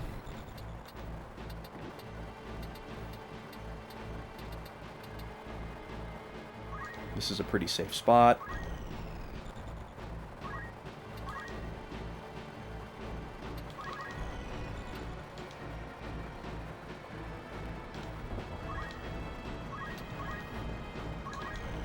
And then Salome can come over here and throw a rock at this guy. So our plan for stalling will probably be one of these two characters, since we're already kind of naturally running away from them.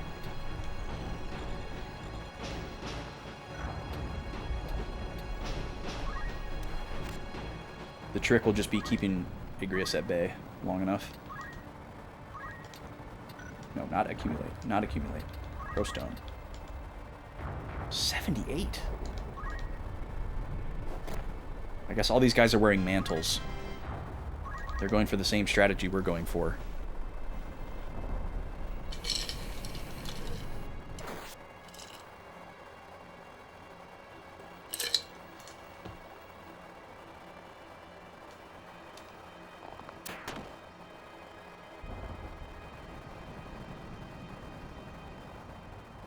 You gonna cast? No, good. So we're doing a good job of staying out of their range.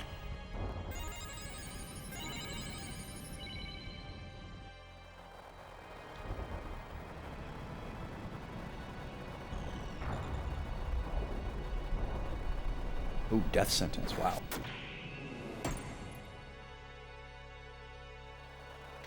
Attacks that do damage and have an instant death chance are nuts. Too powerful. Alright, she's going for the 18% accuracy check again. She's a gambler through and through. Okay, Veronica, what are you going to do? Can we hit them both with a spell and then move again? Because that would be kind of incredible.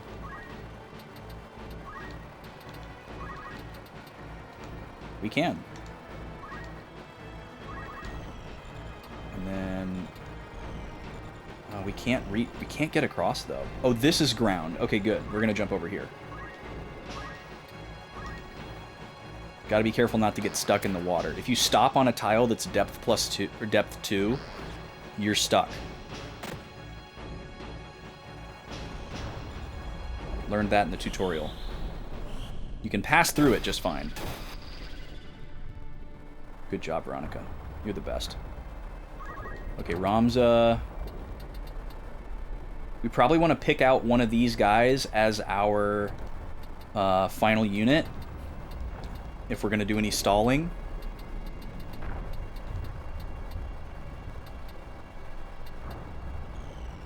Because honestly, Veronica's probably going to take these two out on her own as we lure them. Okay, who gets to go here? Let's start planning this out. Ramza, Matsuo, Roberto, Salome. Then they all go, and then Igrius.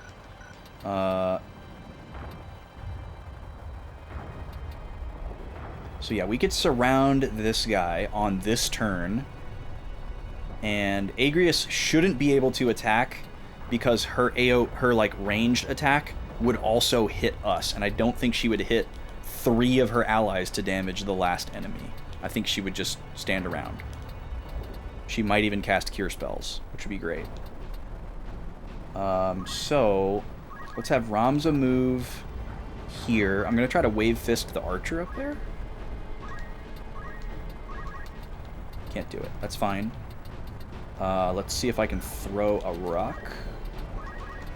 This guy? Nope, he's too far away. So what I will do instead is yell.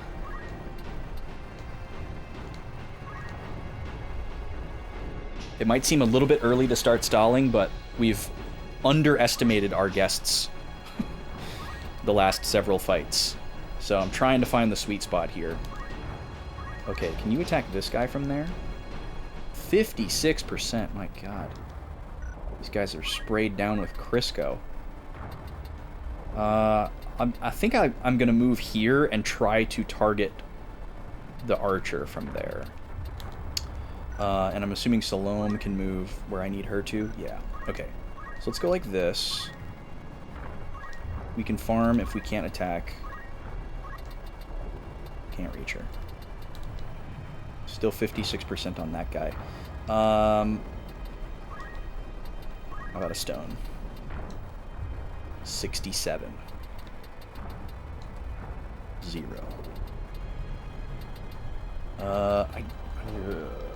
I gotta take the sure thing on the JP, so I'm gonna accumulate.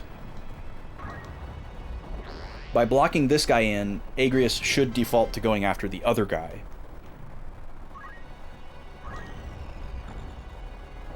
Okay, Roberto. What can I have you do? I guess I could have you heal Agrius. So let's have you move right here. And then do a Cure 2 on Agrius.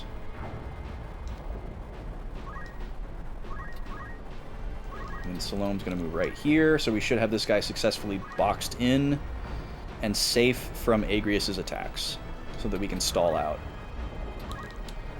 Oh, I could steal money from him. What's the accuracy on that? 78? For 56 gil, too. What a... what a value. Probably better off just throwing a stone. Or accumulating. Again, the whole reason that we're doing this is just to farm JP. So having an attack have a chance to miss means a chance of getting no JP. And that's the whole reason why we're doing this. So we'll take the sure thing.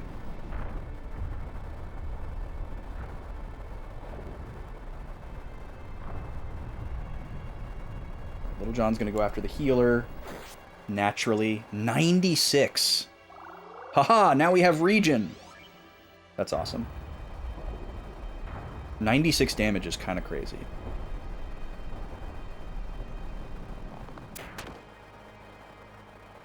Alright. Veronica needs to get out of there. She's holding her own, but she needs to get out of there.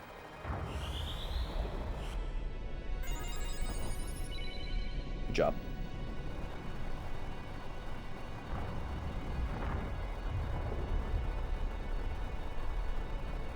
Ah, dang it, she can still hit him.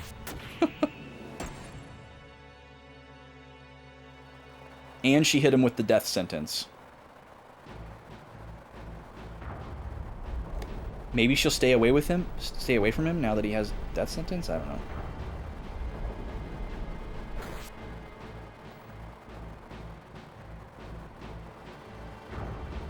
Okay, Veronica, are we going to do the same thing that we did here? First, I need to see where you can move to. Oh no, you're stuck? Oh no, Veronica's stuck over here. Alright, well what can we do here? Can we hit both of them again? We can. I don't know how much it's going to do. 48 and 57. I think I got to go bolt 3 here to make sure that they die and therefore don't kill me. I really thought she was going to be able to hop up here.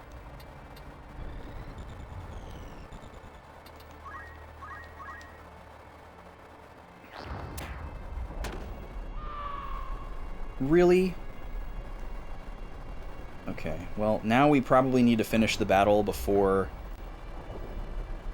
Roberto's timer ticks down, because I don't think I have anybody else that can revive him.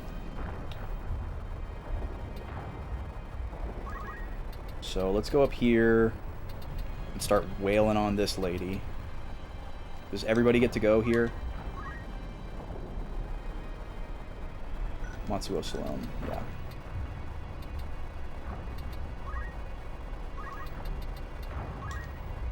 You're really annoying, so let's get rid of you.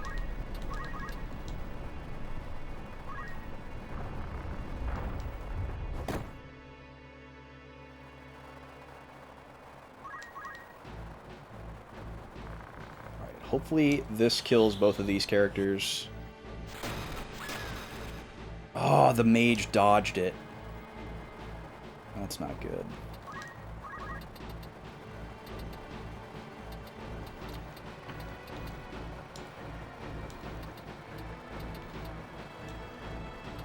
Gobi's bored.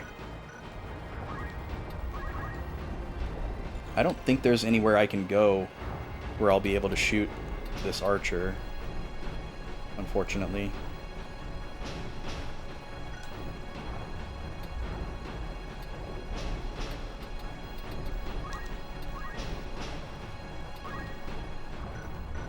So I think I need to actually back up to be able to hit this guy.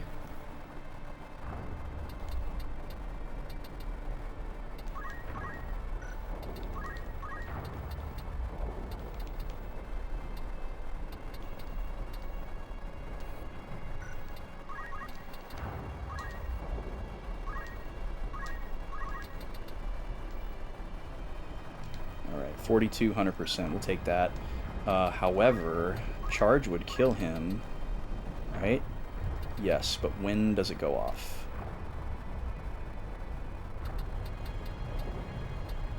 That's before he gets to move. Okay, so yeah, we'll do that. That way nobody else needs to attack this guy.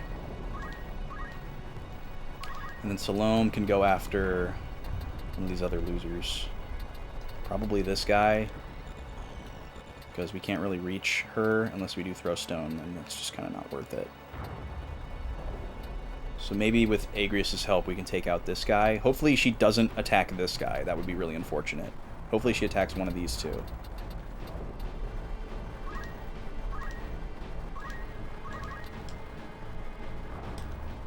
That's crazy that a direct attack is 75% accurate. But we got it.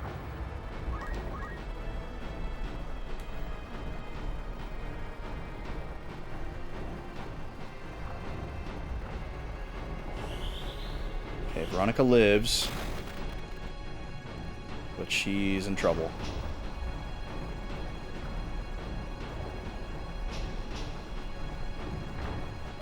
Ramza's also in trouble. Good counter.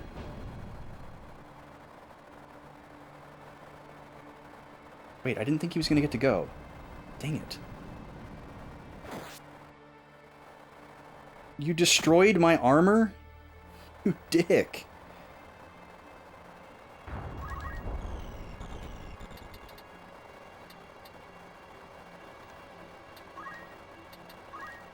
All I can do here is just go for my spell and hope. Yeah, see. I think Veronica's screwed here.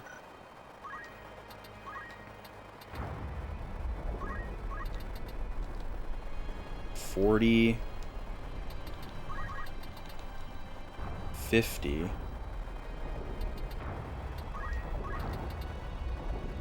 $29.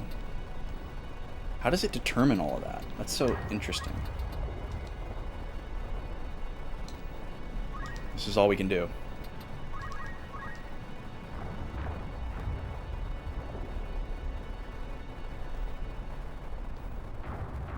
Agrius, how could you just not do anything? What the hell was that?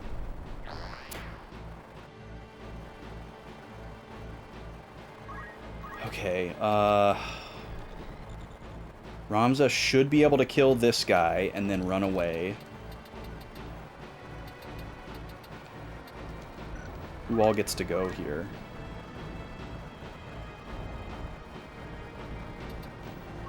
Who is she targeting? She's targeting Salome. Okay. Yeah, nothing we can do about that, unfortunately. She's got full health. She'll be okay.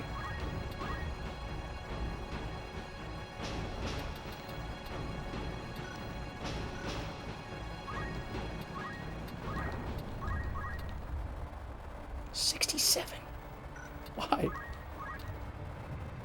That's nuts, man. And it doesn't even kill him.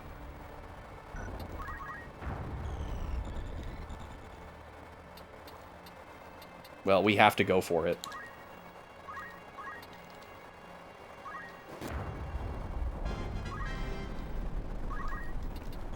And then run away.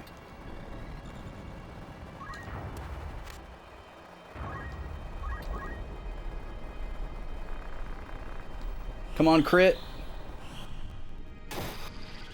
How is he guarded against that? Is that a 10% miss? I don't understand. Man, we're getting schooled here by some mechanical stuff. I could try to move Matsuo to a spot where he could attack this guy, but he still won't be able to kill and save Veronica. And Salome gets to go here, right? Yeah. Okay, we have a chance to kill 2 characters. We should be able to kill this guy, guaranteed. But maybe not guaranteed. Come on, Matsuo. Okay, there's one.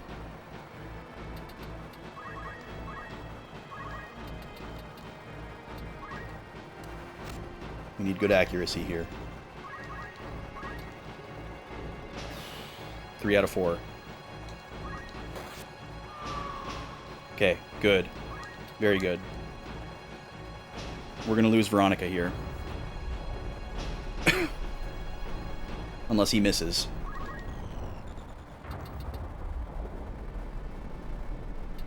Because apparently this guy is impervious to thunder magic. Somehow.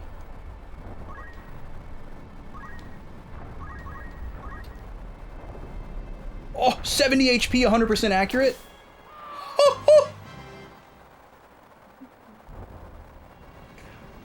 Veronica is a machine.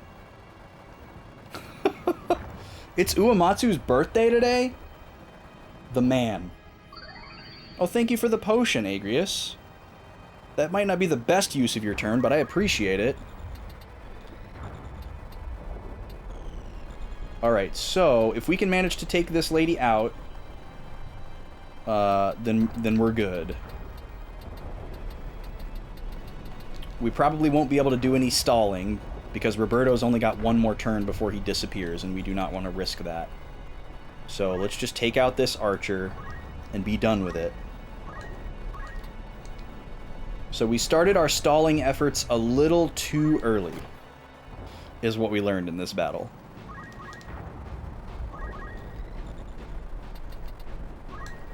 I don't think I'm going to be able to attack from here. Nope. So, accumulate it is. Oh, 90%. Okay, I'll take that.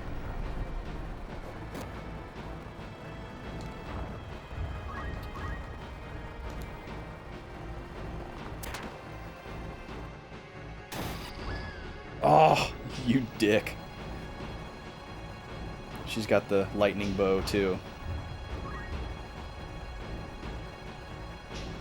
Okay, let's see.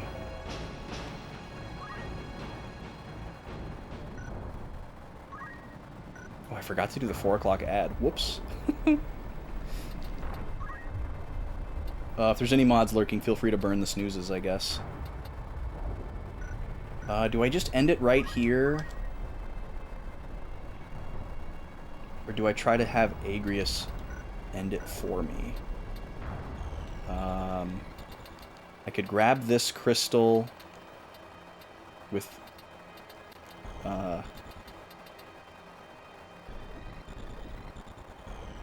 Ramza.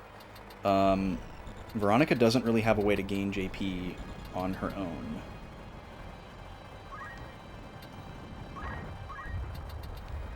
Oh, I can't even reach that crystal. Okay, yeah, I think we just end it.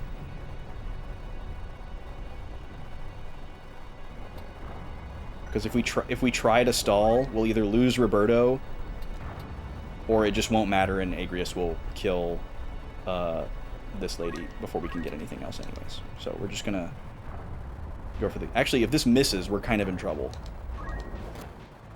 Alright, cool, we win. Nobody's dead.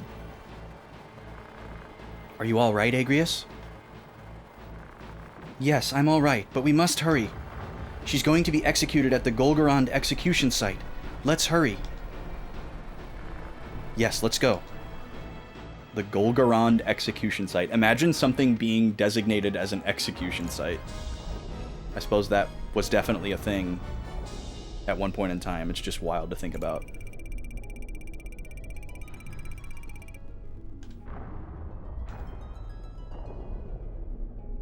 Ooh, Agrius has a coral sword now. And a diamond armlet. Wow.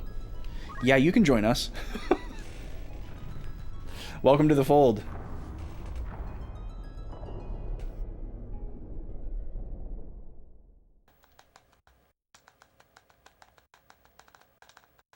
So does this mean we're not going back to Lionel anymore?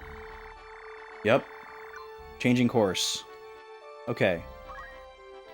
Okay, let's take some notes first.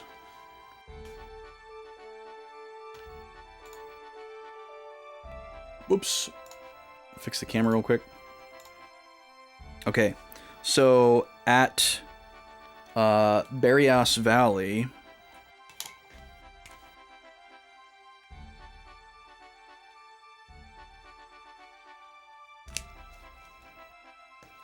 Agrius... Why did I write that in pen? Agrius is beset by Lionel Knights.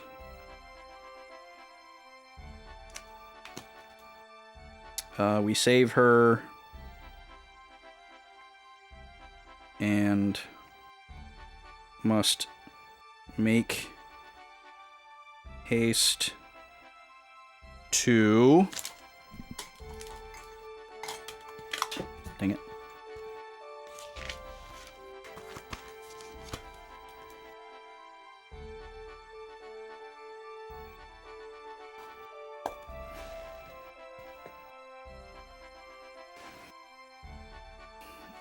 To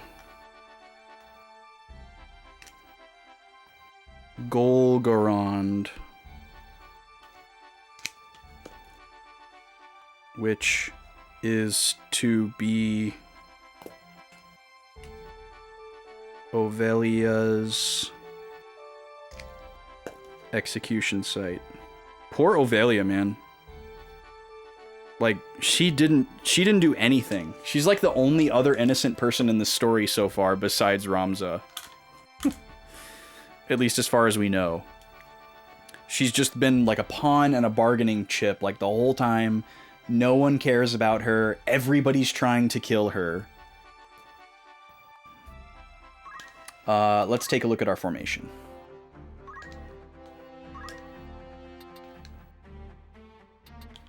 Somebody lost their wizard outfit in that battle, which is really bad.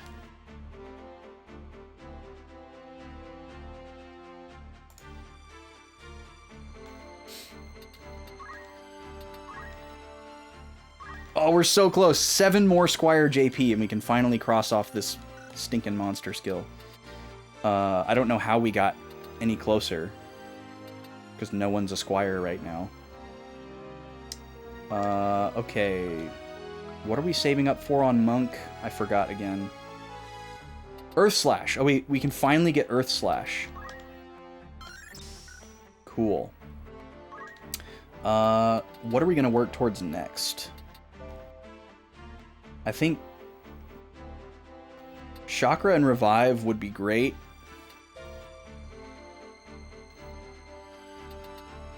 And I think we could safely leave Monk behind after that. Counter would be cool. Probably wouldn't use move HP up. There's probably other similar stuff that we can get from other classes. I don't know. Maybe we leave these behind too, because there's so many other ways to heal and bring people back. And this chakra heal is only for Ramza himself. So maybe we don't keep ourselves here for that. Maybe we just get counter and get the heck out of here. That might be better. Oh, Mediator. Another new class has become available. Let's see what the prerequisite for that was.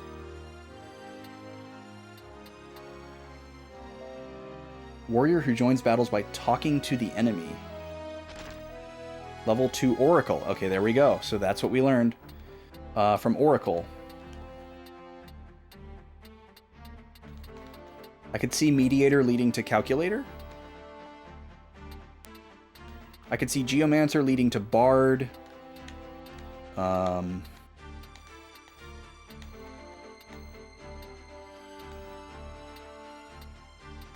Lancer probably leads to something, but I just want Lancer.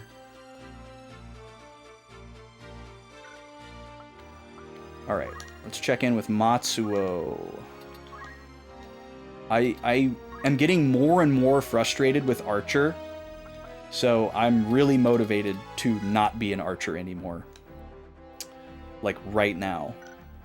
What are Matsuo's options? We could make Matsuo our thief to keep the thief JP coming in, and we could give him equip crossbow. He would lose JP up in order to get it, but he would still be very functional. Although we still would have to deal with the attack range problem. So maybe that's a silly idea.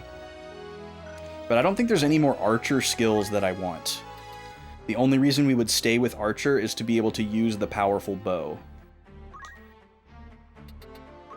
I don't care about any of these other charge attacks. They take too long, they're too hard to use, it's too punishing if it doesn't hit.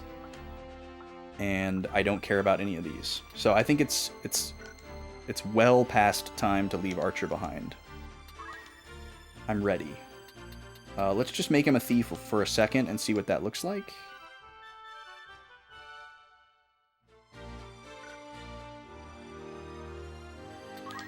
And then let's let him have a crossbow. So let's see, 6'3", 5'4", 8".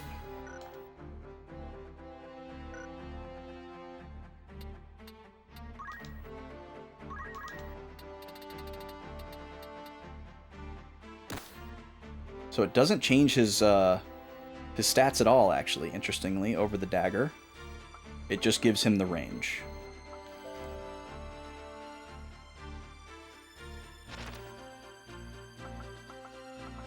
So yeah, we can just try this out for a little bit. Salome is the one who lost her armor. Alright, Roberto. Let's have a look at you, sir.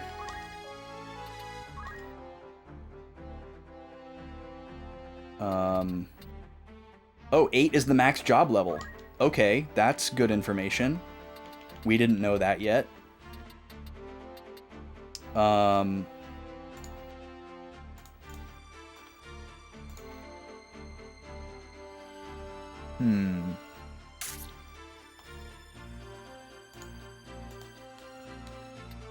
Yeah, I'm kind of ready to leave Priest behind.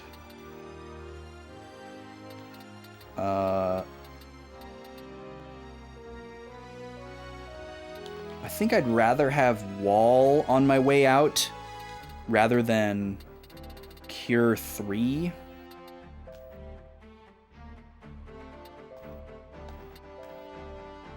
Ah, but that extra vertical could actually be really, really clutch.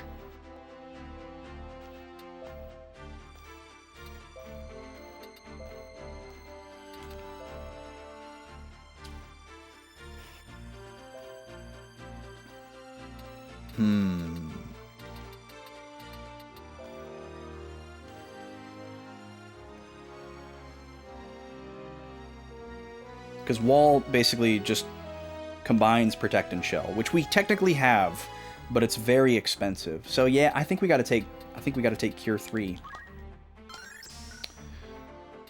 And then what do we want to do with you, Roberto? We need to put you in something else new. Something that helps us work towards something else. What was the prerequisite for this? Level 2 Oracle? We could... What type of weapons do these guys use? We could potentially move Roberto into Oracle and then move Veronica from Oracle straight into Mediator.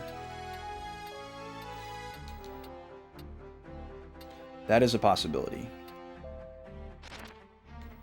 We could also try Roberto as a summoner. And he could keep his white magic. That could be interesting.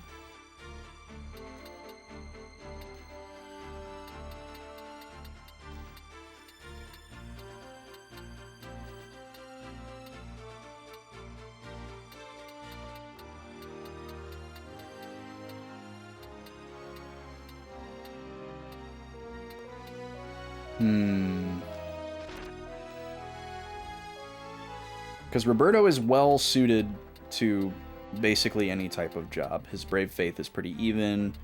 He's got a lot of magic prowess under his belt so far, so we could just stick with that. There could also be a world where he goes back to being a chemist. Okay, let's take a look at Veronica for a second and work backwards. First, Salome, you need a new shirt.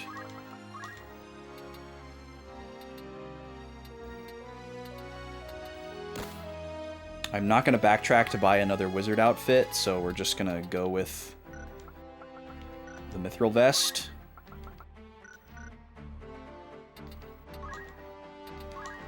Alright, anything that we'd like you to learn? Oh my god, 1 JP away from move +2. That's tragic. That's all we're interested in is move +2. As soon as she learns move +2, we're gonna move her out of Thief. Veronica is incredibly powerful as a Oracle, so I think we're gonna keep this for a while, but we should probably look into some of this yin-yang magic. It's mostly status and status heal.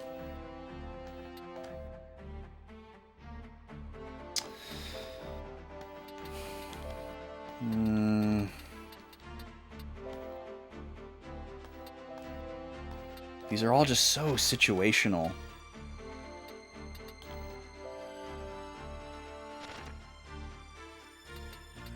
Dispel is probably great for some like late game boss stuff,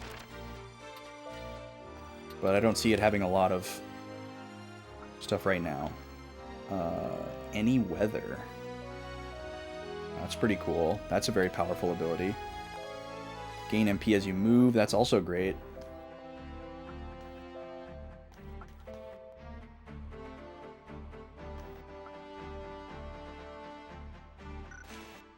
Yeah, we're not super interested in any of that stuff. We're mostly just interested in this weapon type. And then Geomancer also, we're just not really interested in. We would only go into this for stuff like this, and to see what it classes into.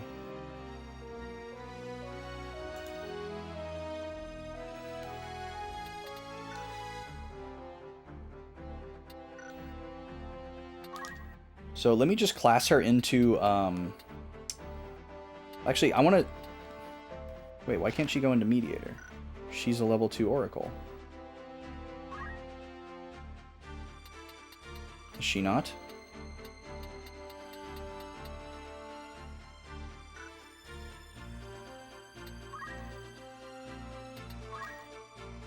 How did somebody get to level 2 Oracle before her? She is the Oracle and she has JP up on. I'm so confused. Who got to level 2 Oracle before her?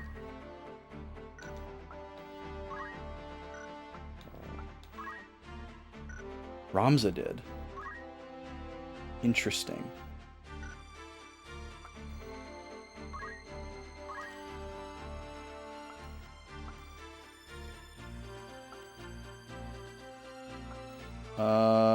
We should probably give Agrius defend.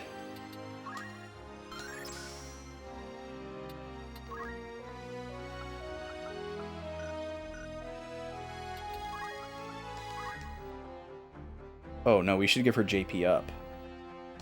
She's so behind.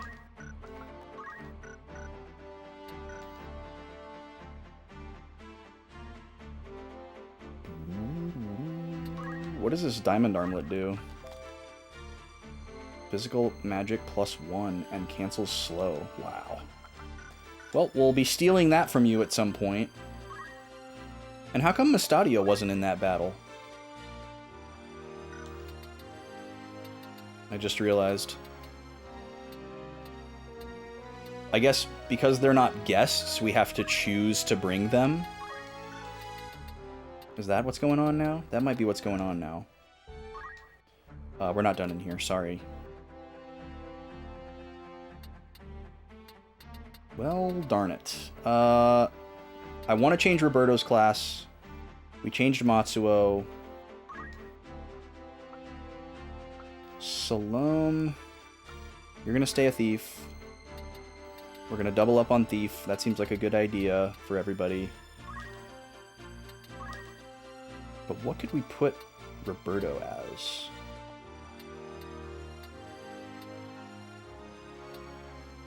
I think Summoner is the play here. Just to find out if level 2 Summoner gives us something. I don't plan on using any summons. We're just going to keep him with his white magic. We will lose access to items, which is scary. We'll have to be very smart here.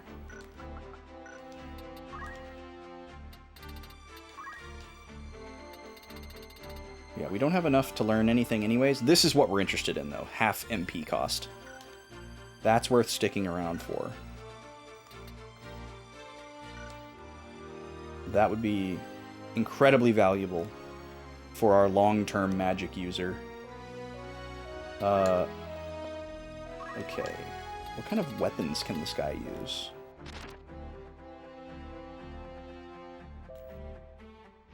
This cancels death sentence. That seems like a pretty good thing to have. Over the slight evade. I don't really care. I'd rather not get instant deathed.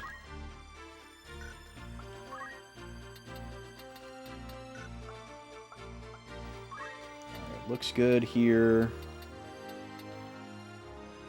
Oh, interesting. We could opt for Wizard Robe here to give a Wizard outfit back to Salome. But I think she's okay with the Mithril Vest. Okay. That's what we're sticking with. We're going to save.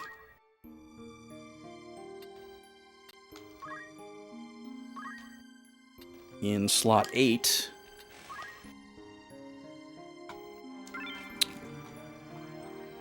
And we'll call this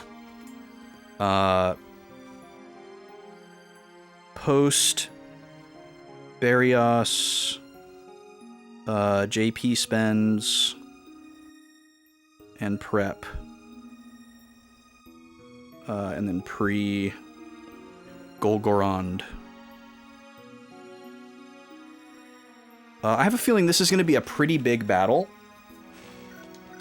So I'm worried about going into this battle with only like 10 minutes left of stream. Oh, we're also in an ad right now. I didn't even realize. Because I never ran the 4 o'clock ad. So we may just end here. I'm going to poke around in Brave's story really quick.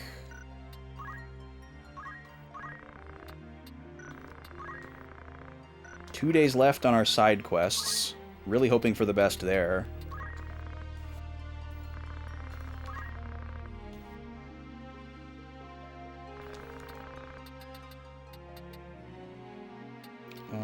Let's see. We can probably get some new information about Draklau and Rudvik. That's the same still.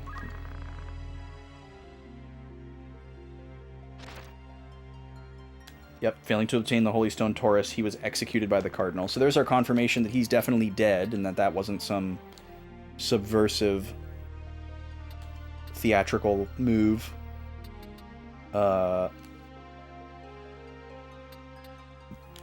I don't think anybody else here is going to have new... Well, actually, Agrius might have a new entry.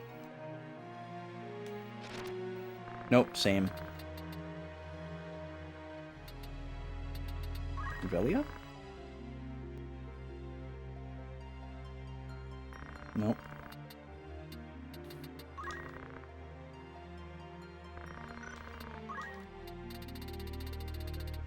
Look at all those cutscenes we've seen. Wowie! We're over 30 hours. So yeah, I think this is where we're going to leave off for today. I'm going to wait for the ad to end to make sure that everybody's out of ads. But I think we're going to stop here. I think that's the best call. As much as I want to keep playing, I've got some notifications to get to, and I don't want to play too long into overtime because the lady will be home soon too. All right. So our next stream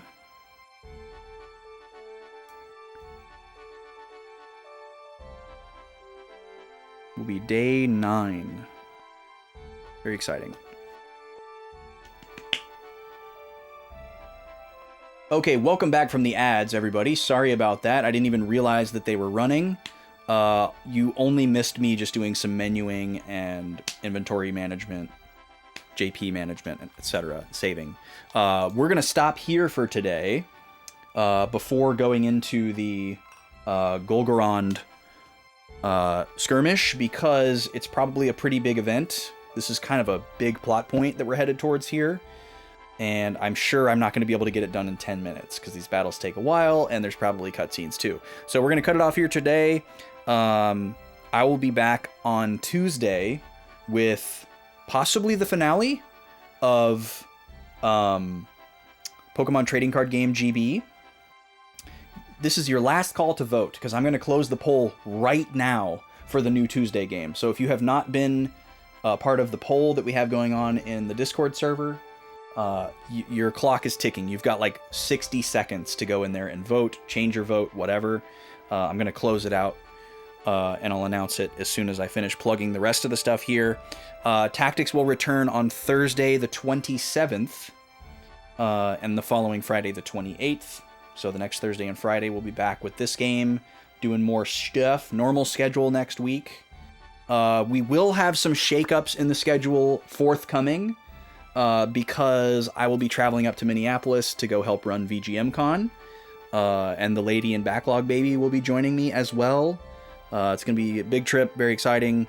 The actual weekend of VGM Con is not until April 11th through 13th, but it's very possible that I'll take the week off before, because things are just really crazy. My brain is really crazy. We have a lot of stuff to plan and figure out. And a lot of times either my headspace just isn't good enough to be positive and stream because I'm so preoccupied, or I just have too much to do and I need to take that extra time for my other responsibilities. So keep your eye on the Discord for an announcement on schedule changes. Obviously the week of, I will not be streaming. It's possible that I may not stream the week before as well, which would be 2 weeks from now. So keep your eyes on the announcements channel in Discord. I will ping the news roll once that's all settled in stone. We don't know exactly what days we're traveling and all that stuff. Anyways, okay, let's close out the Tuesday poll. Let's have a look here. See if anything has moved since we started the stream. Oh my goodness. Wow, this got very close. Okay, but we do have a winner. So, thanks to the Discord despot, winning by 1 vote is Uncharted 2. Pokemon Coliseum was the game added with channel points. It made a very valiant effort. And if you look at the reactions in the polls channel, it looks like it's tied 8-8. But if you're not familiar with this, we have a special role in our Discord called the Discord Despot. And only one person can have that role at a time. And the benefit of that role is, if you vote in any poll as the Discord Despot, your vote counts for 2, while everyone else's counts for 1. And our Discord Despot voted for Uncharted. So they swing the 8-8 tie to 9-8. So our new Tuesday game after Pokemon TCG2, or Pokemon TCG GB, that's hard to say fast, is going to be Uncharted 2 for the PlayStation 3. We'll be playing the original version, no DLC. I'm going to have to gamma boost the capture to hell, I'm sure, because PS3 games are so dark. And hopefully it doesn't give me motion sickness like Uncharted 1 did. Possibly starting that in 2 weeks. Just depends on if we beat Pokemon on Tuesday or not. There may be 2 more Pokemon streams. I'm not going to rush it. Not going to do extra time. That is all I have to plug. Thank you to everyone who came through and raided today and dropped subs and support. I will do my typical Monday announcement in the Discord just to let y'all know what's in store for the week. It'll include a lot of reiteration of the information that I just gave you. But I am hoping to have more to say as well about the opt-in, opt-out option for the wheel spins. I'll definitely say something about that. I don't know how concrete it's going to be, but that is my plan. Oh, dang. I would love to raid this person, but they're playing something that I am wary of spoilers for. So we won't be going in there. Let's see. A lot of people on. Holy moly. I'm sure I say that a lot. Well, let's do a cozy raid. We're going to raid into Jackie. Actually, I haven't raided Jackie in a while. Jackie is trying the very first ever PS1 Tomb Raider on a whim, as far as I'm aware. I had no idea that this game was even on her radar, but she does love some of them crunchy pixels. So she probably just saw like somebody else streaming it or some footage or something and was like, I need this game in my life. So let's go say hi to her, see how she's doing, say hello. I'll be hanging out there for a while I wind down and eat and such. Let's hit this button and then this button. Thank y'all for hanging out today. This was good. It was a good 2 days of tactics. I felt like we accomplished quite a bit. We got some great notes. In between streams, my ritual is going to be to read through all of the notes. I'll be checking for questions that I've asked previously in the playthrough to see if they've been answered. And just kind of like helping myself re-internalize information. I might boot up the game and re-watch some of the cutscenes if I feel like my note-taking was a little incomplete and I don't understand something. Just to make sure that everything is really, really sticking, which it feels like it is. So, very happy with that. See you Tuesday for Pokemon, possibly the finale. Thanks for voting for the new game. Congrats, Uncharted 2. And more tactics next week. Discord announcement on Monday. Let's go say hi to Jackie.